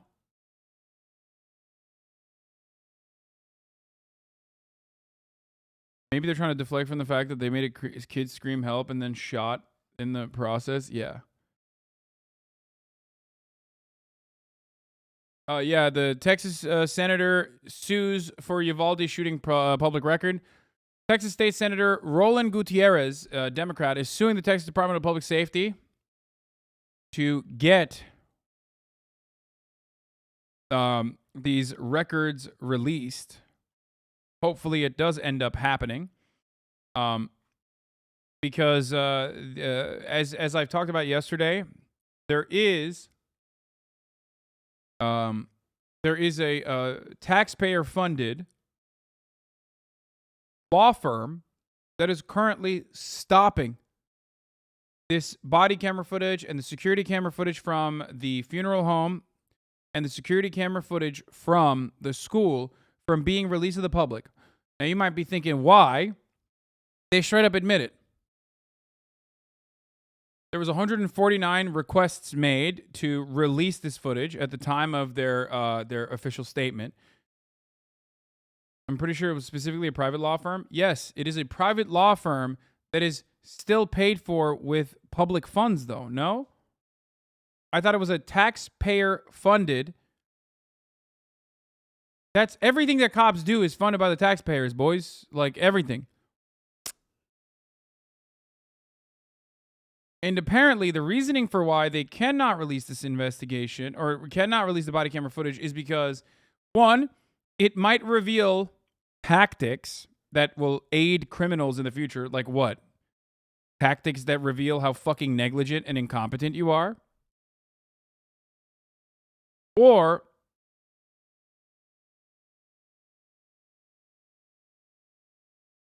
it might reveal how embarrassing and potentially dangerous to the safety and security of the public officials involved in the matter if this information came out. They literally said, if this information is released, it would constitute danger, it would be embarrassing, and it would constitute genuine danger for the safety and security of the cops involved in the matter.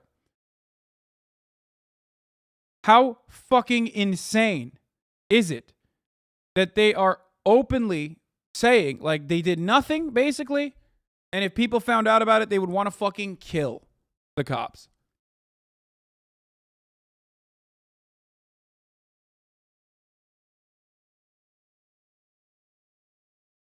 And boys, if there's anything we know, cops, they fucking hate danger.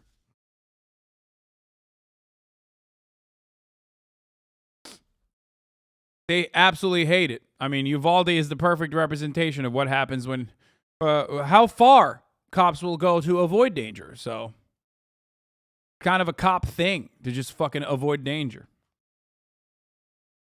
But anyway, there's a new lawsuit now. Gutierrez says DPS has unlawfully denied his open records request and emphasizes the Uvalde community deserves transparency and accountability over what happened. Weeks have come and gone, and yet families who lost their children have not been told by their government the basic information about who was on site as their children bled, what tools were at their disposal to stop the gunman, and exactly why they decided to wait instead of act. From the very start, response to this awful gun tragedy has been full of misinformation and outright lies from our government, which is true. They did lie nonstop because this is what they do. They fucking lie all the time. On the first day following the shooting, Governor Abbott told us that without law enforcement's quick response, the situation would have been worse. That was one of the several political narratives that turned out to not be accurate information. Shocking. By not taking common sense gun safety measures to prevent such atrocities like this, the state of Texas failed 21 Texans, their families, and countless others touched by tragedy. He added, we must not fail these families again with cover-ups and misinformation. I might have found some info on Basie racism in plain sight. Let me guess. Watch the Philly-on video. We know. Watched it already. Very good. All right. Can I join the Prime Minister in Sir Keir Starmer tells Boris Johnson his comments to do his job and get the trains running about Windrush? And can I pay tribute to everyone who is serving and has served in our armed forces? Can I also pay tribute to everyone standing for election tomorrow? In particular, the plucky Conservative candidate for Wakefield. He's standing even though his own colleagues think he's so useless, they held a vote of no confidence in him. Does the Prime Minister, does the Prime Minister hold any personal interest in seeing if the public will vote for a Tory that even his own side don't think is up to it? Well, Mr. Speaker, I've absolutely no doubt that the people of this country and the people of Wakefield, people of Tiverton and Honiton would much rather vote for a solid Conservative government than for a Labour Labour Party, they're enablers and acolytes in the Liberal Democrats, Mr. Speaker, the chameleons, the karma chameleons of British politics. When the leader of the Labour Party hasn't even got the gumption, Mr. Speaker, to speak out against the rail strikes, to the people in the north of this country, up and down this country. Absolutely unbelievable silence from the leader of the Labour Party, Mr. Speaker. Everyone always knows in times of turmoil and political situations, the best thing to do is just let the right wing dominate the conversation by not taking a firmly held position on anything. If history has shown us anything, it's always the fucking centrists that end up winning elections, and never, I don't know, some of the most historically popular American presidents being like firmly on the fucking left. Abraham Lincoln, FDR, name a few. And of course, when you think about like right-wing politicians that end up winning, they are also incredibly fucking firmly on the right, like Boris Johnson, who doesn't hide his fucking perspective, or Donald Trump, who doesn't hide his fucking perspective even.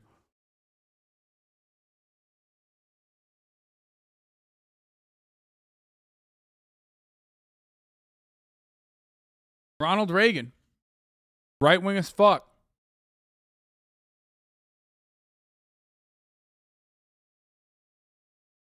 Abraham Lincoln was a centrist, moderate Republican. Are you fucking psychotic? You think it's centrist to fucking roll over the brains of fucking slavers with a military force? What meaning does that word have if you consider Abraham Lincoln to be a centrist, brother? The inception of the Republican Party was drastically different than where the Republican Party has arrived at now. I hope you understand that. The Republican Party's founding documents had a clause in it that dictated that the abolition of slavery in the South, the abolition of chattel slavery in the South, was a necessity, much like the abolition of wage slavery in the North. What the fuck are you talking about when you say the Republican Party was was a moderate center-right party?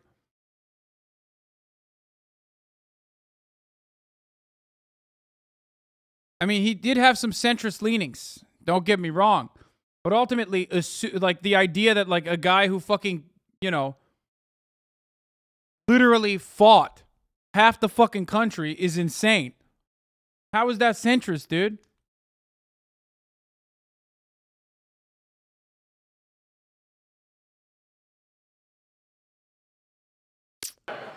He's obviously not been to Wakefield recently. He's Labor is prior to and dependent of capital. Capital is the only fruit of labor and could have never existed if labor had not existed first. Labor is the superior of capital and deserves much to higher consideration. Did Abraham Lincoln write that? I thought he was a bisexual Marxist, but I didn't realize he did write that. Holy fuck. Here it is. No, Lincoln and Marx were not friends. Don't lie. Unfortunately, they were not friends. Marx had a one-sided affair, okay? Marx actually found Abraham Lincoln to be super cool and super dope. He also talked about the revolutionary potential. But ultimately, yeah, he was a parasocial Andy.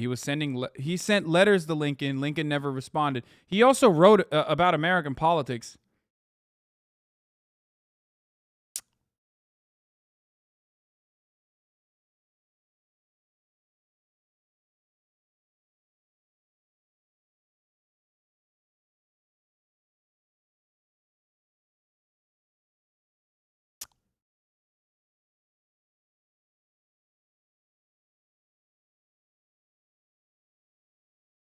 We don't know if Abraham Lincoln ever wrote back.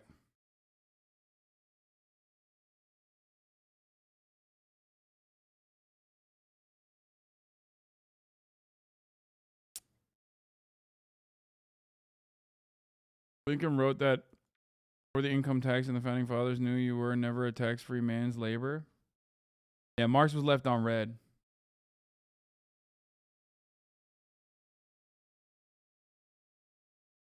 The two men were friendly and influenced each other is not correct. Or that they were friendly is not correct. This is a fabrication. I mean, the assumption that like Lincoln factored Marx's analysis into his opinion is not that far removed from reality, as you can see in his assessment between the relationship of labor and capital and how important labor is to the existence of capital. That is Marxist. Like, obviously, back then, I don't know if you would consider that to be Marxist, but that is what we now know as Marxian economics. But unfortunately, other than like his own statements on the matter, there is no.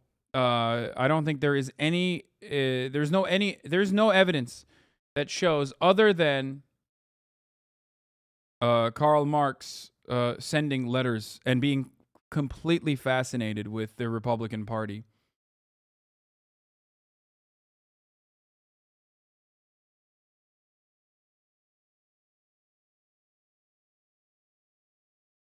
Also, Lincoln was bisexual. True.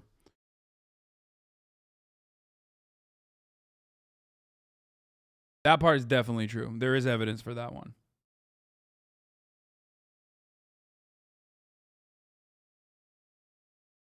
Like, Abraham Lincoln most likely fucked his bodyguard.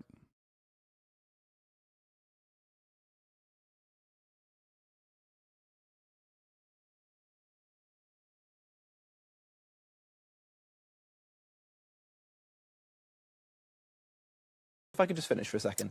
Dude, this man is just bouldering motherfuckers, dude. I love this. Anyway, let's finish this and then we'll get to Mick. Smash the economy. He's put everybody's tax up. The last Tory sent up to Wakefield being convicted of a sexual assault. That's not much of a pitch, Prime Minister.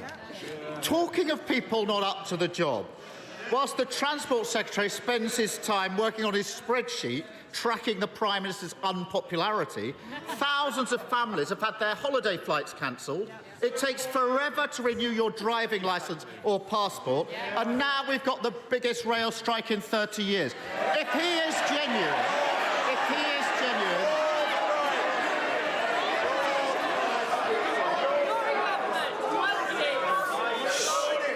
Both sides, let's calm down. We've only just started. The problem is he'll go on forever and nobody wants that, I assure you. Whoever's speaking or asking questions. How is this a real country, bro? What an L for the entire planet. What a fucking gigantic, never-ending sequence of L's for everyone on this planet, that this was like the dominant imperial superpower for such an extended period of time. Like, can you fucking imagine, dude? Oh, let's go. Let's stop now. Nobody wants this to continue. Order. He'll go on forever and nobody wants that, I assure you. Nobody wants that. Whoever's speaking or asking questions. Here's Starmer. if he's genuine about preventing strikes, will the Prime Minister tell this House how many meetings he or his Transport Secretary have had with rail workers this week to actually stop the strikes? Mr. Speaker, this is the government that loves the railways, that invests in the railways. Not £96 billion we're putting into the integrated railway plan building. Not just, I'm proud to have built Crossrail, by the way, Mr. Speaker, and we're going to build Northern Powerhouse Rail. But what we've got to do is modernise our railways. And it is a disgrace when we are planning to make sure that you don't have ticket offices that sell fewer than one ticket every hour, Mr. Speaker, that he yesterday had 25 Labour MPs out on the picket line to fight instructions. I want to hear the Prime Minister answer, even if you don't. I think you ought to show some respect for the Prime Minister. Prime Minister. Out on the 25, and the shadow deputy leader, out on the picket line, Mr. Speaker, backing the strikers, Mr. Speaker. This is why you can't have a wishy-washy take. You have to literally be like, Yeah, motherfucker. Of course we're on the side of the working class, bitch. What about you, you fucking baboon? If you're on the side of the managerial class, if you're on the side of the fucking capital owners, if you're on the side of the fucking privatized, the executives that own, the shareholders that own the fucking private railroads that you're trying to funnel funds into, then go and fucking enforce your influence and power. You said 96 billion fucking quid. 96 billion pounds, you said? That's a whole lot. That's 96 billion pounds worth of influence you have over these private corporations. Mediate. End the strikes by forcing the private railway to meet the demands of the working class British people. While we back the strivers. Mr. Speaker, I'm surprised he's giving me advice about my team. If I do need advice, let's say about a £100,000 job at the Foreign Office, I will ask him for recommendation.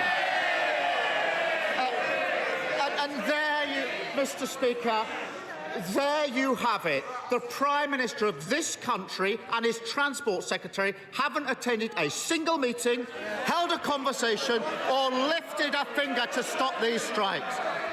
But I did note that on Monday, they did find time to go to a lavish ball where the Prime Minister sold a meeting with himself for £120,000 to a donor. If there's money coming his way, he's there. He's nowhere to be seen. So rather than blame everyone else, why doesn't he do his job, get round the table, and get the trains running?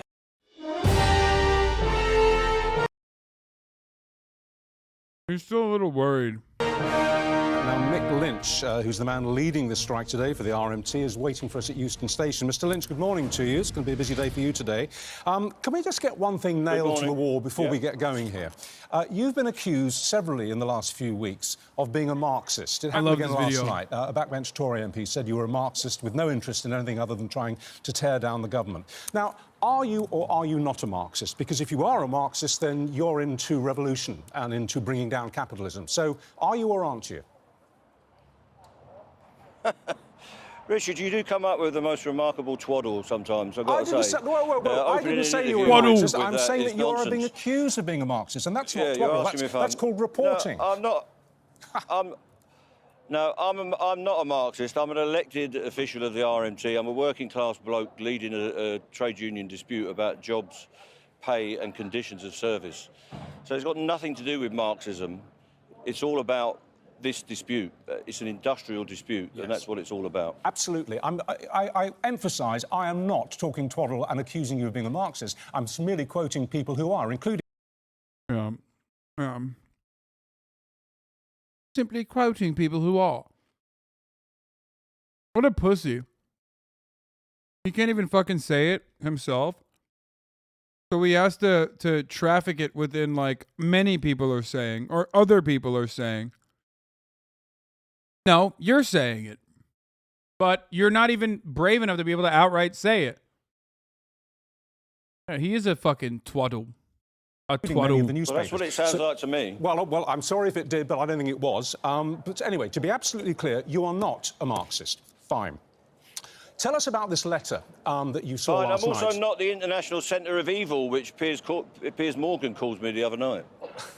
All right, I'm leading an industrial dispute, Richard, and I'm trying to get a settlement to it. All right, enough of the badinage. Let's get down to detail. This letter that you saw last night about redundancies, are they voluntary redundancies or mandatory redundancies?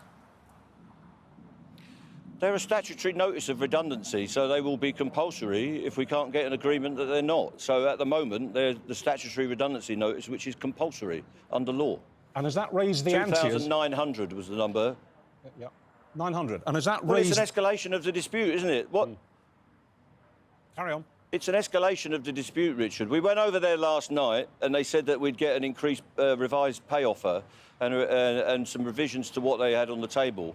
Instead of doing that, they've issued a statutory redundancy notice. So that is an escalation of the dispute and makes it harder to get a settlement. But Mick Lynch, you did know that these redundancies were on the table. All you wanted was for it to be ruled out that they would be compulsory. Have you got any further in understanding that? Because what the other side is saying, and we've got Network Rail on, is that they believe that they can get the majority of these through voluntary redundancy, given that so many of the workers are over 60, that actually that you're potentially escalating the narrative by suggesting that, you know, that they might all be compulsory, when in fact that isn't the case, is it?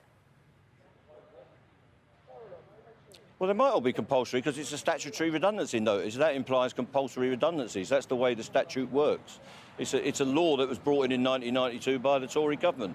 So what we've got here is a situation where they're not offering any guarantee of no compulsory redundancies. They are imposing changes to working practices which will rip up the culture of the railway and rip up the protections that our members have. What do they have on that? Wait, why do they censor it? What?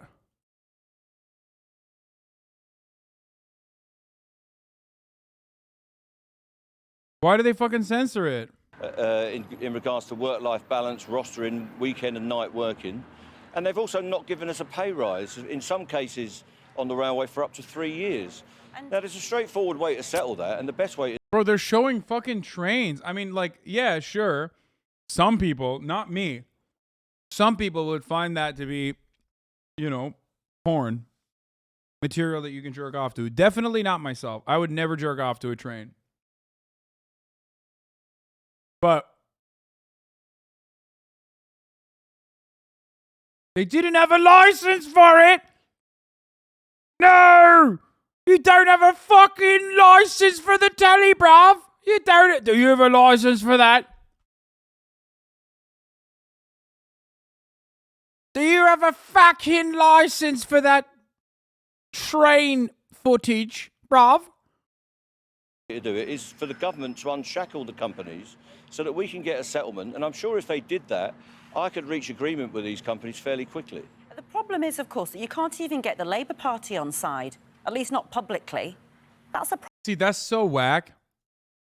Like, they're using anything and everything they can against this fucking labor action.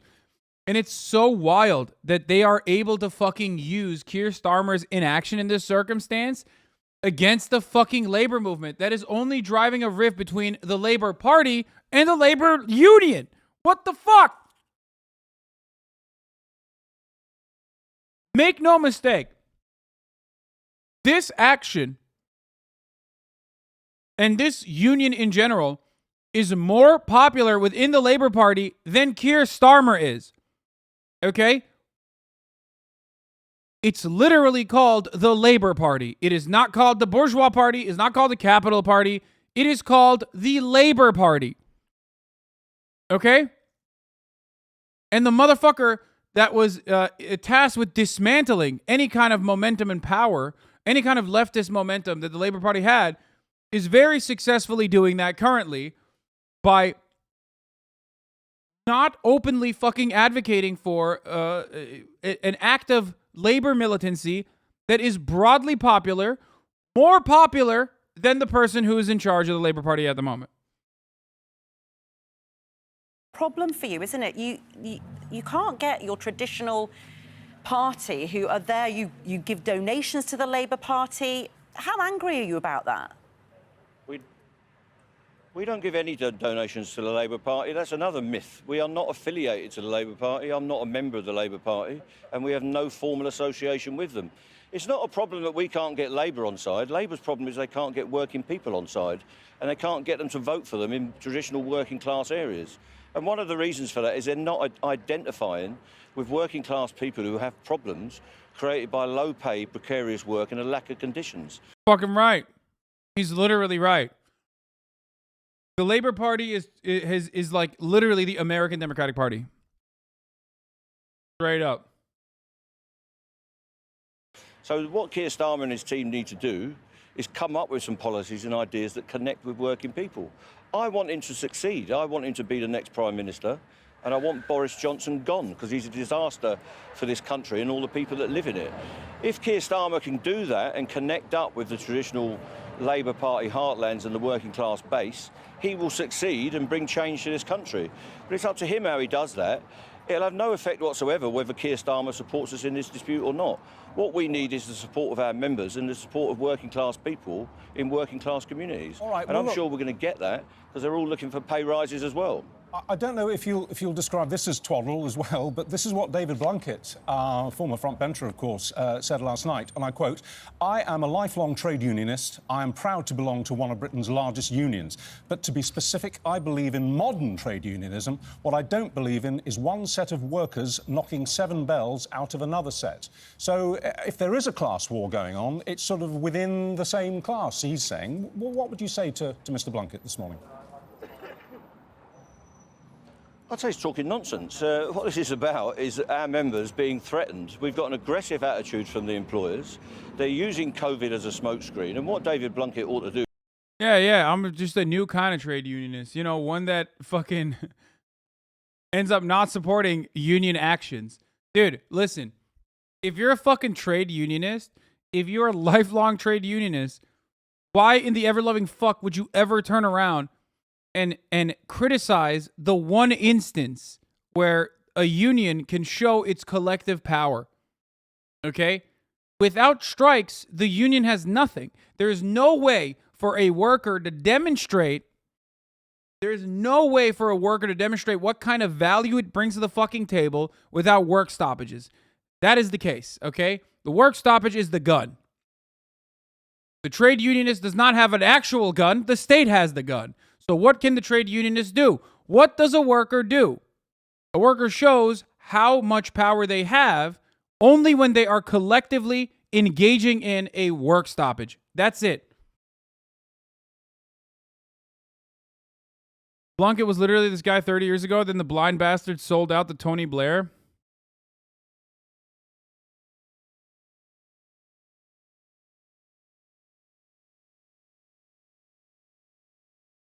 Yeah, I'm a new unionist, which is like, when unions have no power whatsoever. Dude, if you ever find yourself against a fucking work stoppage, when it comes to like real labor unions, obviously, I'm not talking about fucking the dumb shit like the police union or whatever. Okay?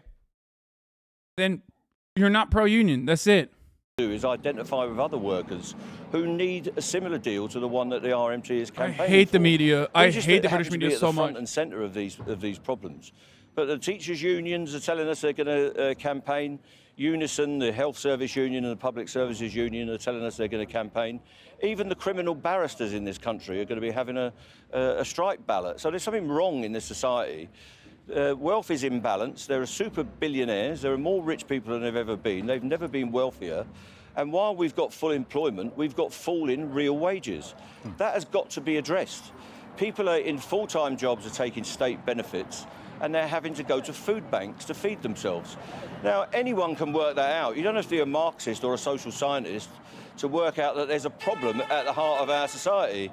And incredible it's up to the take. Brilliant trade unions take. to bring back balance and bring back equality to the workplace, and that's what we're part of, All right, and Mr. that's Lynch. what we intend to do. All right, now listen, Ranveer has a question for you about Grant Shapps in a moment, but just before that, I want to play you something that we had on yesterday's programme. We interviewed live a professor who's an oncologist, whose job it is to save lives and to extend lives. He treats people with cancer. Oh, and this is what he had fuck to say off, about- mate! Fuck off!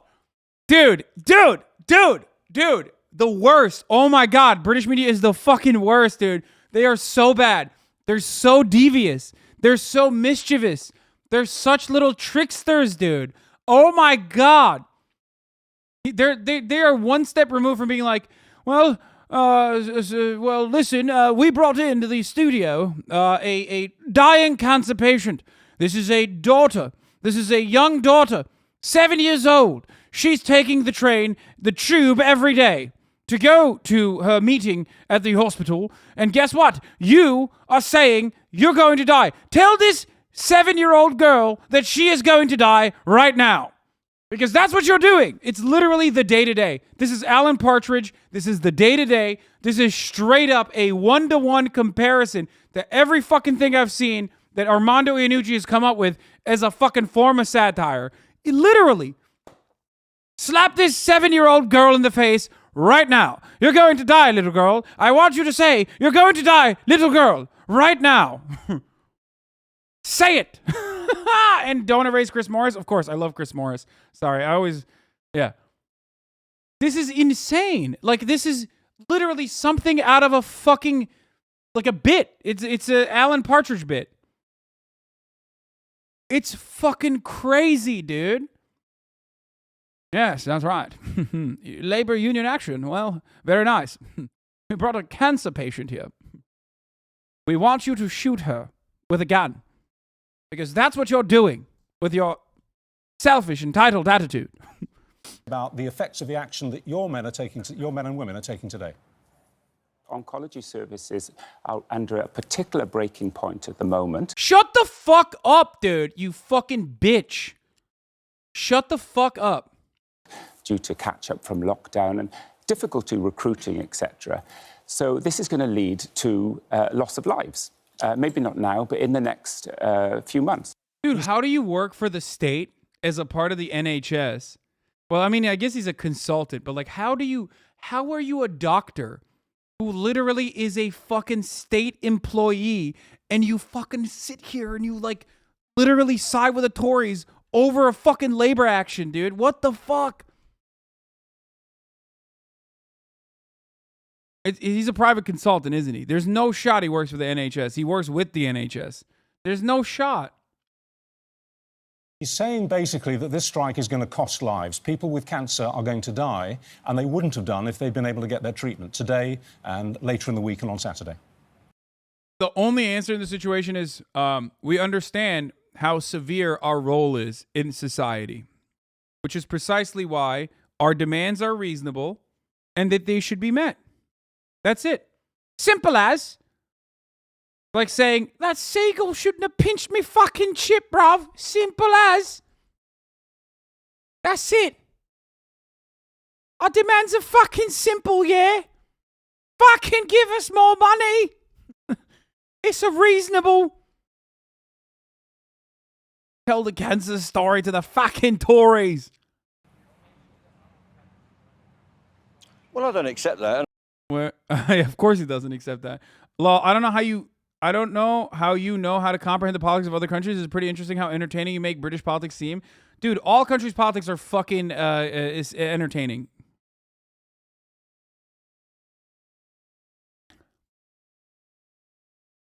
Are they really going to die, though? Like, just take a taxi, just make sure it's not a fake taxi? No, he can't say that. Like, I mean, he can. Technically, that is the truth. Like, just take a fucking cab or use the bus lines, right? But ultimately, he's not going to say that. He shouldn't say that because it's a bad look, because that's what they're trying to get him to say. They're trying to get him to say that so they can say, look how fucking out of touch this bald fuck is, right?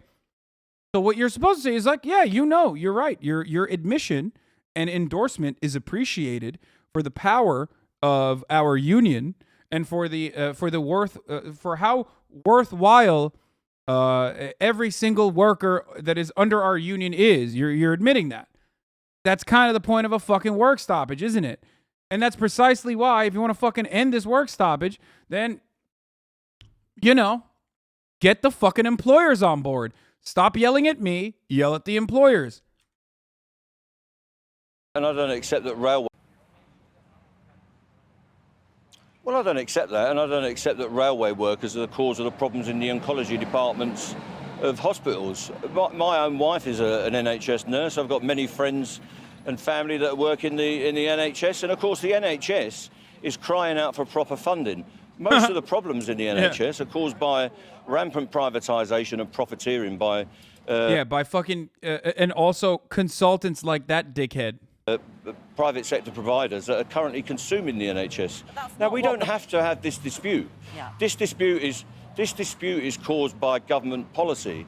And if we can get a settlement for that, we can move the people around, they can get to their appointments, get to the workplace, and enjoy their leisure activities. We want a settlement as keenly as anyone else. And on that point, you mentioned the government. Rail workers are not killing cancer patients.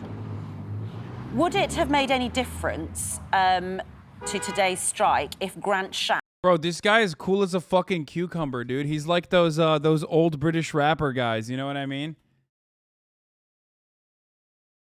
Like, he just reminds me of these dudes, dude.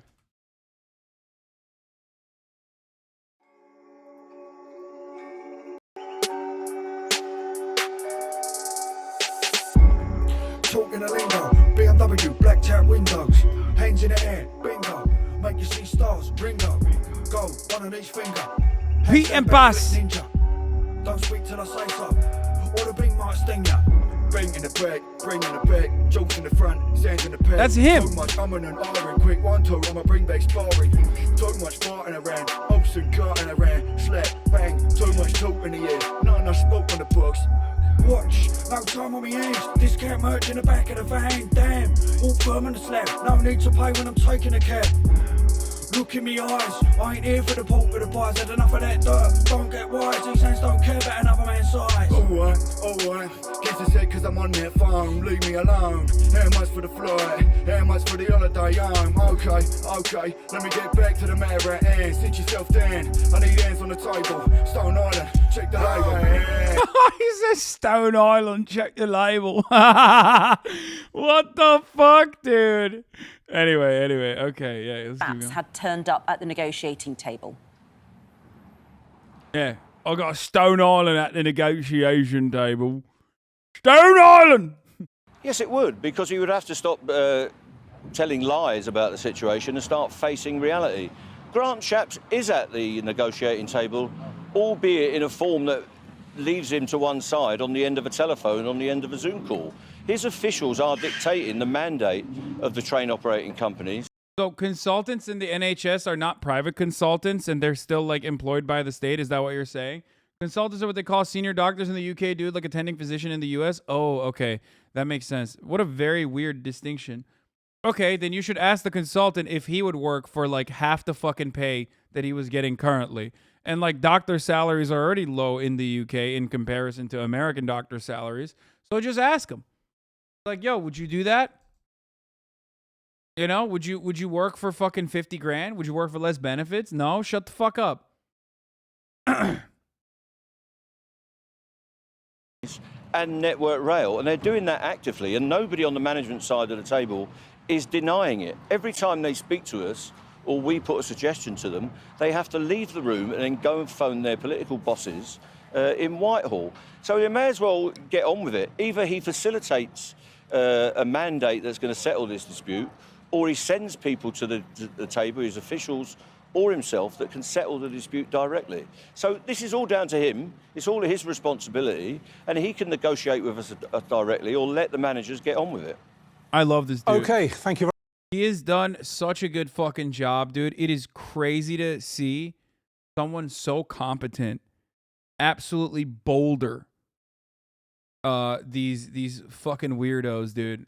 It is really, really cool to see these right-wing, psychotic Tory pieces of shit, these elitist, out-of-touch Tory pieces of shit get eviscerated by just a fucking, straightforward union dude. Navigating the media tricks and chatters yesterday were like, but he makes 85K. Yeah, I mean, dude, it's just people were already doing that shit in here. People that claim to be leftists love doing that dumb shit, dude. It'll be you in a decade or two. You think I'm going to become a union organizer? What are you, fucking crazy, dude? I'm in media and as an independent person. Like, I can't fucking organize for shit. That's why I tell you guys the organizing. Try to show you the proper union leaders and the organizers that you can learn from. Oh, you just meant bald. Okay, yeah, that's true. Yeah, That's true. That is true. Yes, I am.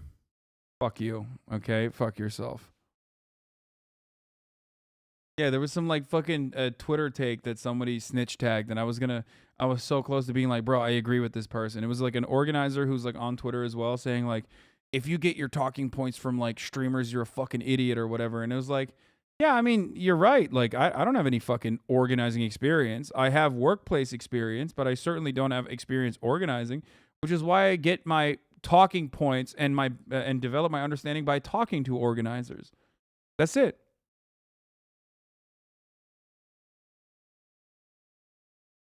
Like, I know what I'm good at and I know what I'm not good at.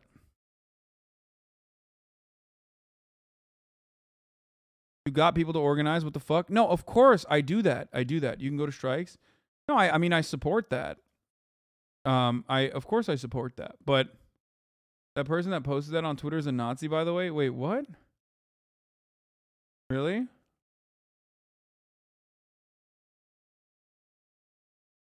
Yeah, I mean, I have people in this community that are working. I have people in this community that are organizers. That I work with organizers. That's it. That's what I do. I think the difference is some people get their talking points from legit debate bros. Yeah, I'm not a debate bro. So organizing doesn't pay, Pepela. Yeah, that's why I do this.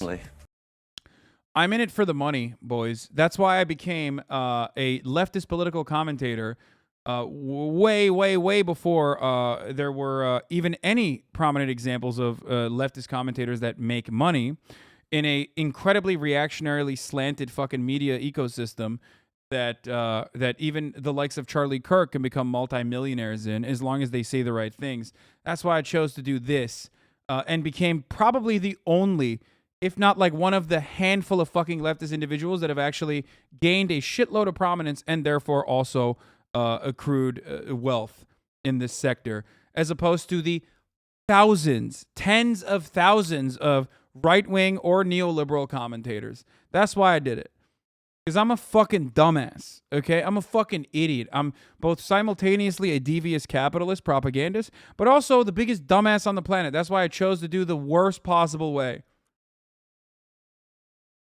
always funny. It's like, dude, I can't believe it. Like, bro, you chose a lane. You chose a lane. It's like, no, motherfucker, I made the lane. Like, what are you talking about? I literally made the lane. If I chose a lane, there would be plenty of other examples in this lane that I'm following. Like, what do you mean? I chose this lane that was like so fortunate.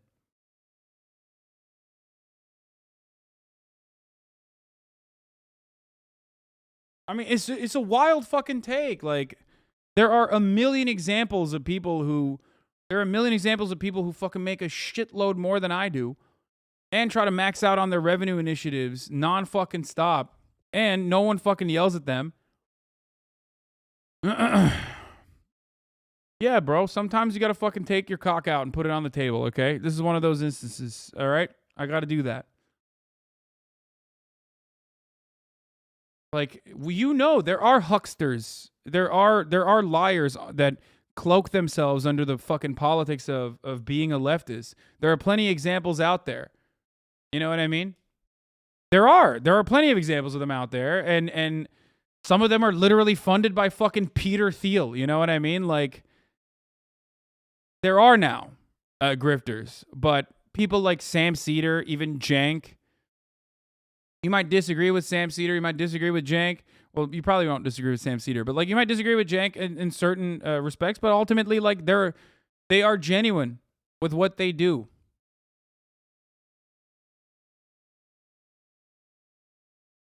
You know?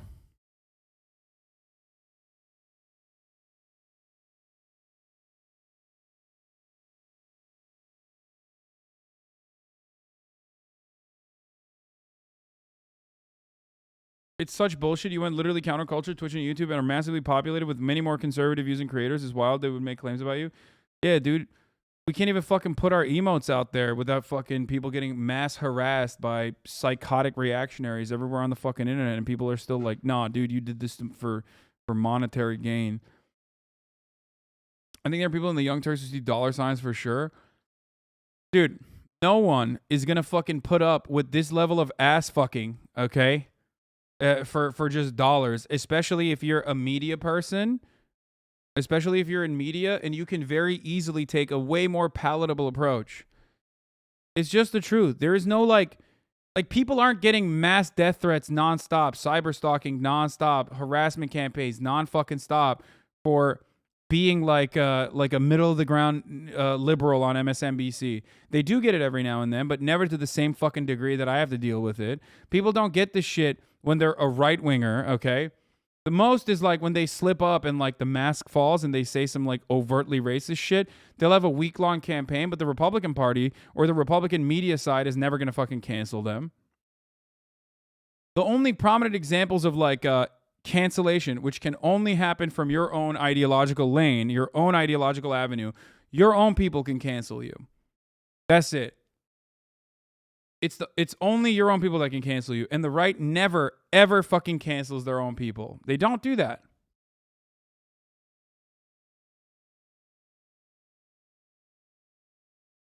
They don't do that. Who's your political hero? James Connolly. James Connolly. Do you know who James Connolly is? He No, was an explain. Irish socialist Republican. And he educated himself and he started non-sectarian trade unionism in Ireland. And he was a hero of the Irish Revolution. So he is your hero. No, He's what a about hero. what about who's That's awesome. The right literally canceled Madison Cawthorn, Lamau. It wasn't even, I mean, it was center right. It was like liberals that started that pack, by the way. It wasn't just the right that canceled them. But that's an exception that does not prove the rule, by the way. Like, or that does not destroy the rule. Same with same with Milo Yiannopoulos. But yeah, for the record, that actually, that still proves the original point I was making, which is that you can only be canceled by your own side. You know?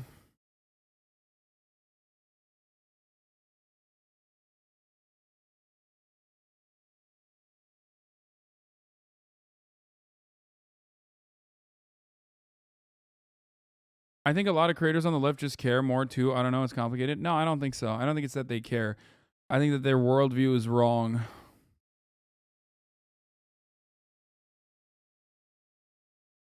I think that leftists who are like constantly seeking out cleaning their own backyard or whatever the fuck when we are powerless against institutional power are just fucking pathetic little, not to use the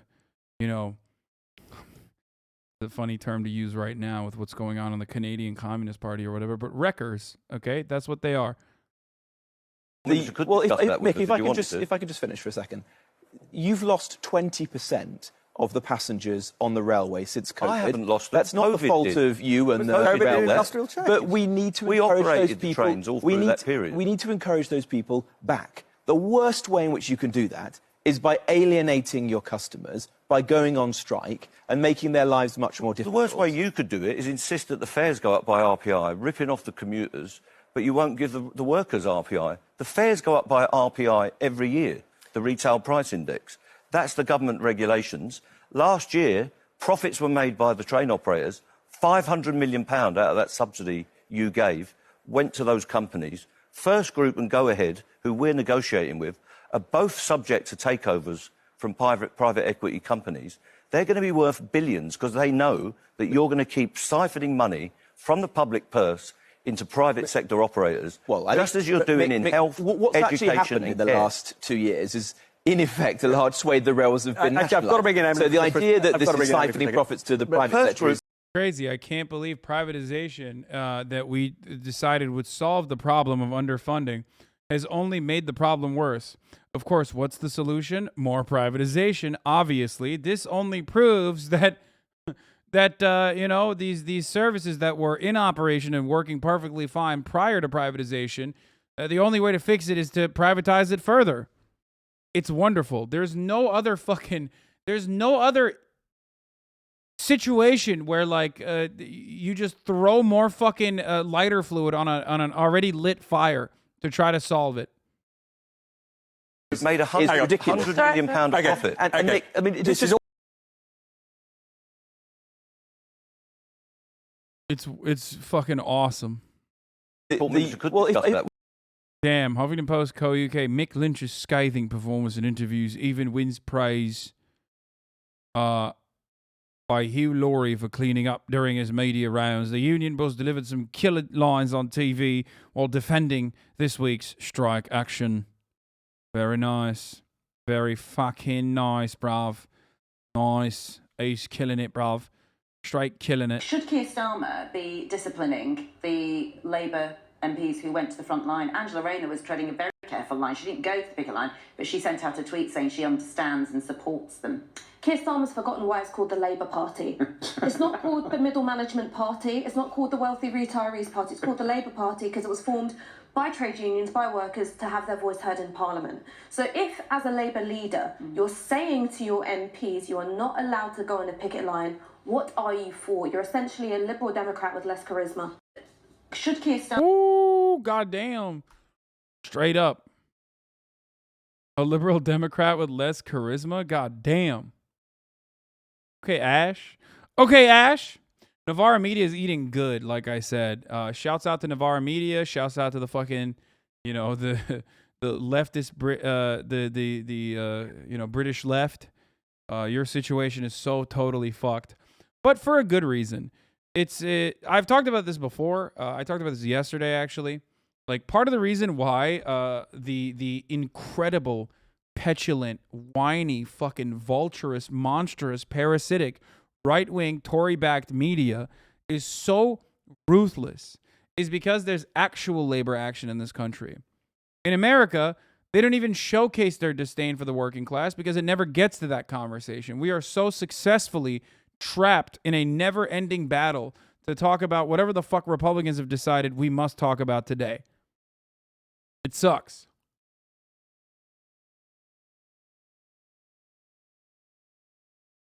What's happening at the CPC right now is very fucked up. The people blowing things up on Twitter are participating in factionalism and totally against the DC process. Not to mention they've totally misrepresented the actions of the party. Dude, I don't care. I literally don't care. And I don't think anyone really cares. It's just like the most like extremely online fucking conversation to have. I'm sure there's like some really horrible things happening in the party. I just don't care. It is like, don't get mad at me, guys, but it's irrelevant. Literally irrelevant. And no, it's not even like leftist infighting. I mean, like, it's irrelevant in the sense that what kind of political power do they have? Like, they have nothing. Who gives a shit? I don't care. Some Sky News propaganda to anger you? So I missed the bus, so I had to take a cab, and the prices were much higher because of the strikes and everything. How do they even find this person? It's like 18 to 34, which is, of course, the people that take the trains and rely on public transit more, have like overwhelming support for the strikes. That's wild. It is like statistically difficult to fucking find someone to stand in opposition to the current strikes happening. Literally all leftists do is infighting. I mean, I'm sure the anger, for as far as I read into the situation, which I didn't read too much, is totally valid. I'm still saying I don't care. Please. I just don't care. They're irrelevant. Sorry, it's just the truth. But yeah, it's funny that it's funny to see like. It's funny that they were able to find like a young person who's against it when it's statistically way less likely that they are. So that added a bit to the stress because I have an exam too. And I also have a friend who's like 30 minutes late because of the train strikes too. So it's really affecting us. But 30 minutes late for her exam? Yeah, like she's coming right now, but our exam's about to start. So it's affecting like all of us. How do you feel about that? That must be that's the last thing you need, right, when you've got an exam. It's really stressful because you want to be focusing on your revision instead of look at that. Like, look at that, dude. On time. Luckily, I was able to come a bit earlier for my exam. Look at that. Look at that. Please look at that. 27% absolutely justified. That's what majority say the rail strikes this week are justified. A third say they are not. 18 to 34, which is the category that uses the fucking railroads the most, right? The railways the most. 1834, 27% absolutely justified, 45% somewhat justified. That's crazy. Because I did leave the house about an hour earlier than I would usually, but I can definitely like see the added stress when you're trying to revise for your exam, but also trying to get to school on time. Everything's a bit stressful, but you just have to kind of try and balance things. So I miss. Also, they never even said like, yeah, I mean it's an inconvenience, but like, what if it's leading questions? They never gave the full scope. We don't know what the actual perspective is. It's great. They could just say, yeah, it's inconveniencing, but it's like still fine. Video was made possible by Hover. Set up an email address or website with a custom domain in about 2 minutes for 10% off at hover.com/Wendover. This is about the Thursday, UK's May failed experiment in rail privatization. 3rd, 1979, 31,221,362 voters gathered at polling stations across the United Kingdom to decide on who would fill the 650 seats of the House of Commons. Now, any election is important, but this one held particular significance. Over the years leading up to it, the country's manufacturing industry was collapsing, inflation was wreaking havoc on the economy, mass strikes were plaguing both the public and private sector, unemployment was exploding, and it was quickly becoming clear that Britain was losing ground to Japan, Germany, the US, and other subjects of post-war economic booms. Margaret Thatcher and her Conservative Party proposed a solution. They would curb the power of unions, cut personal income tax, and privatize nationalized industries. Essentially, it was a complete rejection of the economic ideology of the prior 30 years. However, in the view of the British public, the status quo was what got them to the turmoil of the era, so Thatcher's message resonated.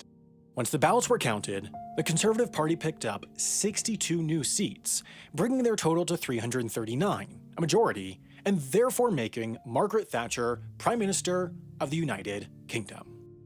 The era of British privatization started quite quickly. First with British Petroleum. So crazy, just right around, a similar era where a Republican also held on to power. Which Thatcher and began did the almost identical thing in America. selling off shares just months following her appointment. But then, in the new decade, the trend kicks into high gear with British Aerospace, British Gas, Rolls-Royce, British Airways, British Steel, National Express, British Telecom, British Leyland, the British Airports Authority, and dozens more state-owned enterprises being sold off to the private sector. By the 1990s, the concept of a state-owned enterprise was becoming increasingly obscure, but there was just one major sector that the sell-offs had yet to really touch: the railroads. Thatcher herself didn't dare touch them.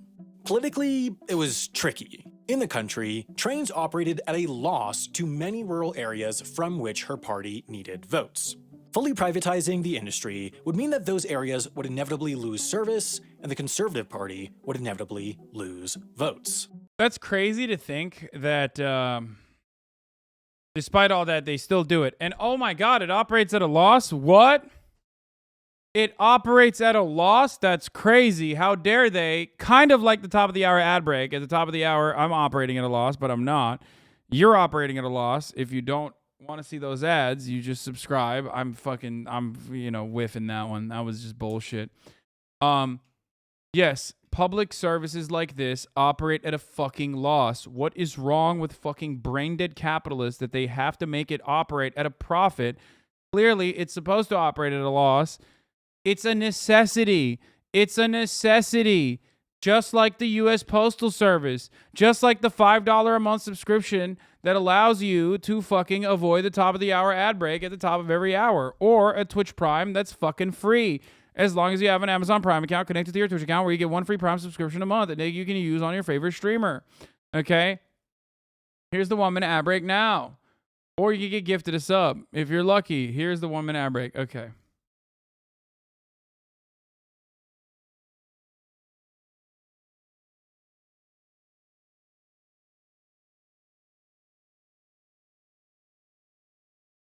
In addition, in her view, railroads were just one of the rare examples of sectors that just had to be publicly run. They were just too tricky to run. Also, the funniest part about this is that, claiming that railroads are operating at a loss is such a fucking idiotic argument. Because highways are a loss, okay? Highways operate at a loss. Why the fuck is no one crying about highways? Oh, I wonder why. Maybe because people understand the necessity for commerce when it comes to highways. But when it comes to trains, God forbid, we have that same exact fucking conversation. Shut the fuck up. Shut the fuck up. That's what the government's supposed to do. It's supposed to operate at a fucking loss. These are not plans that are supposed to pay for itself. You do it because it's a necessity. You don't do it to make money. Fuck you.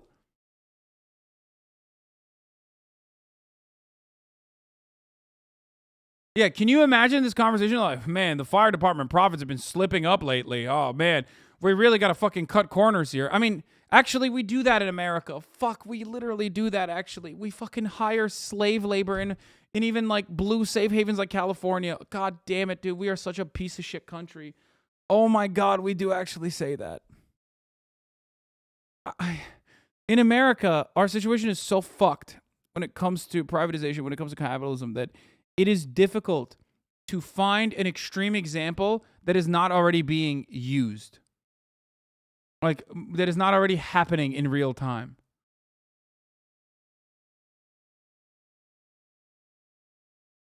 Run both efficiently and effectively with a purely profit-seeking motive.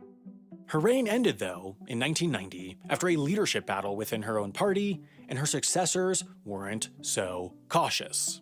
Conveniently, in 1991, the European Union acted first. It issued Directive 91/440, which read, quote, "Whereas the future development and efficient operation of the railway system may be made easier if a distinction is made between the provision of transport services and the operation of infrastructure, whereas given this situation, it is necessary for these two activities to be separately managed and have separate accounts." Essentially, what this said was that the companies, organizations, or agencies that actually operated the trains had to be legally separate entities from those that operated and owned the tracks upon which trains operated.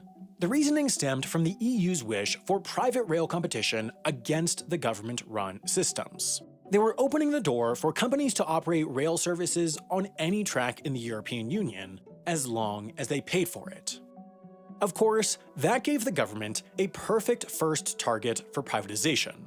On April 1st, 1994, Railtrack came into existence, a private company that now owned all the tracks, stations, and rail infrastructure in the United Kingdom. There was much work left to do, though. British Rail's trains went to 3 newly formed rolling stock companies, their telecoms infrastructure was sold to Racal Electronics, freight operations were split up and allocated to 6 newly formed private companies, and this process went on and on and on, but then came the question of passenger train services. It was very clear that the solution to privatizing those would not be a quick and complete sell-off. The crux of the problem was exactly what Thatcher had identified when she decided not to privatize the railways. The public had come to expect and rely on inherently loss-making rail operations. While running an 8 a.m. train from Edinburgh to London may be profitable, running a 1 p.m. train from Manchester to Buxton probably is not. In order to run trains at the prices, to the places, and with the frequency the public demanded, someone had to at least. Trains and roads do run on a profit, the profit being the rest of the country's people have them. Brain-broken economy is the reason why people say this. No, dude, you're literally repeating what I just said. Like, I don't know if you came in late and you only heard the tail end of my argument, but you're just straight up repeating exactly what I said. That's exactly what I said. I said that, you know what else doesn't run on a profit? Infrastructure in the form of highways, except we never recognize it as such because we see it as a valuable utility for commerce. Same as trains. That's exactly what it is. Yes, that's what that means. What you just repeated, which is cool. I mean, I'm glad that you summarized it, but sometimes take a loss. With that, a structure evolved. Intercity, British Rail's long-distance brand, was split into 7 segments. Network South East, which primarily operated commuter services in and around London, was split into 10. While Regional Railways, which operated short-distance services throughout the rest of the country, was split into 8. These 25 train operating companies would at first be owned and run by the government, but through time, the operations of each would be franchised out to private companies. Now, each of the train operating companies were designed so that their advantages and disadvantages were, in the view of a private company, somewhat balanced. That's rather important, since any franchisee is contractually required to serve certain stations at certain times and certain frequencies. For example, the Intercity East Coast franchise includes the super high-demand, high-frequency East Coast service from Edinburgh Waverley to London King's Cross, Edinburgh, 2 of the busiest train stations in the UK, between which any operator should be able to turn a profit. However, this franchise also requires, for example, the operator to run at least one train a day that leaves London King's Cross between 11:30 a.m. and 12:30 p.m. and eventually calls at the small Scottish town of Cussy, along with a corresponding southbound service that calls at the town before arriving at King's Cross. How does Scotland nationalize its railways, but like, like how does that work? Is there like a train station at the border, and then all of a sudden it's like, well, now if you're operating on this railroad, it's like now you're operating on nationalized, like a nationalized service? King Cussy has like 50 residents, lol. Between 5:30 and 6:30 p.m. Devolution only to their now, citizens? only some 108 No, people but I use meant like Cussy economically, how does that work? the railway station each day, most to get on the regional trains running between Glasgow or Edinburgh and Inverness. A private company likely would not choose to service a station where they'd be lucky to pick up a dozen passengers in a day, so the intention of the franchising system was to balance things out, put a little bit of the bad with the good, so that places like Cussy would not lose their service. To further balance things out, the government would accept bids from companies to operate the different franchises, and what the government would receive could either be in the positive or the negative. The government would look at all the serious bids and quite simply pick the one that would make them the most money in incoming franchise payments or lose them the least money in outgoing subsidies. On the surface, it seemed like the perfect system. The free market would force companies to compete to win a franchise, and, in the end, the government, and by extension the British taxpayer, would spend the least amount or earn the most amount of money possible. But that's just the view from the surface. If you dive in and take a deeper look at the franchise agreement, the contract between an operator and the government, cracks begin to show. This document is the draft of that agreement for the Intercity East Coast franchise, the one that includes Edinburgh to London service, published by the UK government during the latest tendering process in 2014.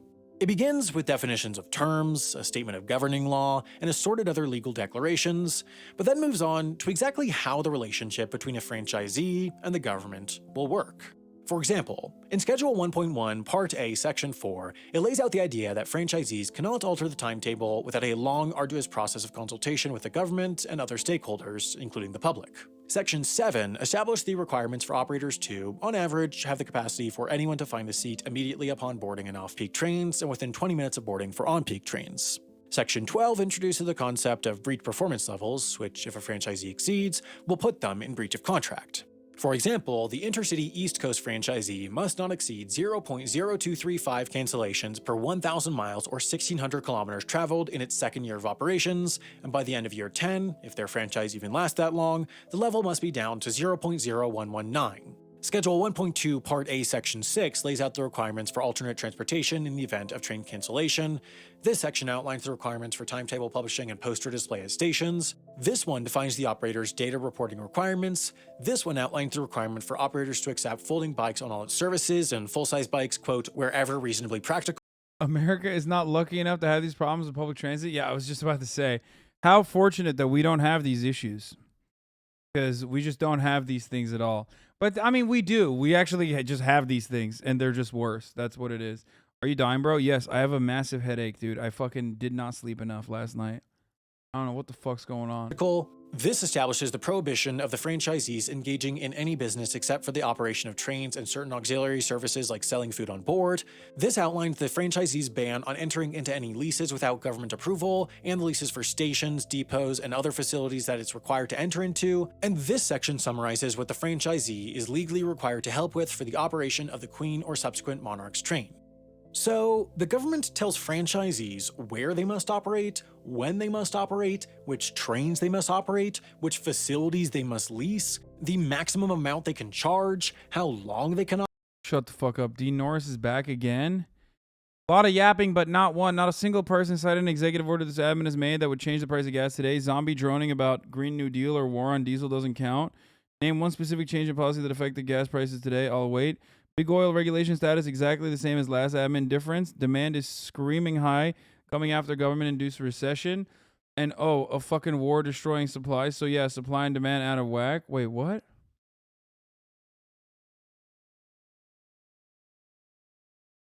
Why is he like this? I just don't understand why he's like...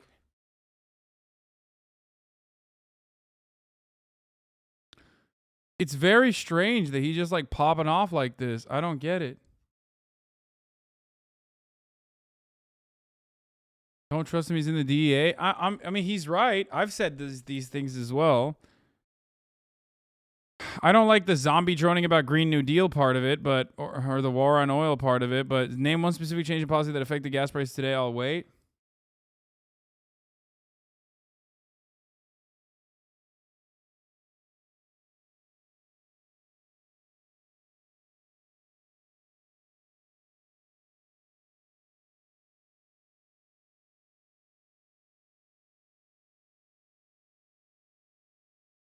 It's just... Oh, he's talking about conservatives, yeah.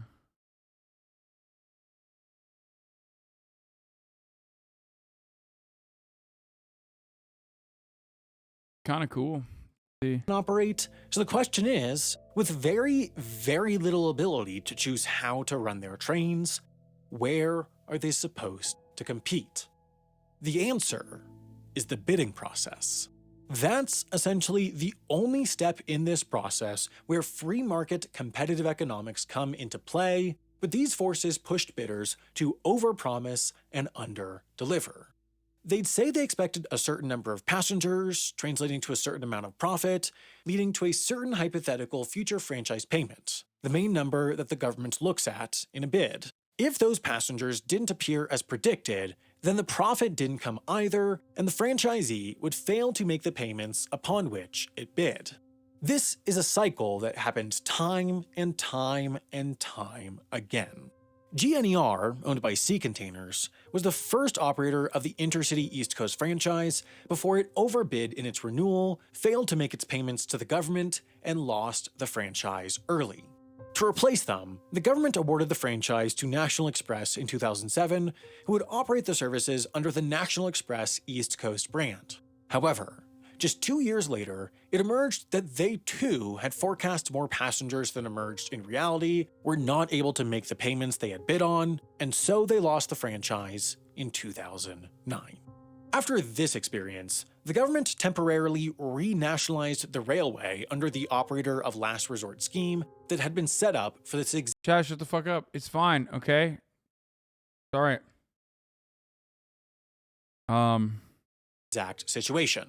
The succinctly named East Coast Company, owned and run by the government, operated the line until a new bidding process was opened in 2013.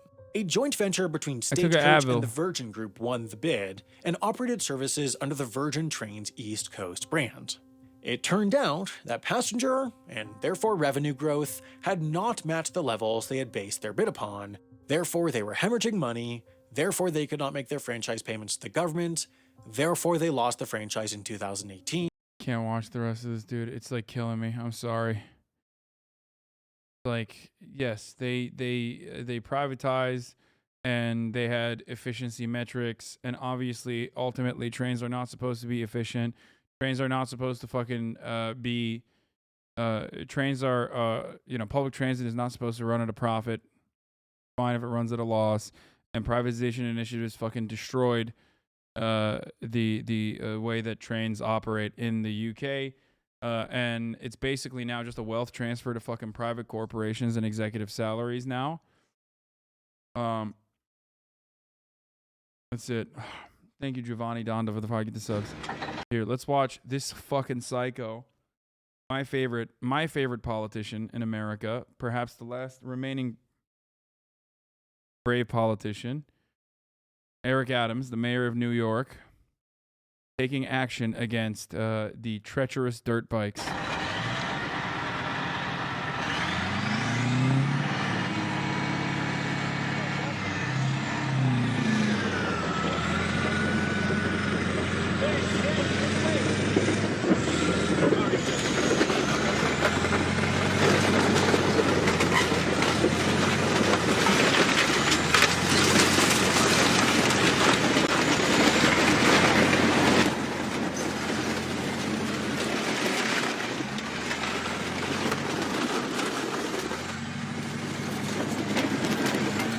Why? In big cities like New York, the residents fucking despise dirt bikes because people who like drive dirt bikes and quads and stuff make a lot of noise. They're called like the wheelie boys or some shit, right? And they hate the noise pollution that dirt bikes contribute, and they're dangerous, and they're not legal. That's not true. Dual sports are legal. You're wrong. My brother has one. They're just fucking annoying. That's it. And they're just destroying all the impounded vehicles. And the irony, of course, is that like these are specifically these kinds of bikes actually have really good gas mileage. They're not legal in New York City limits, and apparently 80% of them are stolen anyway, is what they say. Or 80% of them, because they're illegal, come up with no ownership.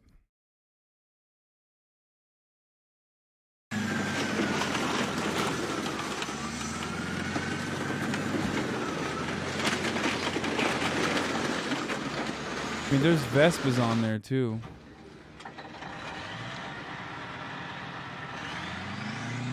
But yeah. So that's what he's doing. He's just fucking destroying fucking dirt bikes. New York City crushed hundreds of illegal dirt bikes and ATVs last year. Many of them are stolen, according to police officials who estimated that last year about 80% of the bikes went unclaimed.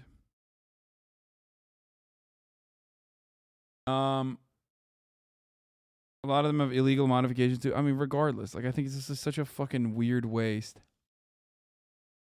of a kid's guide to fighting socialism. Cuba is just another example of the damage that socialism can do to a country. But the radical left is pushing it on America. Kids need to know why it won't work, and Mike Huckabee wants to help by sending you the Kid's Guide to Fighting Socialism free for a limited time. This important gift will help kids learn why socialism is bad for America and how they can help fight back. It's part of a new gift bundle that includes a free magazine and video lesson too. To learn more, just visit kidsfightsocialism.com. That's kidsfightsocialism.com.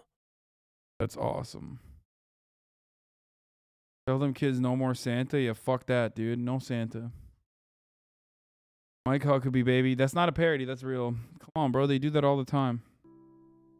Destroying minimum wage myths with Robert Reich. If your business model depends on paying your workers starvation wages, you should not be in business. The federal minimum wage of $7.25 an hour hasn't been raised since 2009. That's the longest period without an increase since the minimum wage was enacted. Meaning today's minimum wage is actually worth far less than it was in 2009. This is an insult to American workers and bad for our economy. It's far past time to raise the minimum wage to at least $15 an hour. Today's federal minimum wage is a starvation wage. A full-time minimum wage worker can't afford a two-bedroom rental in any city, county, or state in the entire country. Meanwhile, billionaires like Jeff Bezos can afford a DC mansion with 25 bathrooms and 5 living rooms, just one of his many mansions. Now, the current minimum wage isn't so low because these workers are worth less than they were years ago. Quite the contrary. If the minimum wage had kept pace with workers' productivity increases since 1968, it would be over $22 an hour today. Even so, conservatives are out to scare you about raising the wage. Let's debunk each of their talking points. Myth number 1. If businesses have to raise wages, they'll cut employees' hours or cut jobs altogether. Rubbish.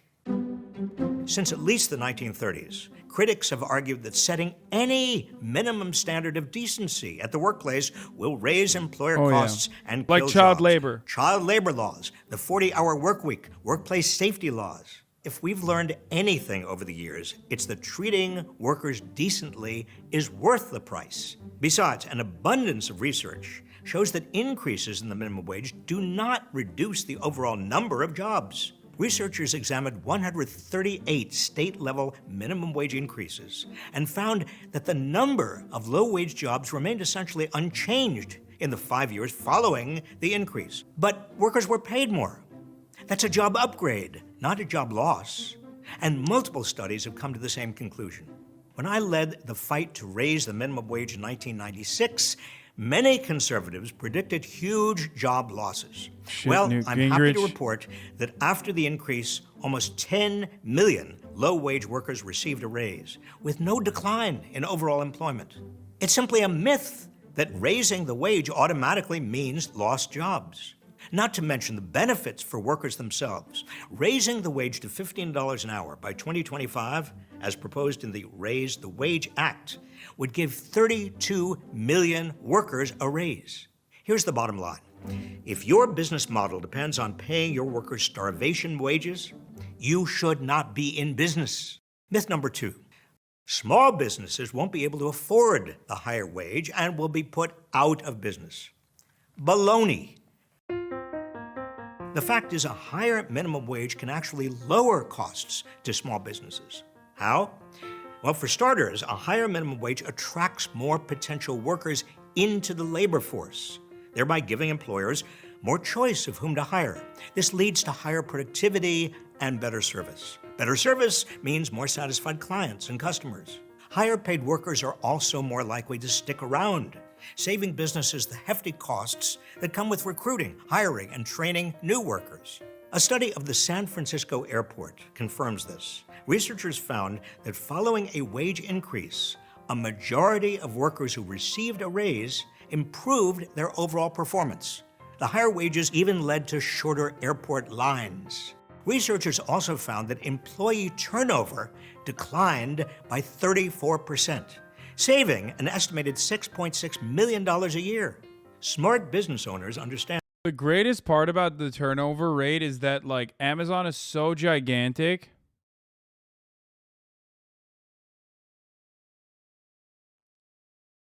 I love who you project you are on stream.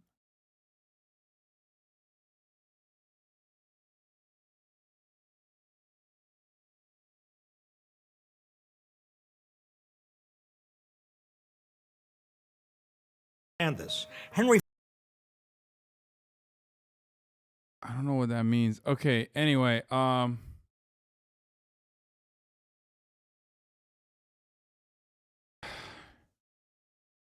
Amazon is so gigantic and so reliant on high rate of turnover in an effort to combat like one of the few sectors where people are working alongside one another and therefore higher likelihood of unionization and demand for better benefits and compensation and unionization are running out of workers to exploit.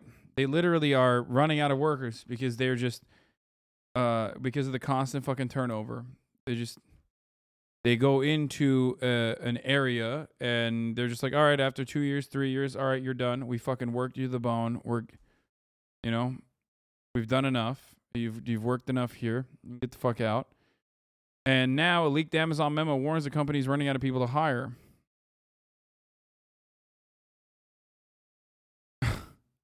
By 2024, they could run out of people to hire in the U.S. warehouses, according to leaked Amazon internal research from mid-2021 that Recode reviewed. If that happens, the online retail service quality and growth plans could be at risk, and its e-commerce dominance along with it. Raising wages and increasing warehouse automation are two of the 6 levers Amazon could pull to delay this labor crisis by a few years, but only a series of sweeping changes to how the company does business and manages its employees will significantly alter the timeline. Maybe they should fucking want the union to, maybe they should support the ALU. I'm just saying. If we continue business as usual, Amazon will deplete availability of the labor supply in the U.S. network by 2024. It's because they're too large, dude. And it's too vast. And they're everywhere. So they're literally running out of people to exploit in towns when they have a 2-year turnover.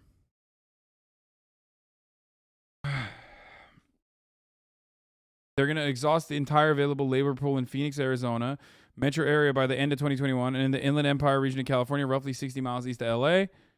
Amazon's internal report calculated the available pool of workers based on characteristics like income levels and a household proximity to current or planned Amazon facilities. The pool does not include the entire U.S. adult population. The research provides a rare glimpse into the staffing challenges that Amazon is now facing behind a slick veil of one-click online shopping and same-day Prime delivery.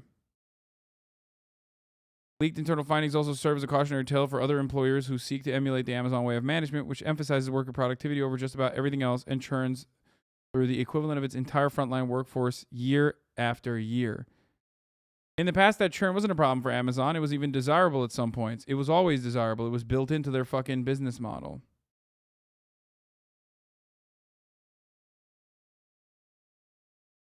You know?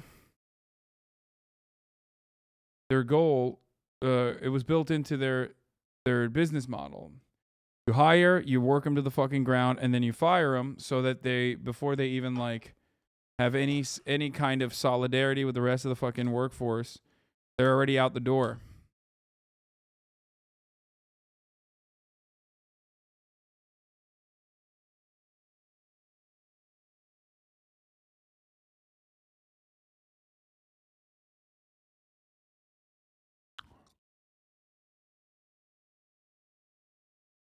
Ford, after introducing the $5 day in 1914, when typical industry wages were less than half that, called it his best cost-cutting strategy because of the productivity boost that followed.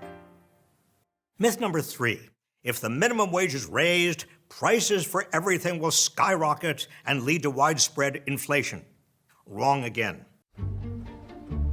Researchers have found that for every 10% increase in the minimum wage, prices increase by less than 0.5%. And it's a temporary price increase, occurring only in the month the wage hike goes into effect. No way this sparks inflation. In fact, the minimum wage needs to be raised so it can keep up with inflation. Because of inflation, today's minimum wage is worth almost a third less than it was worth in 1968. And since it was last raised in 2009, it's lost 17% of its value. This means that compared to 2009, minimum wage workers have lost $3,950 every year. So that's why a higher minimum wage would boost economic growth. 70% of the economy depends on consumer spending. So more money in people's pockets means they can spend more on the goods and services that keep the economy going. Oh, and raising the minimum wage would reduce the amount of money taxpayers spend on public assistance that families need because their breadwinners don't make enough to live on. It's estimated that nearly half of federal minimum wage workers' families are enrolled in at least one safety net program, costing the public $107 billion every year. That's right. Our tax dollars are subsidizing corporations that don't pay a living wage. Myth number 4. Most minimum wage... Remember when I told you that fucking the greatest welfare queens or whatever are fucking rich people? The Walton family doesn't operate. The Walton family doesn't have a Walmart without government subsidies and the EBT program without food stamps. It just doesn't work. It does not fucking work. They need it. Otherwise, the workers will fucking starve. And they still starve. Workers are teenagers making some extra money on the side. They don't need a wage increase. More rubbish. While this might have been the case in 1968, it certainly is not now. Today, only 1 in 10 workers who would benefit from a $15 minimum wage increase is a teenager. More than half of them are between the ages of 25 and 54. More than half of them work full-time. And over a quarter... Doesn't it work the other way around too? Like normal non-Walmart people will also not have Walmart? No. It doesn't work the other way around. Walmart can stand to fucking pay its workers more and eat into its profit margins, okay? But of course, the way that Walmart operates, they never want to cut redundancies on dumbass initiatives, okay, or marketing or whatever the fuck. They only want to improve their profit margins by ensuring that they're paying their workers as little as possible. Having no say, workers having no say in the process too, of course. Yeah, EBT for their workers and EBT for their local customers, and also EBT for They're workers who then become their local customers. That's the best part about fucking Walmart. Like, you work at Walmart. Walmart doesn't even pay you enough to fucking survive. You get government cash assistant. Okay, you get SNAP. And then you turn around and use it at Walmart. Order have children. Today's minimum wage hurts people who are in their prime earning years, preventing them from building wealth and establishing financial security. Raising the minimum wage would also help reduce racial and gender pay disparities. Minimum wage increases and expansions in the late 1960s reduced the income gap between black and white workers.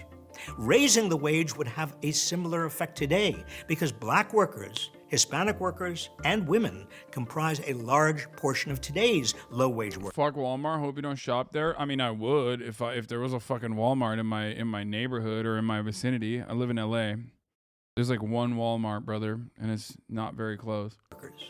In sum, raising the minimum wage is good for workers. Like, what do you mean? Is there artisanal shopping? Yeah, let me go find a artisanal store, dude. Like, yeah. Do some consumer side activism, you know? Oh man, fuck Walmart. Yeah. I go to Target only. Yeah, okay, sick.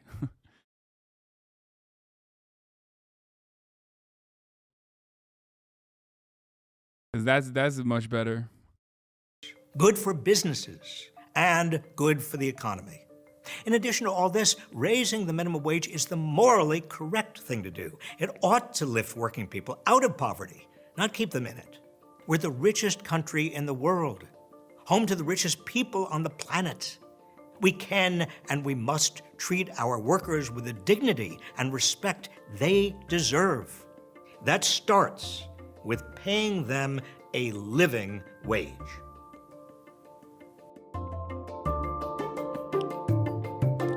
That was another Gravel Institute video with Robert Reich, destroying minimum wage myths with Robert Reich.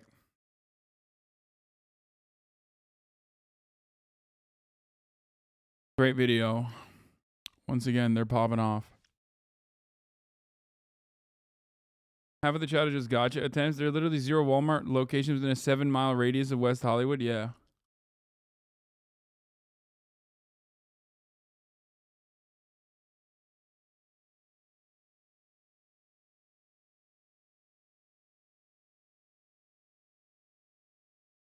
What? Mike Judge was on Joe Rogan? Uh-oh. Oh, boy. Dude, it fucking holds up. It holds up. Does it? Okay. Oh, my God. It's funny. It's nice I've to never hear. saw the whole thing before. It was one of those movies that I just, for whatever reason, I just never saw the whole thing. It was just... Well, it kind of, yeah, it didn't have much of a release, so. It didn't? No, it was, I mean, to be fair, like, it was a weird movie. It was hard to market. It's a funny fucking movie, man. Oh, it's thanks. funny. I mean... Joe Rogan is so funny because, like, he is like Idiocracy. You know what I mean? He is a character in Idiocracy. Feel me? Like, to look at Joe Rogan and be like, oh man, I love Idiocracy. It's like, bitch, who do you think they're talking about? I mean, I watched it in the gym while I was working out. I was cracking up.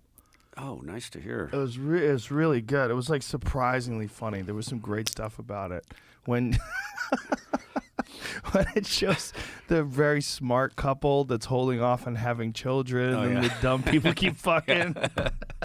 Yeah, that was, I feel like I really made the whole movie just to make that sequence. That was one of those rare times. Patrick and Darlene, the two actors, it was the only time I think this has ever happened. I think they were auditioning them in pairs, and they auditioned, and I kind of looked at like 2 or 3 more people and then said, okay, let's just cast them. It's never going to get better. That guy was so good, Patrick Fisher, yeah. It was such a good movie, man. It's just like, thanks. And it's so interesting, like looking at the world in 2022. It's like the only thing you missed was social media. Yeah, this is Joe Rogan.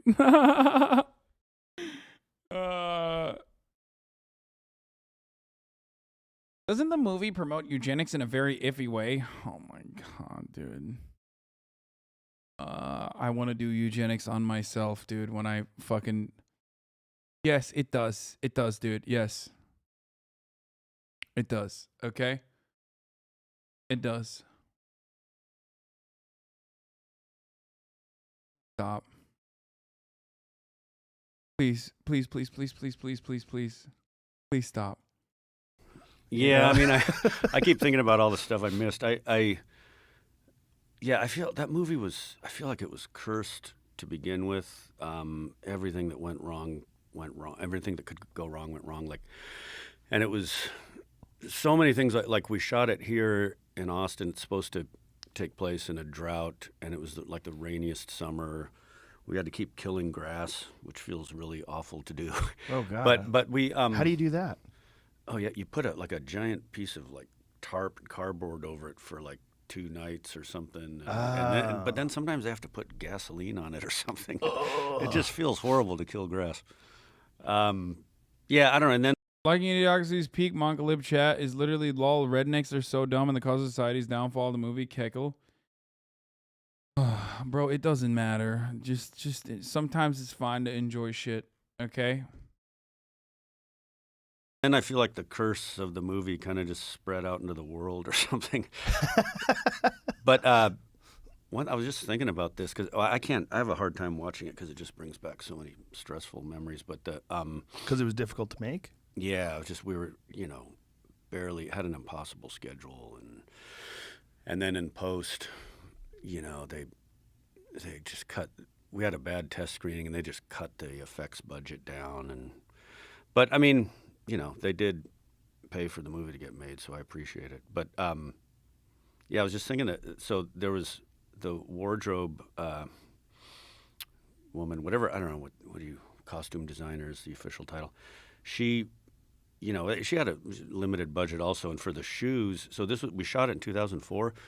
She tells me, okay, there's a startup, and it was Crocs, but they weren't out in the world yet. But it was a small company, and she goes, look at these horrible plastic shoes with holes in them. She said, we could really save a lot of money, just put everyone in these things. And then I said, well, what if by the time the movie comes out, what if these become popular and people are wearing them? She said, oh, these are never going to become popular.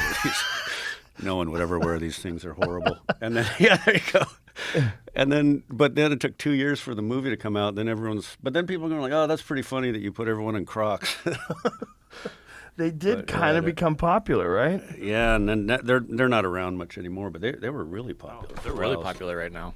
They came back. They came back in the last 2 years all of a sudden. What do you mean? Who's wearing them? Post Malone had a deal with them. I think Justin Bieber. God, Joe is so fucking out of touch, bro. He doesn't even know that Crocs were like,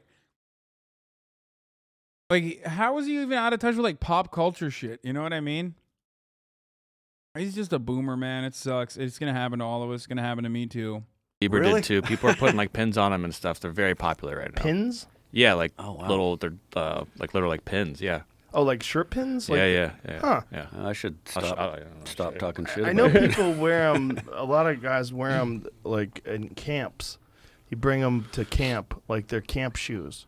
Oh. They wear Crocs around camp because they're light. If you're wearing like hiking boots all day and then you're camping, you wear Crocs at night when you're hanging around the campfire. You get Lyme's disease. So this is a new thing? I've only seen it popping up recently. I'd heard they were truck nuts in bankruptcy like 5 years ago or something. Maybe I heard wrong.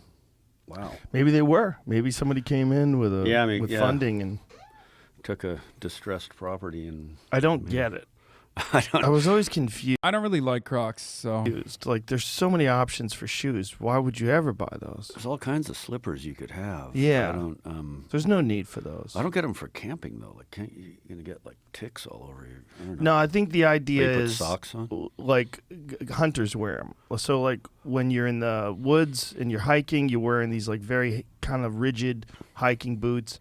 And then when you're just around the campfire, they wear these little Crocs. Okay. Because they weigh nothing. They're very light. Yeah, they are light. Yeah. And they provide you with protection from sticks and shit. Oh, okay. And then wear them like, over socks. I see. So they're horrific looking. Bro, the legacy of Idiocracy devolved into a conversation about fucking Crocs by two parties that are completely oblivious to like whether they're culturally relevant or not.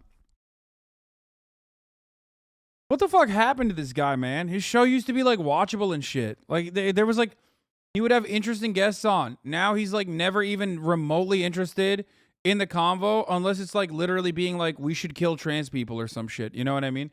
Obviously not directly that, but, and I know people are going to get really mad at me for saying that, but you know what he's just like, oh, a trans girl? A trans girl got in a pool? A 12, 14-year-old trans girl got in a pool somewhere? Let's talk about it. Like, this dude was popping for having, like, unique individuals, characters from, like, all different fucking walks of life, from all different kinds of backgrounds on, like, his independent platform, where he could have long 3-hour conversations with them. And now it's, like, it's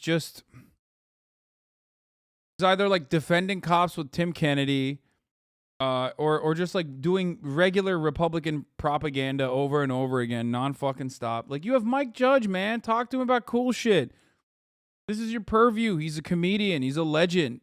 He has a new show coming out. Why the fuck are you guys wasting time talking about Crocs? They don't look good. What is this? That's why I wanted them in the movie. What the fuck is this? There's $600 Crocs. These are fashion Crocs. Cut the fucking shit. I thought they were fake. They are. Those are fake. real? These are real. $600 Crocs with some kind of a heel. What does the bottom of that heel look like? Is it flat? Like a peg, like a nail. It's like a nail's going through. That is so strange. You know what I don't get? The strap. Prediction correct. What's the story with the strap at the top of the foot? Sport mode. Do they all have straps? Because like, the one thing about us, when you need to run and you need to do some action. You ain't doing shit in those things. Put it around your heel so it doesn't fall off. Sprinting. Wait, $600? Is that how much? Yeah, they're real. Yeah. $600. Yeah. That's how dumb people. They podcast for like 3 hours. Lamau, they have to bullshit like this for filler. Brother, you're talking to a fucking Joe Rogan old stan, okay? I remember the divorce court Joe Rogan era, okay?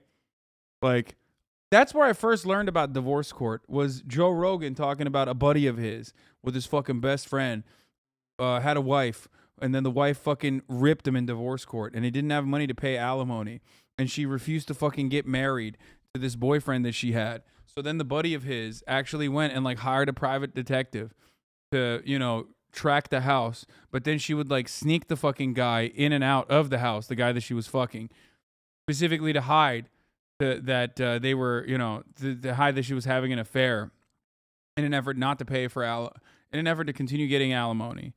And that was like that's the birthplace of the buddy of mine. That's like old ass fucking Joe Rogan, way, way, way back in the day. You know what I mean? Like pre fucking Milo Yiannopoulos, even like before he even had Milo Yiannopoulos on and all this shit. And back then, he would have really interesting conversations for the most part. Hasan, you sound like the viewers who don't watch a streamer anymore because they changed their content. I mean, I still watch them. I just think that he was always shitty in a misogynist way. You just didn't notice? Dude, I just literally described how he was shitty in a misogynist way. What do you mean? I very clearly noticed it. And I liked it, dude. That was my... That's why I watched it. I just told you that's why I learned about fucking the divorce court shit. So back then, obviously he still had like really, really fucking weird shit that he would talk about. But ultimately, like, he had fun conversations as well. I was just showing the buddy of mine convo as a talking point to like how far back my Joe Rogan fandom goes.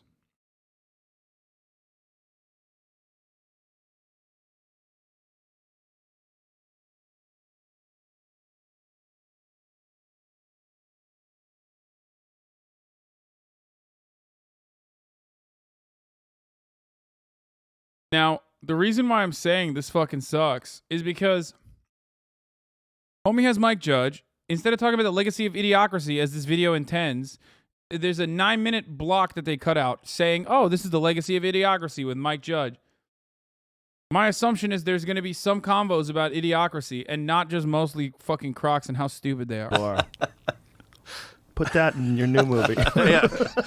Yeah, I know. I wish I could remake that. What would you do different? Well, like you said, I probably would have had more staring at phones and stuff. I mean, nobody saw that coming though. Yeah. Well, there's also wild, right? Because you filmed it. It was released in what, 2005? 2006. We filmed it in 2004. Yeah. So if you think about like phones back then, it was all flip phones. Yeah, they were starting to come out with the Nokia. But yeah, the iPhone I don't think was there yet. That was 7. It was about to come out. Yeah, and even then, like everybody thought that was kind of like a novelty. Nobody ever thought it would be like almost a requirement for life. Yeah, and also I wrote it in 2000. I started writing it in 2001, and then it's writer Eitan Cohen. I wrote a draft with him. I wrote an outline, and then so that was like 2002, I think, or 2003 that we wrote it. So it was like pretty far away from all this stuff happening. That's the only thing you missed, though. It also feels like Mike Judge is like bored. I mean, maybe I'm reading too much into it, and I feel like I'm being too parasocial or whatever, but like, it feels like he's just not into the combo at all. I mean, yeah, I don't even like I dumbing down of people nailed.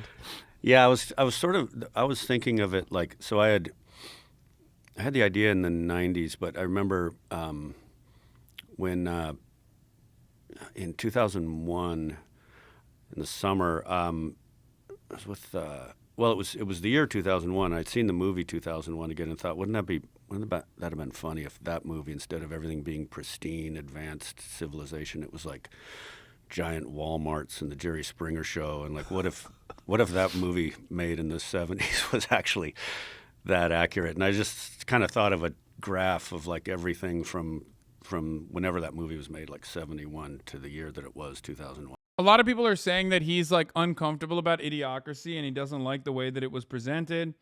That's a wonderful opportunity to talk about it in front of a gigantic audience. So if Joe had done at least a little bit of due diligence, he would know that.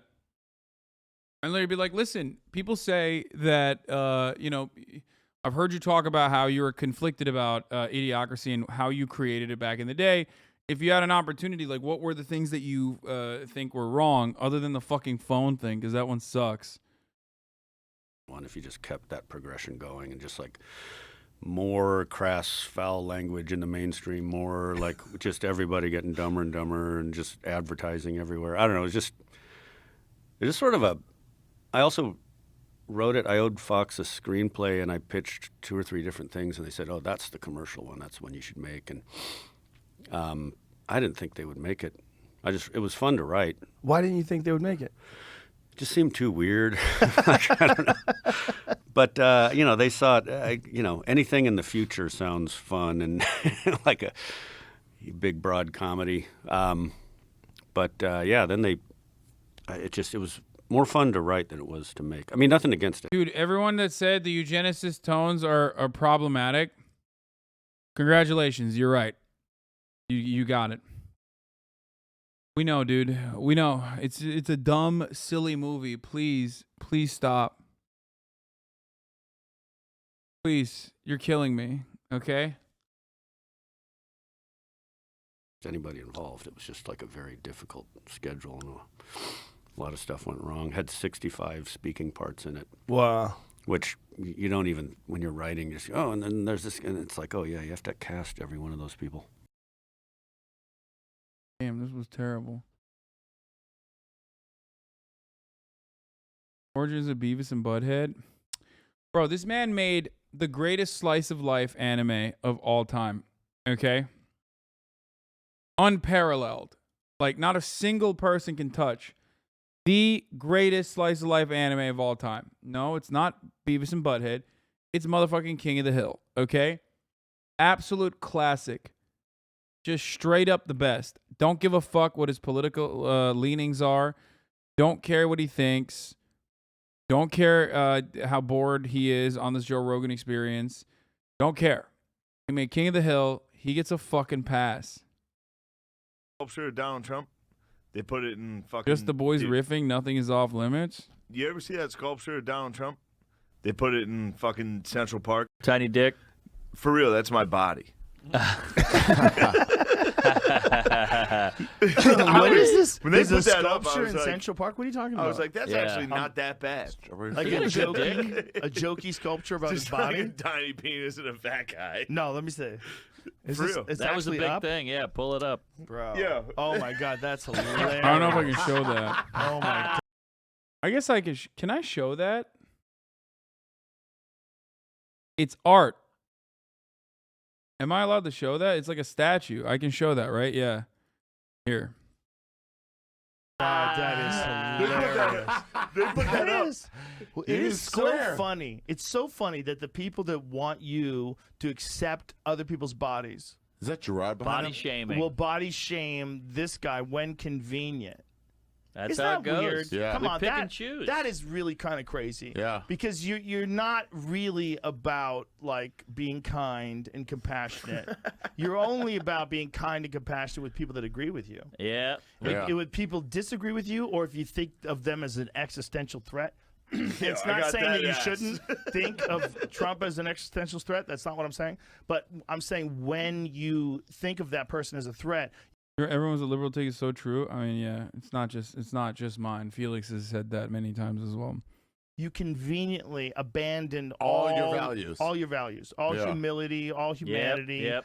all kindness, all compassion. You just Damn. attack him for having a little dick. It's There's so the funny, one his thing that penis you is can't small. control over almost anything. It's a Bro, this is literally like fucking incredible right-wing bullshit. Like, this is just the same, like, red pill incel subreddit energy. Like, oh, I can't believe you're body shaming short people. Like, short men have it worse than any other marginalized group. Like, that sort of thing. It just sucks, dude. God, you are such a sensitive little fuck. Like, first of all, you don't even know if the guy that made that fucking sculpture is an edgy person across the board and 100% thinks, like, body shaming is appropriate. You don't know that. You're just assuming that that person is a hypocrite. Okay? Secondly, there's a difference between like a fucking random fat person that you're hurting the feelings of and the motherfucking president, all right? And or saying that they have a tiny fucking penis. Like, the fuck's wrong with you? Why are you crying about literally one of the most powerful motherfuckers on the planet and people having a little bit of fun saying like you have a tiny dick? Okay? God damn, it's not even like a fucking incredible joke, you know? It's just it quite literally is just a fucking, just like the most like bottom of the barrel humor.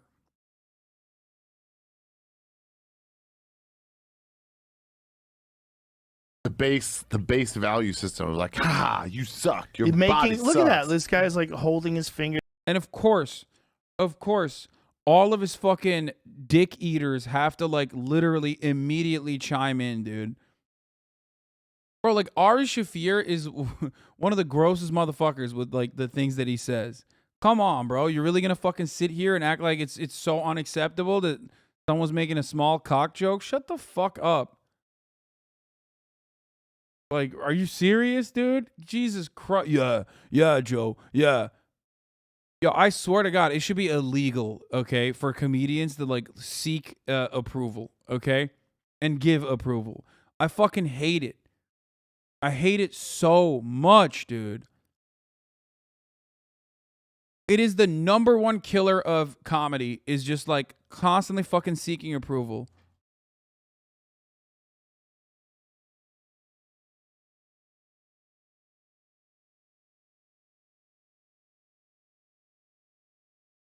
You're there. Yuck, Yeah, yuck, yuck. he doesn't that believe Asian that, man. So funny. but he does believe that.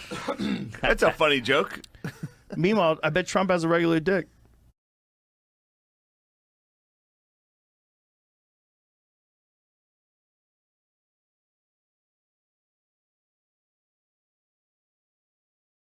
First Amendment, if Joe doesn't like it, he can get the fuck out of my country. Wait, what do you hate? I just turned in. I really, really, really fucking hate. Joe Rogan says we all want Johnny Depp and lawyer Camille Vasquez the date. What? What? Being hot and natural and really smart, not taking any bullshit. And we all want her to fall in love with Johnny secretly, right? Bro, you are like 75 years old, brother. That's insane.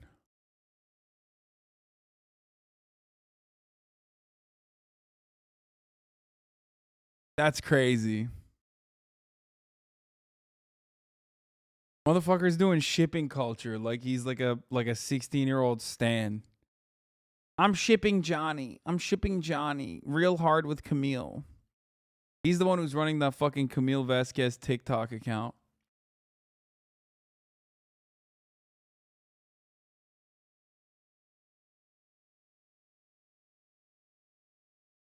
Streamer take C tier incoming, I swear.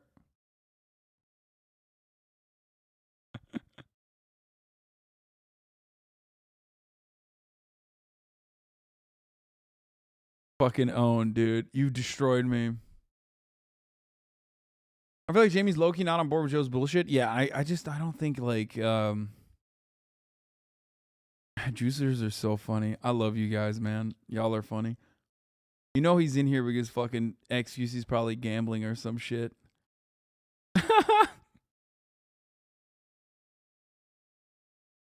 Oh man.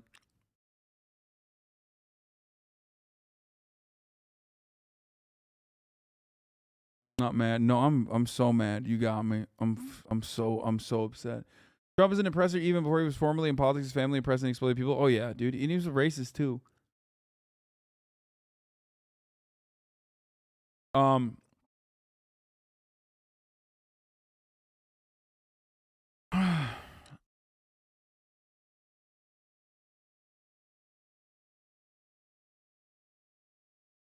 It's just so, it's so fucking strange to be this way. And also, Joe himself was like talking about how he doesn't give a fuck about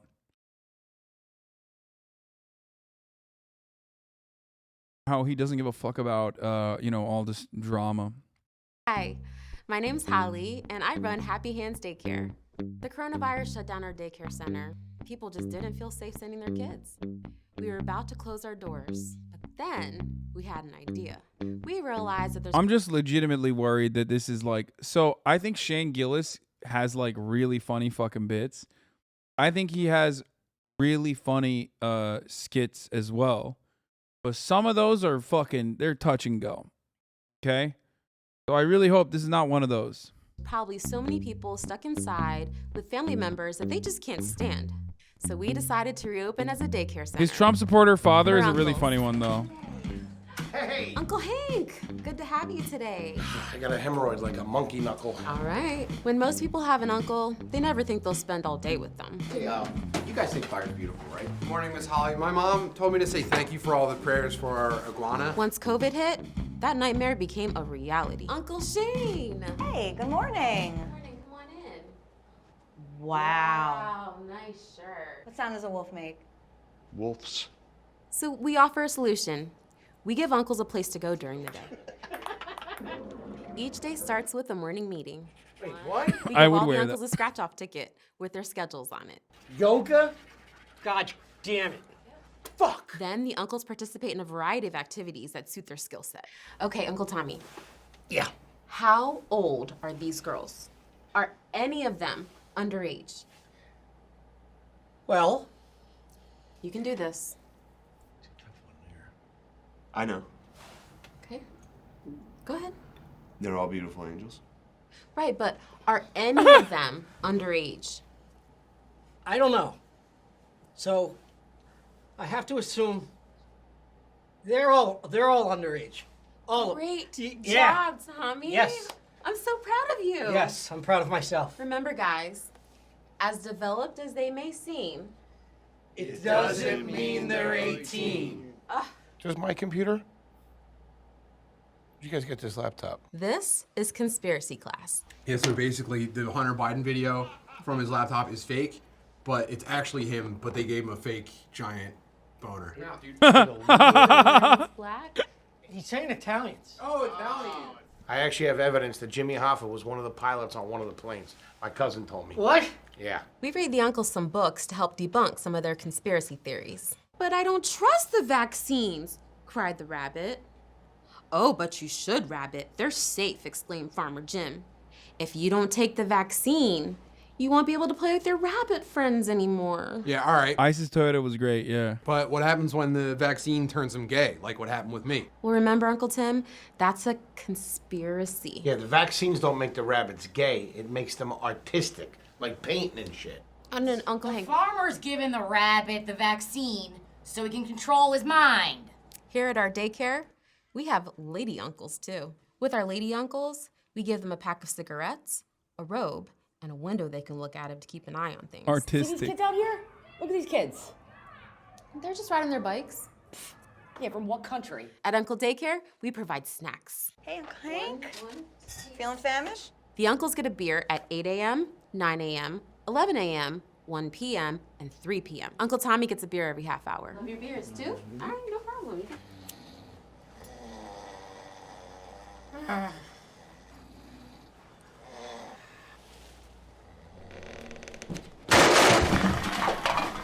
We make sure the uncles get plenty of exercise every day. Gushers here? Yeah. What kind of bullshit is They that? gave me a breathalyzer, and now I can't ride my Harrow anymore, so.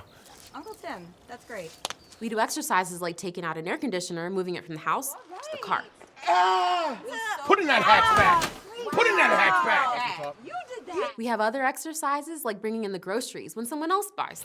Show you pussies how it's done. Let's go. Let's go. We try to return the uncles back to you a little bit better than when you left them. Don't laugh. Hey! Hey! Sir. This Sir. asshole just whistled at my daughter. Sir. She's 17! Sir, listen. As developed as she may seem. I'm gonna kill this motherfucker! They're uncles. The what? Yeah, they're uncles. It's good. Yeah, They're all. they're uncles. They're wrong. Yeah. I'm sorry, I didn't. It's okay, you didn't know. I didn't know, buddy. I didn't know. That's okay. Are you okay? Did you fall down the stairs? I got hit by an ice cream truck. Yeah. Hey, Uncle Mike. What you making? Oh, lives matter. Uncle Mike, don't you think something like this would hurt Miss Holly's feelings? A statement like this, it might make her feel unseen and unloved. She knows I see her. I stare at her all day. She knows that. Yeah, she does know that, but that's not really what I'm saying. Love that is a cauliflower ear, bro. I think you can do better than this. Come on. Yeah. Good. What do you have, Uncle Tommy? It's a beer. Oh, your favorite. That's awesome. Yeah, now go get me one. Fixed it. Oh.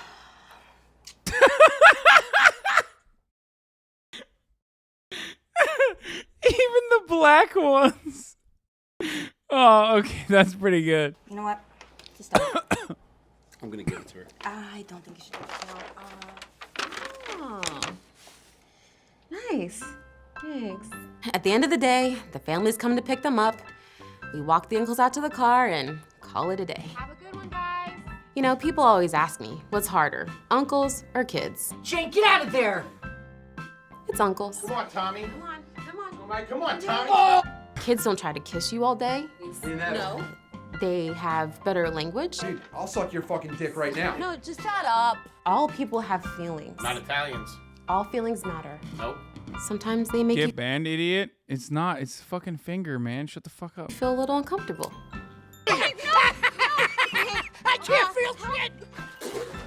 Fucking pricks. Kids don't do that shit. Wait. I gotta pee. Yeah, well, just give me a second.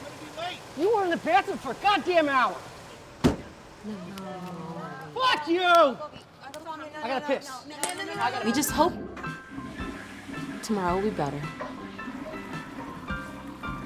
Uncle Tommy! God damn. Oh, was pretty good.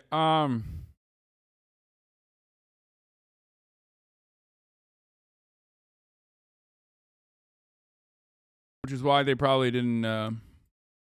So Shane Gillis was gonna actually be.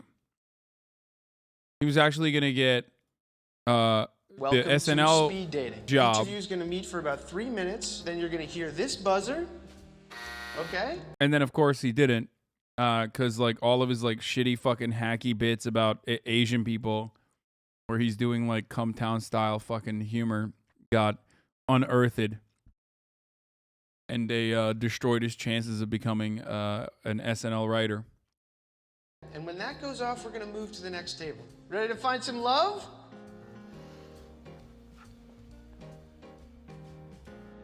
Tana, What are you doing here? I was asked to speak at this hotel. It turns out there's some type of pussy banquet going on. Can you hold 1 second? Just give me a second. Fuck you, you fucking piece of shit, ugly, fat, orange, fuck. Social media. They had to take it away. I was too good. In fact, go ahead, put it back up. Put it back up. People say I've got bad makeup. Tana looks like someone painted her face like a clown. That's what we're gonna call her. Tana, It the Clown. She looks like him. She looks like she should be in a sewer, bothering children. You are utterly disgusting. I'm disgusting. I saw you walk in. I said, "Who's this? Is this a pig?" I didn't know they were letting pigs in. You're a dictator. Old sage, what a loser. What a loser she was. Somebody needs to tell her that her pussy stinks. When you walked in, I could practically smell you. Your vagina stinks. Smelled up What? the whole room. No one here is gonna go on a date with you. There'll be no problem there. I'll get a date. There's gonna be so many dates. People, whoa, this guy has so many dates. You, none. I don't even need a date, but I'll get a date if I want a date. You can go on Tinder. Have you heard of this? There's Tinder. You go beep boop pop, and there's pussy. This is pretty exciting. I've never been on a date with a white guy before. Hit the buzzer. I mean, I'm just wondering what it would be like with something a little smaller. Let me stop you there, Elaine. I don't know who sat in this chair before me, but it stinks. I told her! Any interest? You're gay. Hey, blame the dairy industry. I would never suck a guy's dick. But if I did, it'd be one of the best sucks he's ever had. A few years ago, women would have the flat butts. Not you. You've got a very nice one. Thank you. You know, I polled very well with the blacks. How am I polling with you? I saw you come in. I said, that's the one. The belle of the ball. You're the prettiest one. I'm gonna be completely honest with you here. I'm not that interested in You're the ugliest. Do me a favor. Could you take your gigantic perfect tits and leave? I don't recall saying I would get a date here, but if I did say that, maybe I will. Oh my God. Hello.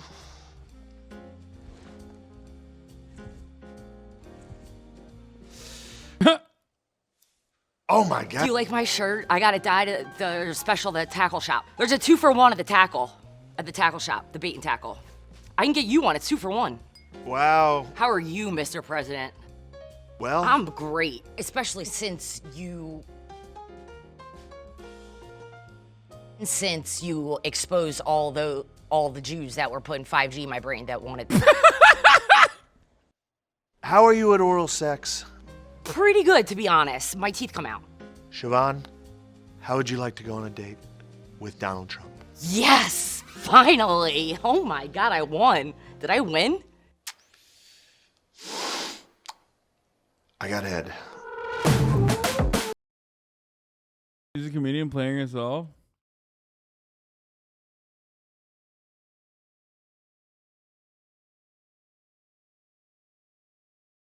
This is the funny stuff SNL should be doing. Yeah, good luck with SNL ever doing a 5G Jews joke, dude. Are you kidding me? Ironic anti-Semitism is still anti-Semitism. Ironic misogyny is still misogyny. Like, all that shit. As though, like, if you fucking hide that kind of stuff from comedy, especially when there are villains who are engaging in said actions and said fucking statements, you will sanitize real life. I'm Bob Isis of Isis Toyota, and we have a great collection of pre-owned certified Toyotas. But there's one thing I want to make very clear, and it's that we have nothing to do with the terrorists over there in the Middle East right now. And that's why we are the good ISIS. All right, The listen, good you ISIS. gotta lean into the ISIS We've thing. seen this before. It's a good marketing tool. It's a great marketing tool. I agree with Barbie. I think you should be like, here at ISIS Toyota, we'll behead the competition. Yes. No, we're not doing Yes. this. What are you guys talking about? We're not wishing death to any of our enemies. We are wishing death to high prices. Me and Barbie, we can hold AK-47s. Yeah. No. That would be so cool. So I'm holding an AK-47, she's holding an AK-47. You're like, we got the best Toyotas, and I can be doing that like terrorist turkey gobble thing. You know what I mean? We're like, Good at it. Enough. At ISIS Toyota, we have nothing to do with Abu Bakr al-Baghdadi and his vicious gang of thugs. All we're trying to do is put you into an affordable, pre-owned, certified Toyota. people don't respect you. To the youngsters, I know you're having fun. I used to have fun myself, but there's something you need to know. Stuff like that, that's a load of crap. That's a load of crap. Can I be in a commercial? No. Come on, why not? Why? It's because I'm black? No, it's not because it's because your name is Orenthal James Anderson. And at ISIS, we don't price gouge. But if we find a competitor with a lower price, we'll kill them. Cut that. We're not doing this. You don't love OJ? What are you saying? You did it? No. Oh. God damn it. All I'm trying to do is get you into a Toyota. We made this. Jesus fucking Christ. Put Isn't this that great? away. Put this Yeah. away. We're in the commercial. Look at it. Wear this in the commercial. I'm not wearing that. Why not? I fucking- wore it on the bus here, dude. You know how hard that was for me? You wore this on the bus? Yes, I had to bring it here. That's dedication. Do you know how hard that is to get off? Costs more than the damn car. Like, you're blowing it here. Like, you're really, yes. Would you quit it? Quit it. I'm losing money on half these things. Because you and your punk-ass kids come down and fuck with our shit. You want an AK-47? Stop fucking with our Toyotas. Come down and buy them like a Head man. of ISIS issues threat. I'm under a lot of fucking stress. I'll go fucking nuts. We are closed on 9/11. If your dad was real ISIS, you'd be up in heaven right now, covered in virgins. Yeah. But instead, you're a fat fucking virgin covered in used Toyotas. Yeah, that's what I Okay? am. So, I'd like to what do you fucking got? rip Oh the my fuck God! out. Come down to ISIS Toyota or I'll fucking kill myself and everybody here. Oh, Jesus Christ. Listen, just don't look up some of his shit. They got him canceled, and you'll be fine, okay? Sleep Cop, Gilly, and Keeves. I want to see what the rest of this...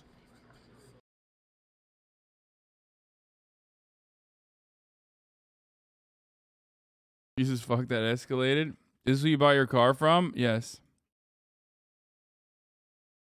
See? Immediately someone says, can you watch the Asian ones? No, because it's not funny. It's like hack as shit. Like, why? Do you think it deserved to be canceled? I don't think... No, I think that, like, his fucking comedy was dog shit. Like, that stuff was just dog shit. It wasn't even jokes. It was just, like, him doing, like... OnlyFans dad? Oh my God, this chicken is so good. Thank you. I appreciate that. Thank you. It's delicious. It actually is hilarious, though. It's just sketch comedy. No, dude. This stuff is sketch comedy. The other stuff was just podcasting. And when you're fucking podcasting, when you're live for like 2 hours, 3 hours, and you're trying to riff, eventually you're going to run out of fucking material. Eventually, you're going to run out of material. Dude, you've sent me this dumb fucking link a million times, dude. Miles Morales' Urban Thor makes me want comics to go back to being outwardly racist again. Like, what the fuck is this? Well, who cares? I don't care. What is Borg posting? I mean, this guy's on the Trillbillies. Like, he's not like a bad person. I really don't want to call dude out specifically, but of course the writer is non-black, and maybe if they got someone of African descent, shit wouldn't come up with minstrel comics. Apparently the writer is doubling down against criticisms, saying that Miles Morales was invented by a white guy, which then I guess makes gross stereotypes and caricatures of black and brown people, their communities, okay because a white dude says so. It's not even like a fucking soy... It's not even like some fucking soy dude. He's a part of the Trillbillies. Like they're chill. They're the dude who's like the shoes on the power line is so bad. Asgard, of all the 5 realms of Asgard, is his hood for Miles. You can see he's just that good. The Rainbow Bridge takes him to his quest. The Bifrost line goes north, south, east, and west.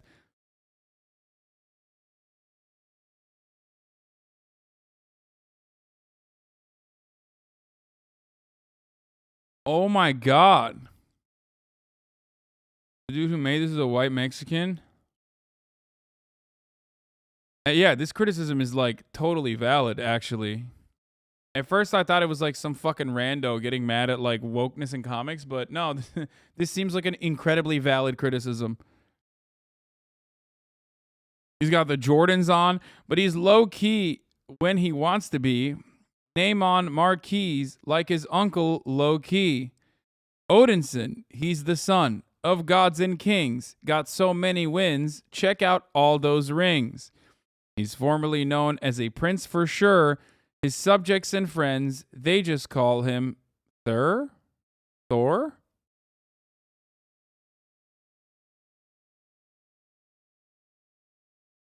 Hammer time.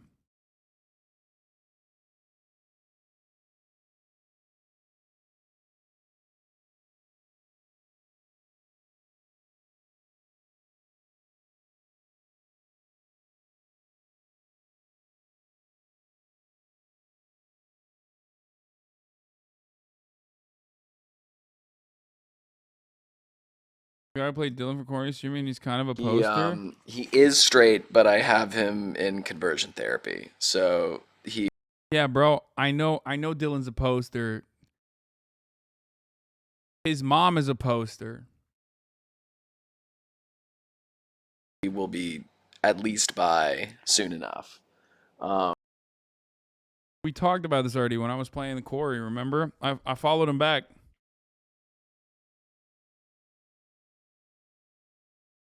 Friend of the show, Susan Sarandon is his mom.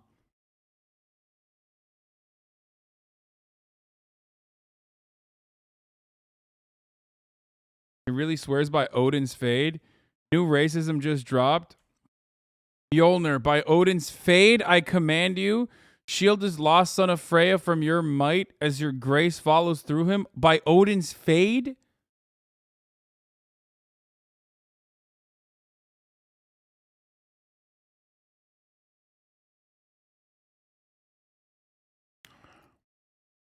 Bro, what's going on? Like,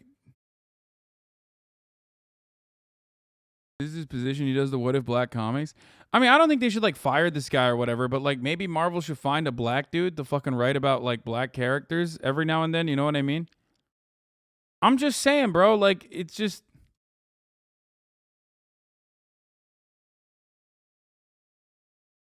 Nah, fire his ass. What the fuck, lol.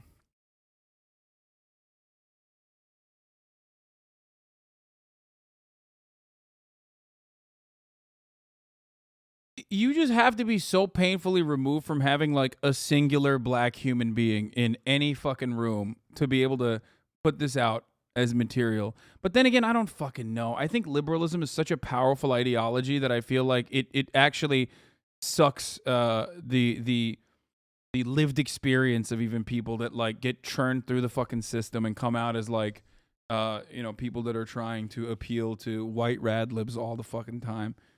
No matter what their own background is or what their own personal experiences are.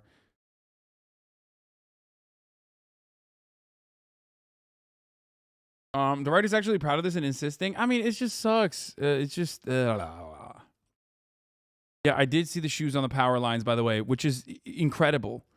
Graffiti and shoes on the power lines.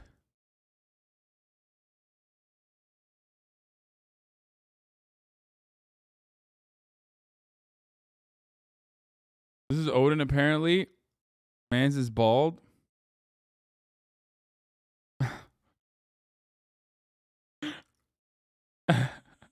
They should have made Dr. Omar Odin. Why are the Frost Giants also black?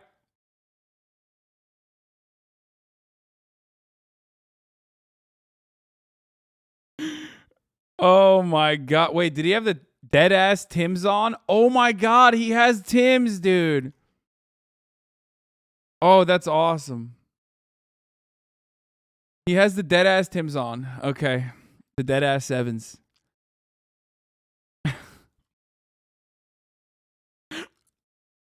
That's great. Here comes the demolition. Want to yield now? Don't enter the club if you can't handle the club. Ow, a little help, uncle.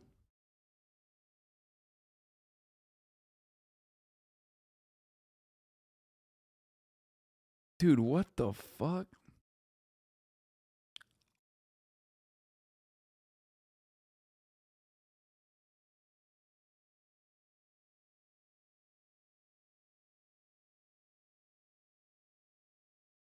Hey, the Frost Giants gold chains in another panel, by the way. What the fuck? Bro, this is just like... Okay, let me just say something. This is so fucking lame. It makes me wonder if this guy thinks that the only black guy in the Marvel Universe is Miles Morales. Kind of sus, to be honest.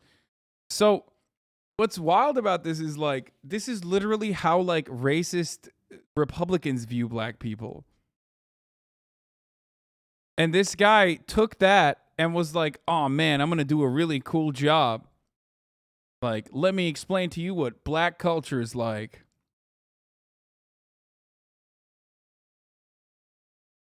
This is terrible for the exact opposite reason that Ta-Nehisi Coates' run on Black Panther was so good. They give the Frost Giants a fade and a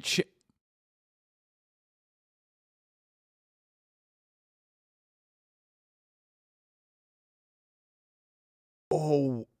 Oh my God. Oh my God.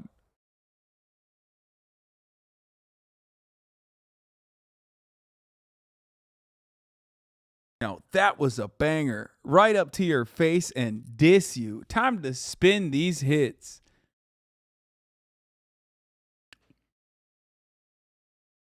There's a large group of very prominent active comic book artists who are super right-wing and anti-woke bullshit. I don't want to piss you off, but he's also a Warriors fan too. I mean, I don't care about that. This is the guy, huh? Don't harass this person, please. At least he's like a really talented artist, you know what I mean?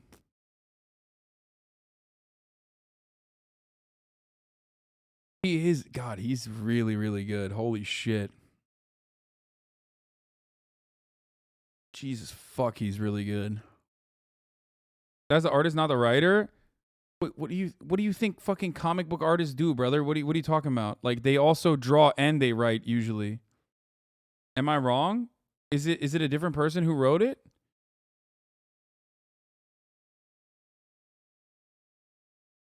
They don't have input? Not a Marvel? Wait, really? You are so wrong. Wait, that's crazy. So the guy who wrote the corny shit is this guy. I've taken the last few days to sit back and listen. I acknowledge your criticism for my recent issue of What If Miles Morales was Thor. While I've lived a different experience through my own Jewish and Mexican background, I still know inauthenticity hurts, and I'm sorry. Israeli flag in his bio. I'm sorry this failed on that front. I've appreciated hearing and learning from my Black and Puerto Rican comics peers and hope to use this moment to help promote better authenticity. Another panel? Wait, give me some more panels, dude. This is good. All Eyes on Me. I know everyone's talking about Asgard is his hood and by Odin's Fade in the Miles Morales Thor comic, but let's not ignore that the writer has him say All Eyes on Me because it's also the name of a rap album.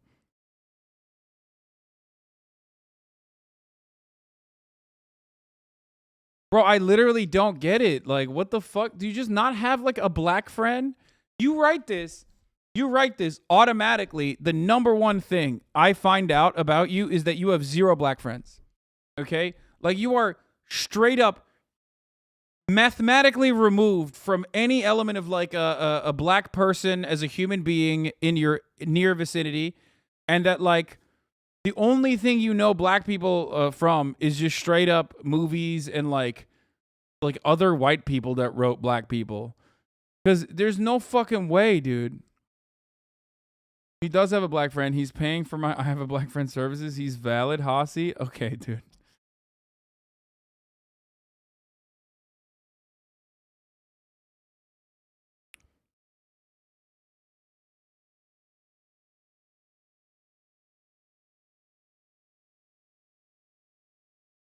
I just don't get it.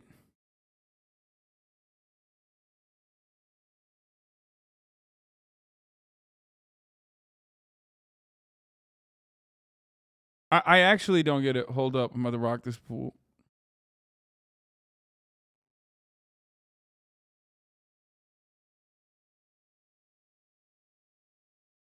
What the fuck? Is this Blade, bro? What is this?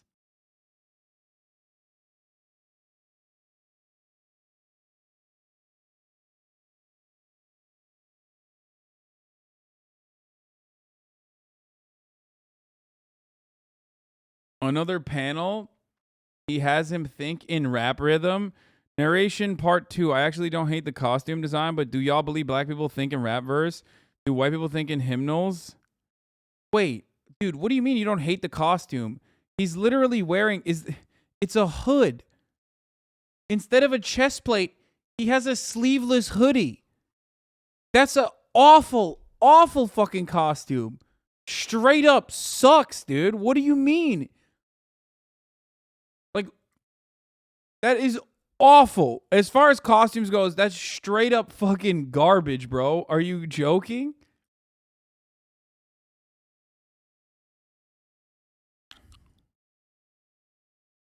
Yeah, I saw the graffiti in Asgard, yeah. Ain't no party like an Asgard party, because an Asgard party don't quit. Light it up.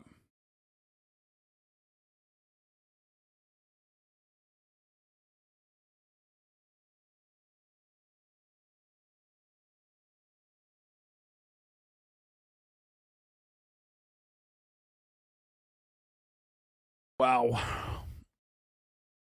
That shit fire.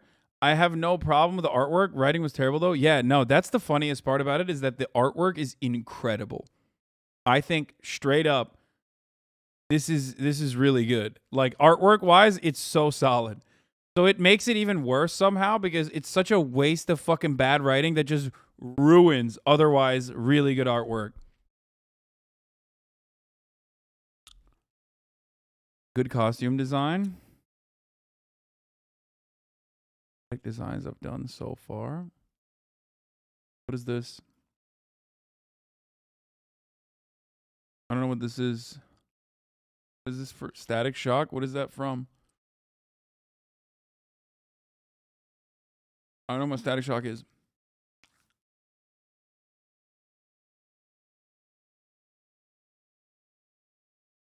Can't wait for Lin-Manuel Miranda's live action version of this. Yeah. Oh, there's a Loki panel. We need to find and publicly execute whoever made this comic. No! No! Oh, no! Oh, no! Uncle Loki, I didn't see or hear you come in. I wouldn't be much of a god of mischief if I couldn't prowl my way into a room. What? That's what's up. Oh, no! Why are we being racist weebs right now? Wait, what? What do you mean? We're literally fucking making fun of like a hit and a miss in this situation. Just a swing and a total fucking miss.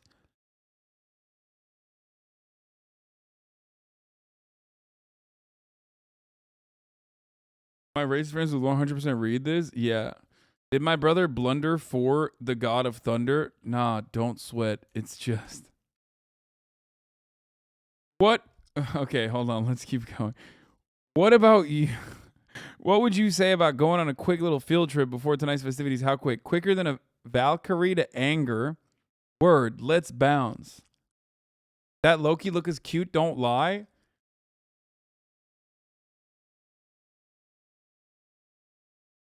His uncle is the villain Prowler in the original comic. It's not too weird. Oh, okay.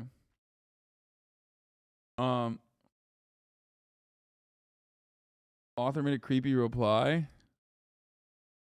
I should have added more upskirt shots, and then you would have loved it.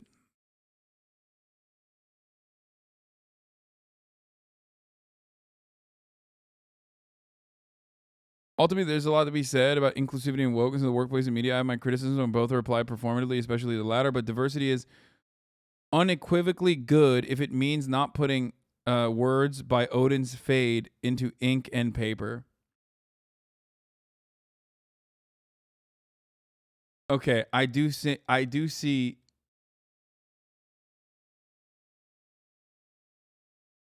some people actually using that unironically though. This comic seems racist, Lamau, not you reacting to it. No, that is what it is. That is exactly what's going on. It's like Marvel trying to do another like transparent attempt at like pandering and then failing to meet the mark and missing the mark by a gigantic margin, specifically because like it's very clearly written by not just like a white dude, not just like I mean he's a Mexican guy, but also like Like one that hasn't even accidentally been around a black person, it seems. Which is wild.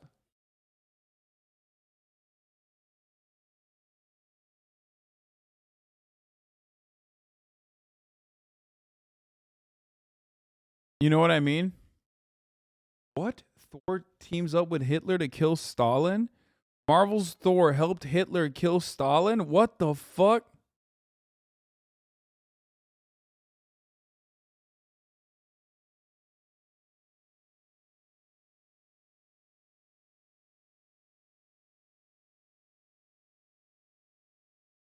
Reminds me of how Japan has like no idea to depict black people either. Yes. Except for Japanese people, that makes sense. You know, proximity and all. For like an American person, it's wild.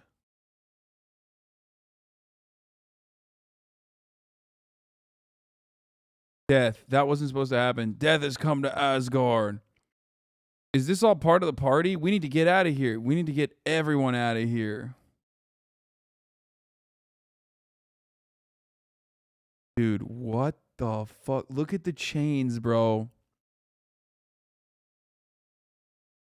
Look at the fucking chains and the jewelry.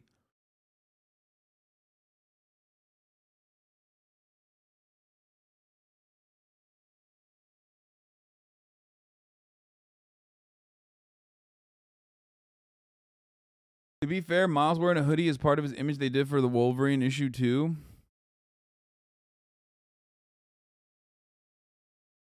No, young Hasan be gobbling this up.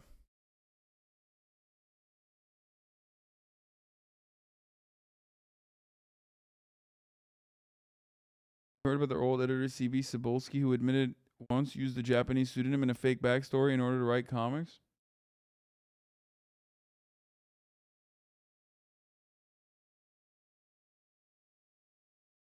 When mom finds a poop sock, fuck you. That 1,000 Slaves was from a right-wing indie comic. The writer happened to be at the Unite the Right rally. Also featured in the Jim Jeffries show.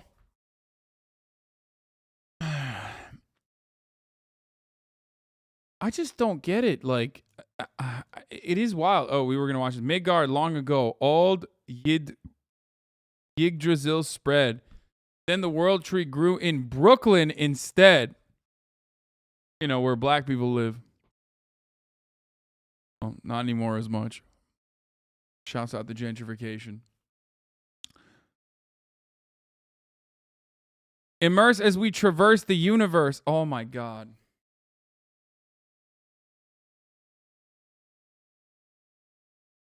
Bro, he's thinking in raps, dude. What the fuck?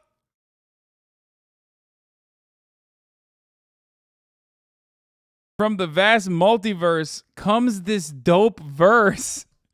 Yo, Lin-Manuel Miranda was genuinely a blight on the American population. He is responsible for this somehow, okay?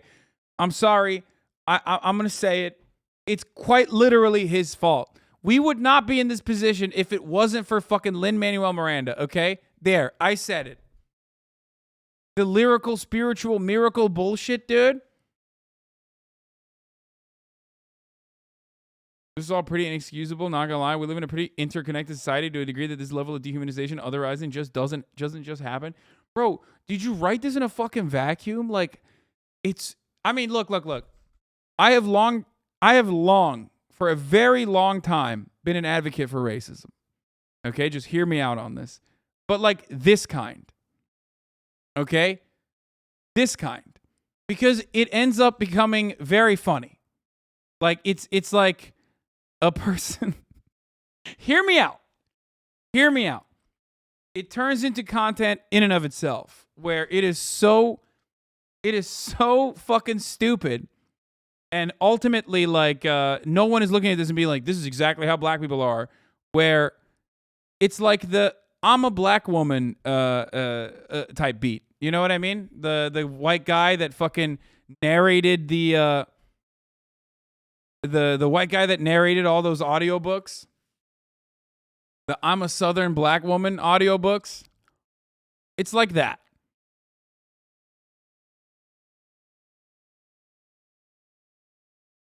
Especially because this comes from Lin-Manuel's worst sin. Especially because this comes from, oh my God, stop your fucking, halt the presses. I saw this. This dude was like going viral on fucking, this dude was going viral on Twitter. As a black man, I agree, Hasan. You know what to do. This is going to be so clipped out of context. Yeah, I know. This is how anime sees African-American people literally Killer Bee from Naruto. Yeah. The art of speculating. That's what it was. Did he just say racism is funny? Wow. Wrote it twice. You're a farmer?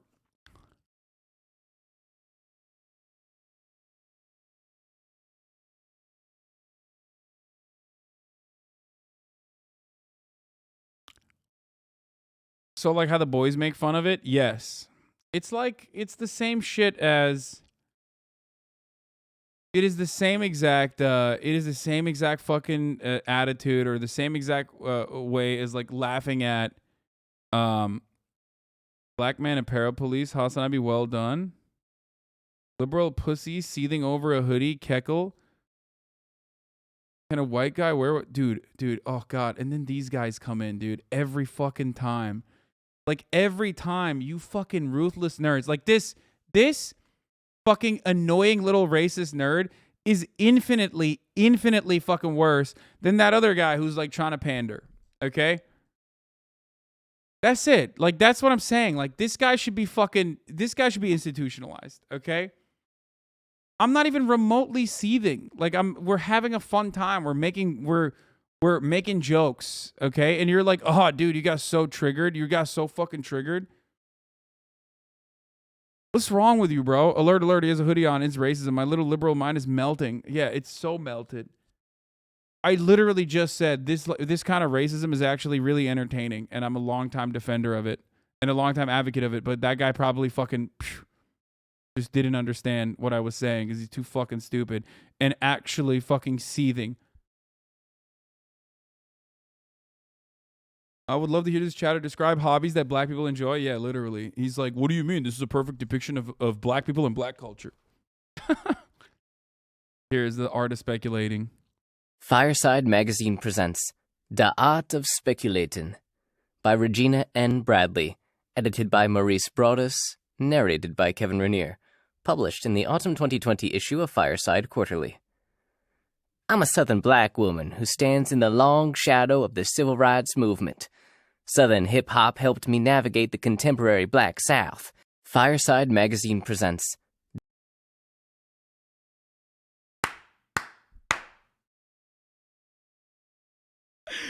Oh no! Oh no! This is so good. You guys don't remember this? Man, it's been a while since we pulled this out. It's been a while since we pulled this out of the fucking, we dusted this off and showed you. Oh, so good. So fucking good.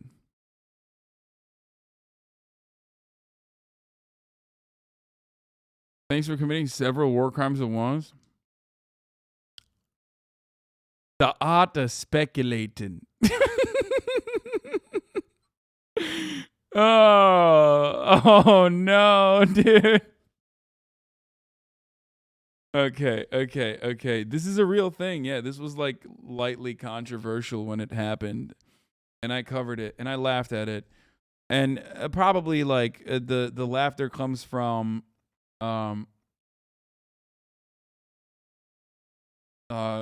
my privilege and all that sort of stuff. Y'all who are not from Los Angeles don't understand that what Nancy Pelosi is doing to Donald Trump is she is gangsta checking him. Ask at Snoop Dogg, he's failing. King Pig, I'm from Los Angeles and I've never heard of this. Homie, what set you from?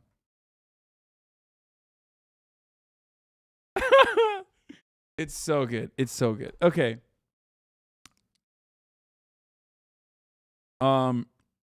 But yeah, I mean, this comes from a place that is like a similar otherizing black people attitude, but it's like in a weird way, it's, there's like varying degrees of otherizing black people, right? as the expert of racism in the building, let me explain to you. Let me white-splain to you, okay? On the furthest left side, you have overcorrective behavior that actually dehumanizes black people and otherizes black people, like the whole, like, oh, let me wash your feet. I'm so sorry for slavery.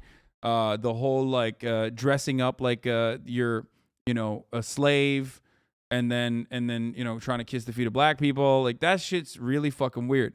Then you have one layer removed from that, okay, where you have the types of white liberals who are constantly like, whenever they see like a black person, Michael Che had a good bit about this. They'll always be like, I'm so sorry for police brutality.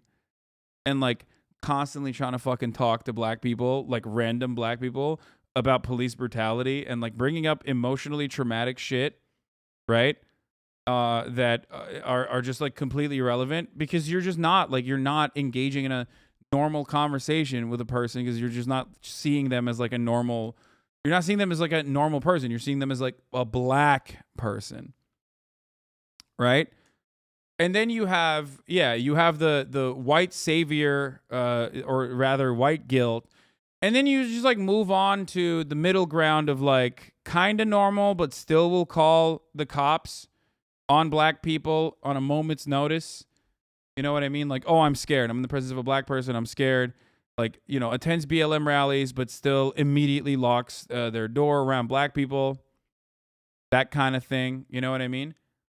And then you move on to like actually like you move on to like the more problematic, like we're moving on from like the liberal racism all the way to like the problematic conservative racism, right? That's the spectrum of otherizing black people and being like fucking like weirdly racist to funny racist to ruthlessly and violently racist, okay? And then you move on to the right side. The right-wing spectrum is pretty basic. It's like you have the 1350 racists that say, you know, they're violent and they deserve it, that sort of thing. Like they deserve the police brutality. Then you have the straight up like, you know, hateful, outwardly even more hateful than like just secretly fucking throwing up the 1350 shit, like guys who have Confederate memorabilia. You have the Klan type racists. You have like the fucking, I mean, there's so many different kinds of racist people out there that range all the way to the fucking David Dukes of the world, right? Yeah, of course, somewhere in there is the local boomer racist as well. And I forgot, how could I have forgotten the colorblind racism? So, the people that say, I see no color. So that is like kind of the spectrum of otherizing. They all like still fall in the same category of like otherizing and kind of dehumanizing black people and seeing them as like, seeing them only in relation to how they interact with you or what you can do about black people. Like seeing them only in relation to your interaction in that given moment.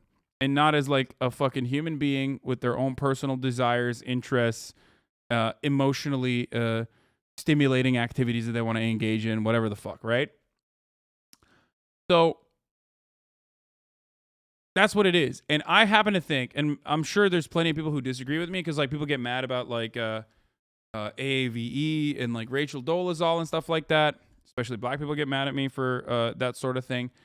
For me taking it way lighter.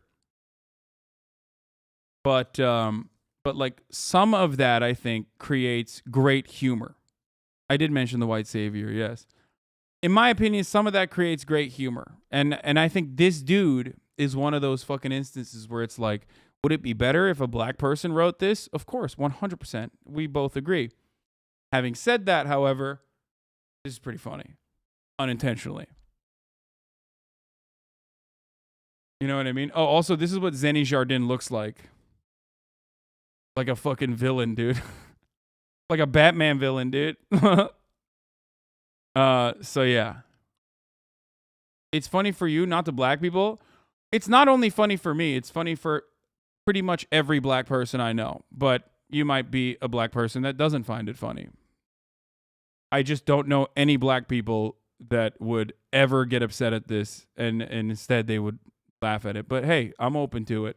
And there's plenty of black people in this community that also find it very funny. You get it? She's the woker. That's funny. But yeah, I'm not like no,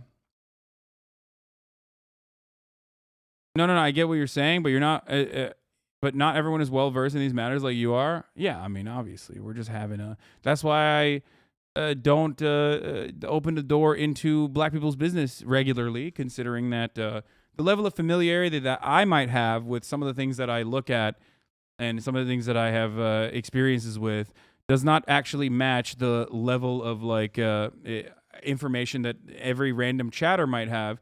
And I don't want random chatters to say some of the things that I say or know even some of the things that I know, specifically because if they repeat it as like a random person, that's going to come across very different. I get canceled all the time for being racist, like literally all the time. And I have fucking 10 years of anti-racist activism, like very publicly, readily available. So if I can get fucking canceled, for being racist, like white supremacist, whatever the fuck barbs want to call me, then you definitely are going to get canceled because they have no fucking idea what your background is. You know what I mean? Which is why oftentimes I personally don't like to cover some of this stuff, specifically because I don't want people to repeat it.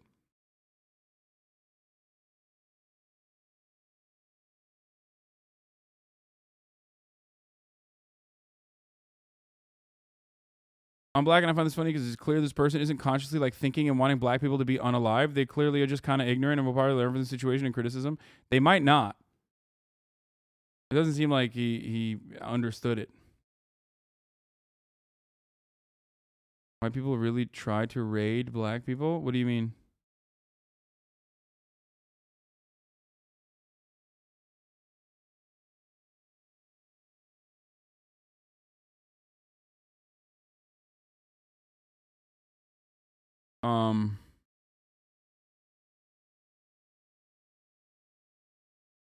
I don't know what that means. I don't know what you were trying to say. It's still dangerous microaggressions. Yeah, I don't have anything to say to that. I don't want to get that into the weed of it, into the thick of it, because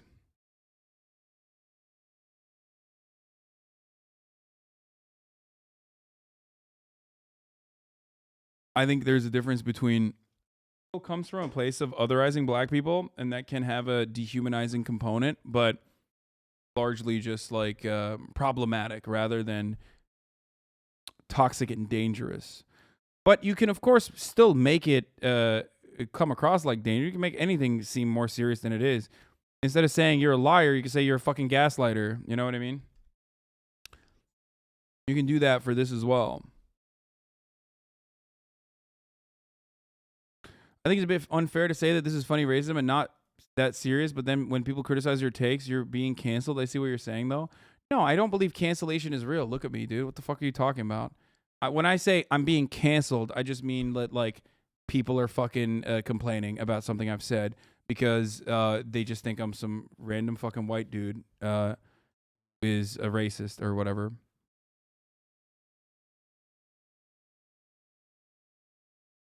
Yeah, it's just being yelled at on Twitter, because that's all it is. That's what cancellation is. It's just being yelled at on Twitter.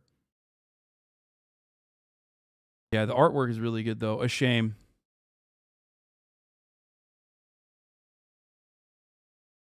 Are we all not laughing at the fact that this is a white dude who wrote this, has never talked to a person of color, not the actual writing of it? Yeah, of course. But some people are saying that even the mere mention, or even like this kind of like showcasing of like black stereotypes is problematic, is what they're saying. Do you feel me?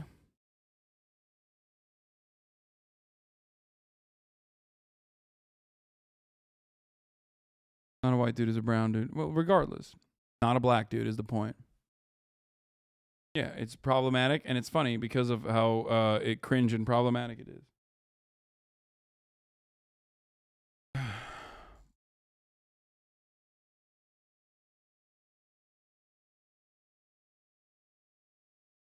When Marvel put out a different Black Thor, by the gleaming gates of funky Asgard, you suckers are gonna eat hammer. Okay, but that was like the 70s, bro. Like, you know what I mean? Like, this was probably seen as too woke for the time. Like, we're talking 2022, okay? Like, that's wild to show that there's no progress in like fucking 50 years, dude. What the fuck? People probably looked at this and was like, wait a minute, Marvel, what the fuck are you doing? This is a little bit too woke, huh?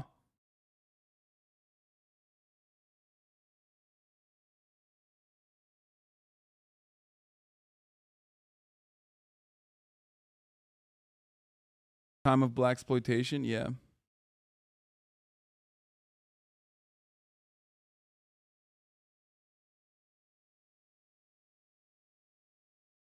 I think it's best to just accept the variety of reactions black people will have to our own problems. Some will laugh and some won't, but both are valid. Yeah, well, also, this is a leftist community. So just because some people are black doesn't change the reality that they're also incredibly leftist and therefore have to be very fucking upset about everything all the time, no matter what the particular issue is, especially when it comes to cultural analysis. No jokes.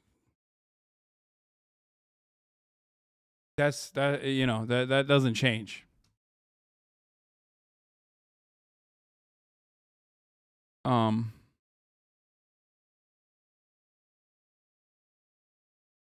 Hey, son, here's an idea. Maybe do a Chad Vice where you check in on what's happening. Maybe you can write things down or people's problems for the next one. Also, when is the next Chad Vice? We should do a new one.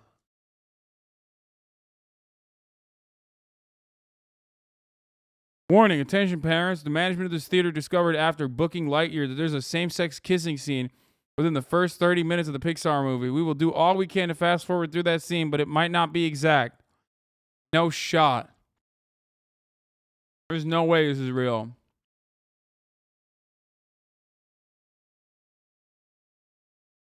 How do you reconcile cultural ownership with living in a country whose dominant culture thrives on exporting its culture?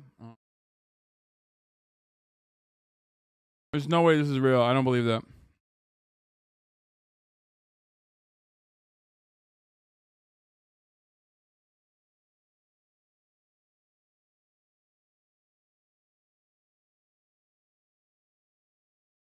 Yeah, this was fucking insane. Here's the kiss.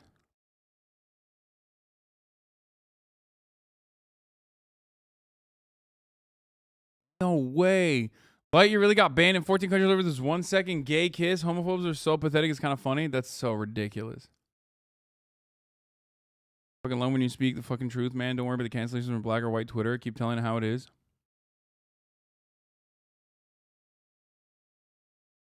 Bro.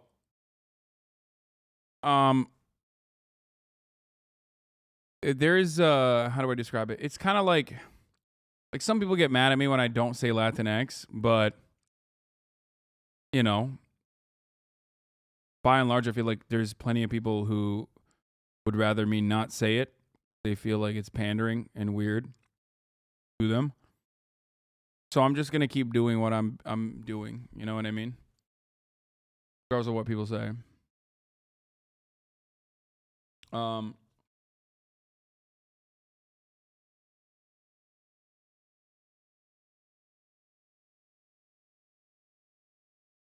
While we're on the topic of gay stuff, look at this. Homophobic dog.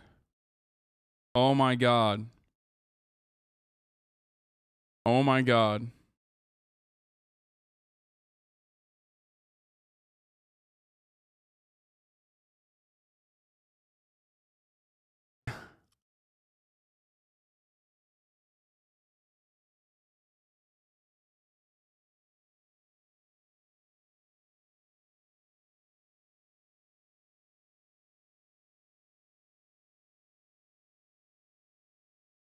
What a cute LGBT foe this is.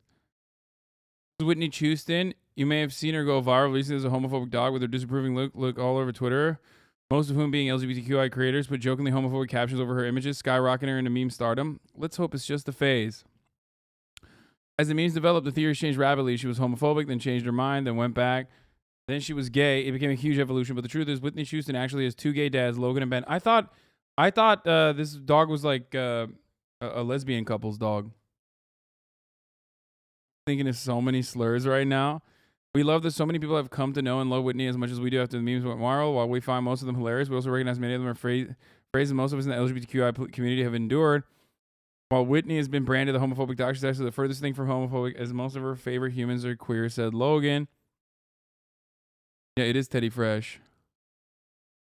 Thought it'd be important to celebrate Pride Month with Whitney, Logan, and Ben, so we sent them some matching Teddy Fresh sets and got these amazing photos back. Happy Pride.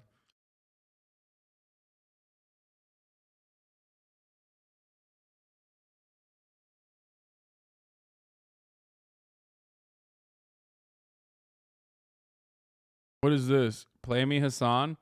Yeah, I'm not gonna do that today. I'm too tired, and it would not be. I promise. I downloaded Alien Isolation, but I'm gonna end it now. Actually, right there. You see that? Right there. I'm gonna play it tomorrow, and I'm not gonna watch the Jubilee today either. I'm gonna watch it tomorrow. I'm really tired, and there was a point where I was gonna give up. I was like, oh man, I really don't want to fucking. I really don't know if I have any more gas left. You know what I mean? I'm fucking dying. But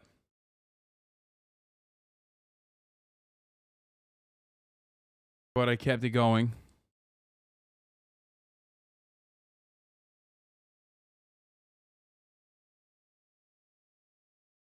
I think I've been in the community for too long. He's on a 2-year loop. Fireside Magazine presents The Art of Speculating. I'm a Southern black woman who stands in the long shadow of the civil rights movement. Southern hip-hop helped me navigate the contemporary black South. If they have to pay, continue paying furloughed workers, as in our contract healthcare, debt fines. Come on, dude! Oh my God! Oh, why do they think this was? Okay, listen. Fireside Magazine presents The Art of Speculating. I'm a Southern black woman who stands in the long shadow of the civil rights movement. Southern hip-hop helped me navigate the contemporary black South. Fireside Magazine presents.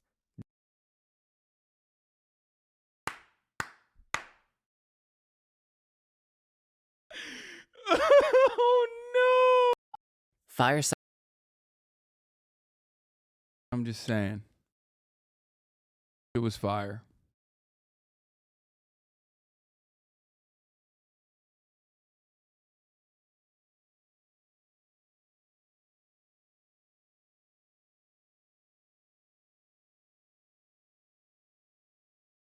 Dude, is Hasan here this time or no? Okay, let's make the Hasan has 0 minutes of watch time in this stream song right now. How about that? Oh my God. All right, well, I'm out, boys. I love you all. Sniping all these viewers off of this raid, yeah. I swear now that they all mine, yeah. Use that command, you'll discover. See you tomorrow. I got leftovers, and afterwards I will be live here. He say he doesn't listen to music. He say he doesn't listen to music. But if I get one more raid where he doesn't show his face, I swear that I am gonna lose it. Now all the raiders, I know that they sticking around, cause they fuck with all of my melodies. Only streamers that don't stick around for raids are one that I would rank to be. Yeah, I've been talking about the Cussy, let me plant it on my face. Yeah, wish that fucking Google image search I could erase. Yeah, unban him from LSF. Yeah, they gon' put this on LSF anyway. Yeah, and I'm such a leech. Looking for a raid, what about him feed? Would it help if I get my Instagram up on my phone and I contact fucking Dua Lipa? Yeah, I'm gon' get it here up in my stream, huh? Yeah, then I hope he stay around to see me. I might have to resort to drastic measures and produce a diss track with XQC. Like, sniping all these viewers off of this raid, yeah. I swear now that they all mine, yeah. Use that command, you'll discover HasanAbi's got 0 fucking minutes of watch time. He say he doesn't listen to music. He say he doesn't listen to music. But if I get one more way where he doesn't show his face, I swear that I am gonna lose it. Cute. Dude, it's too many songs about him. For 0 seconds! But thank you for the raid. I do really appreciate it. I guess he really does keep getting away with it.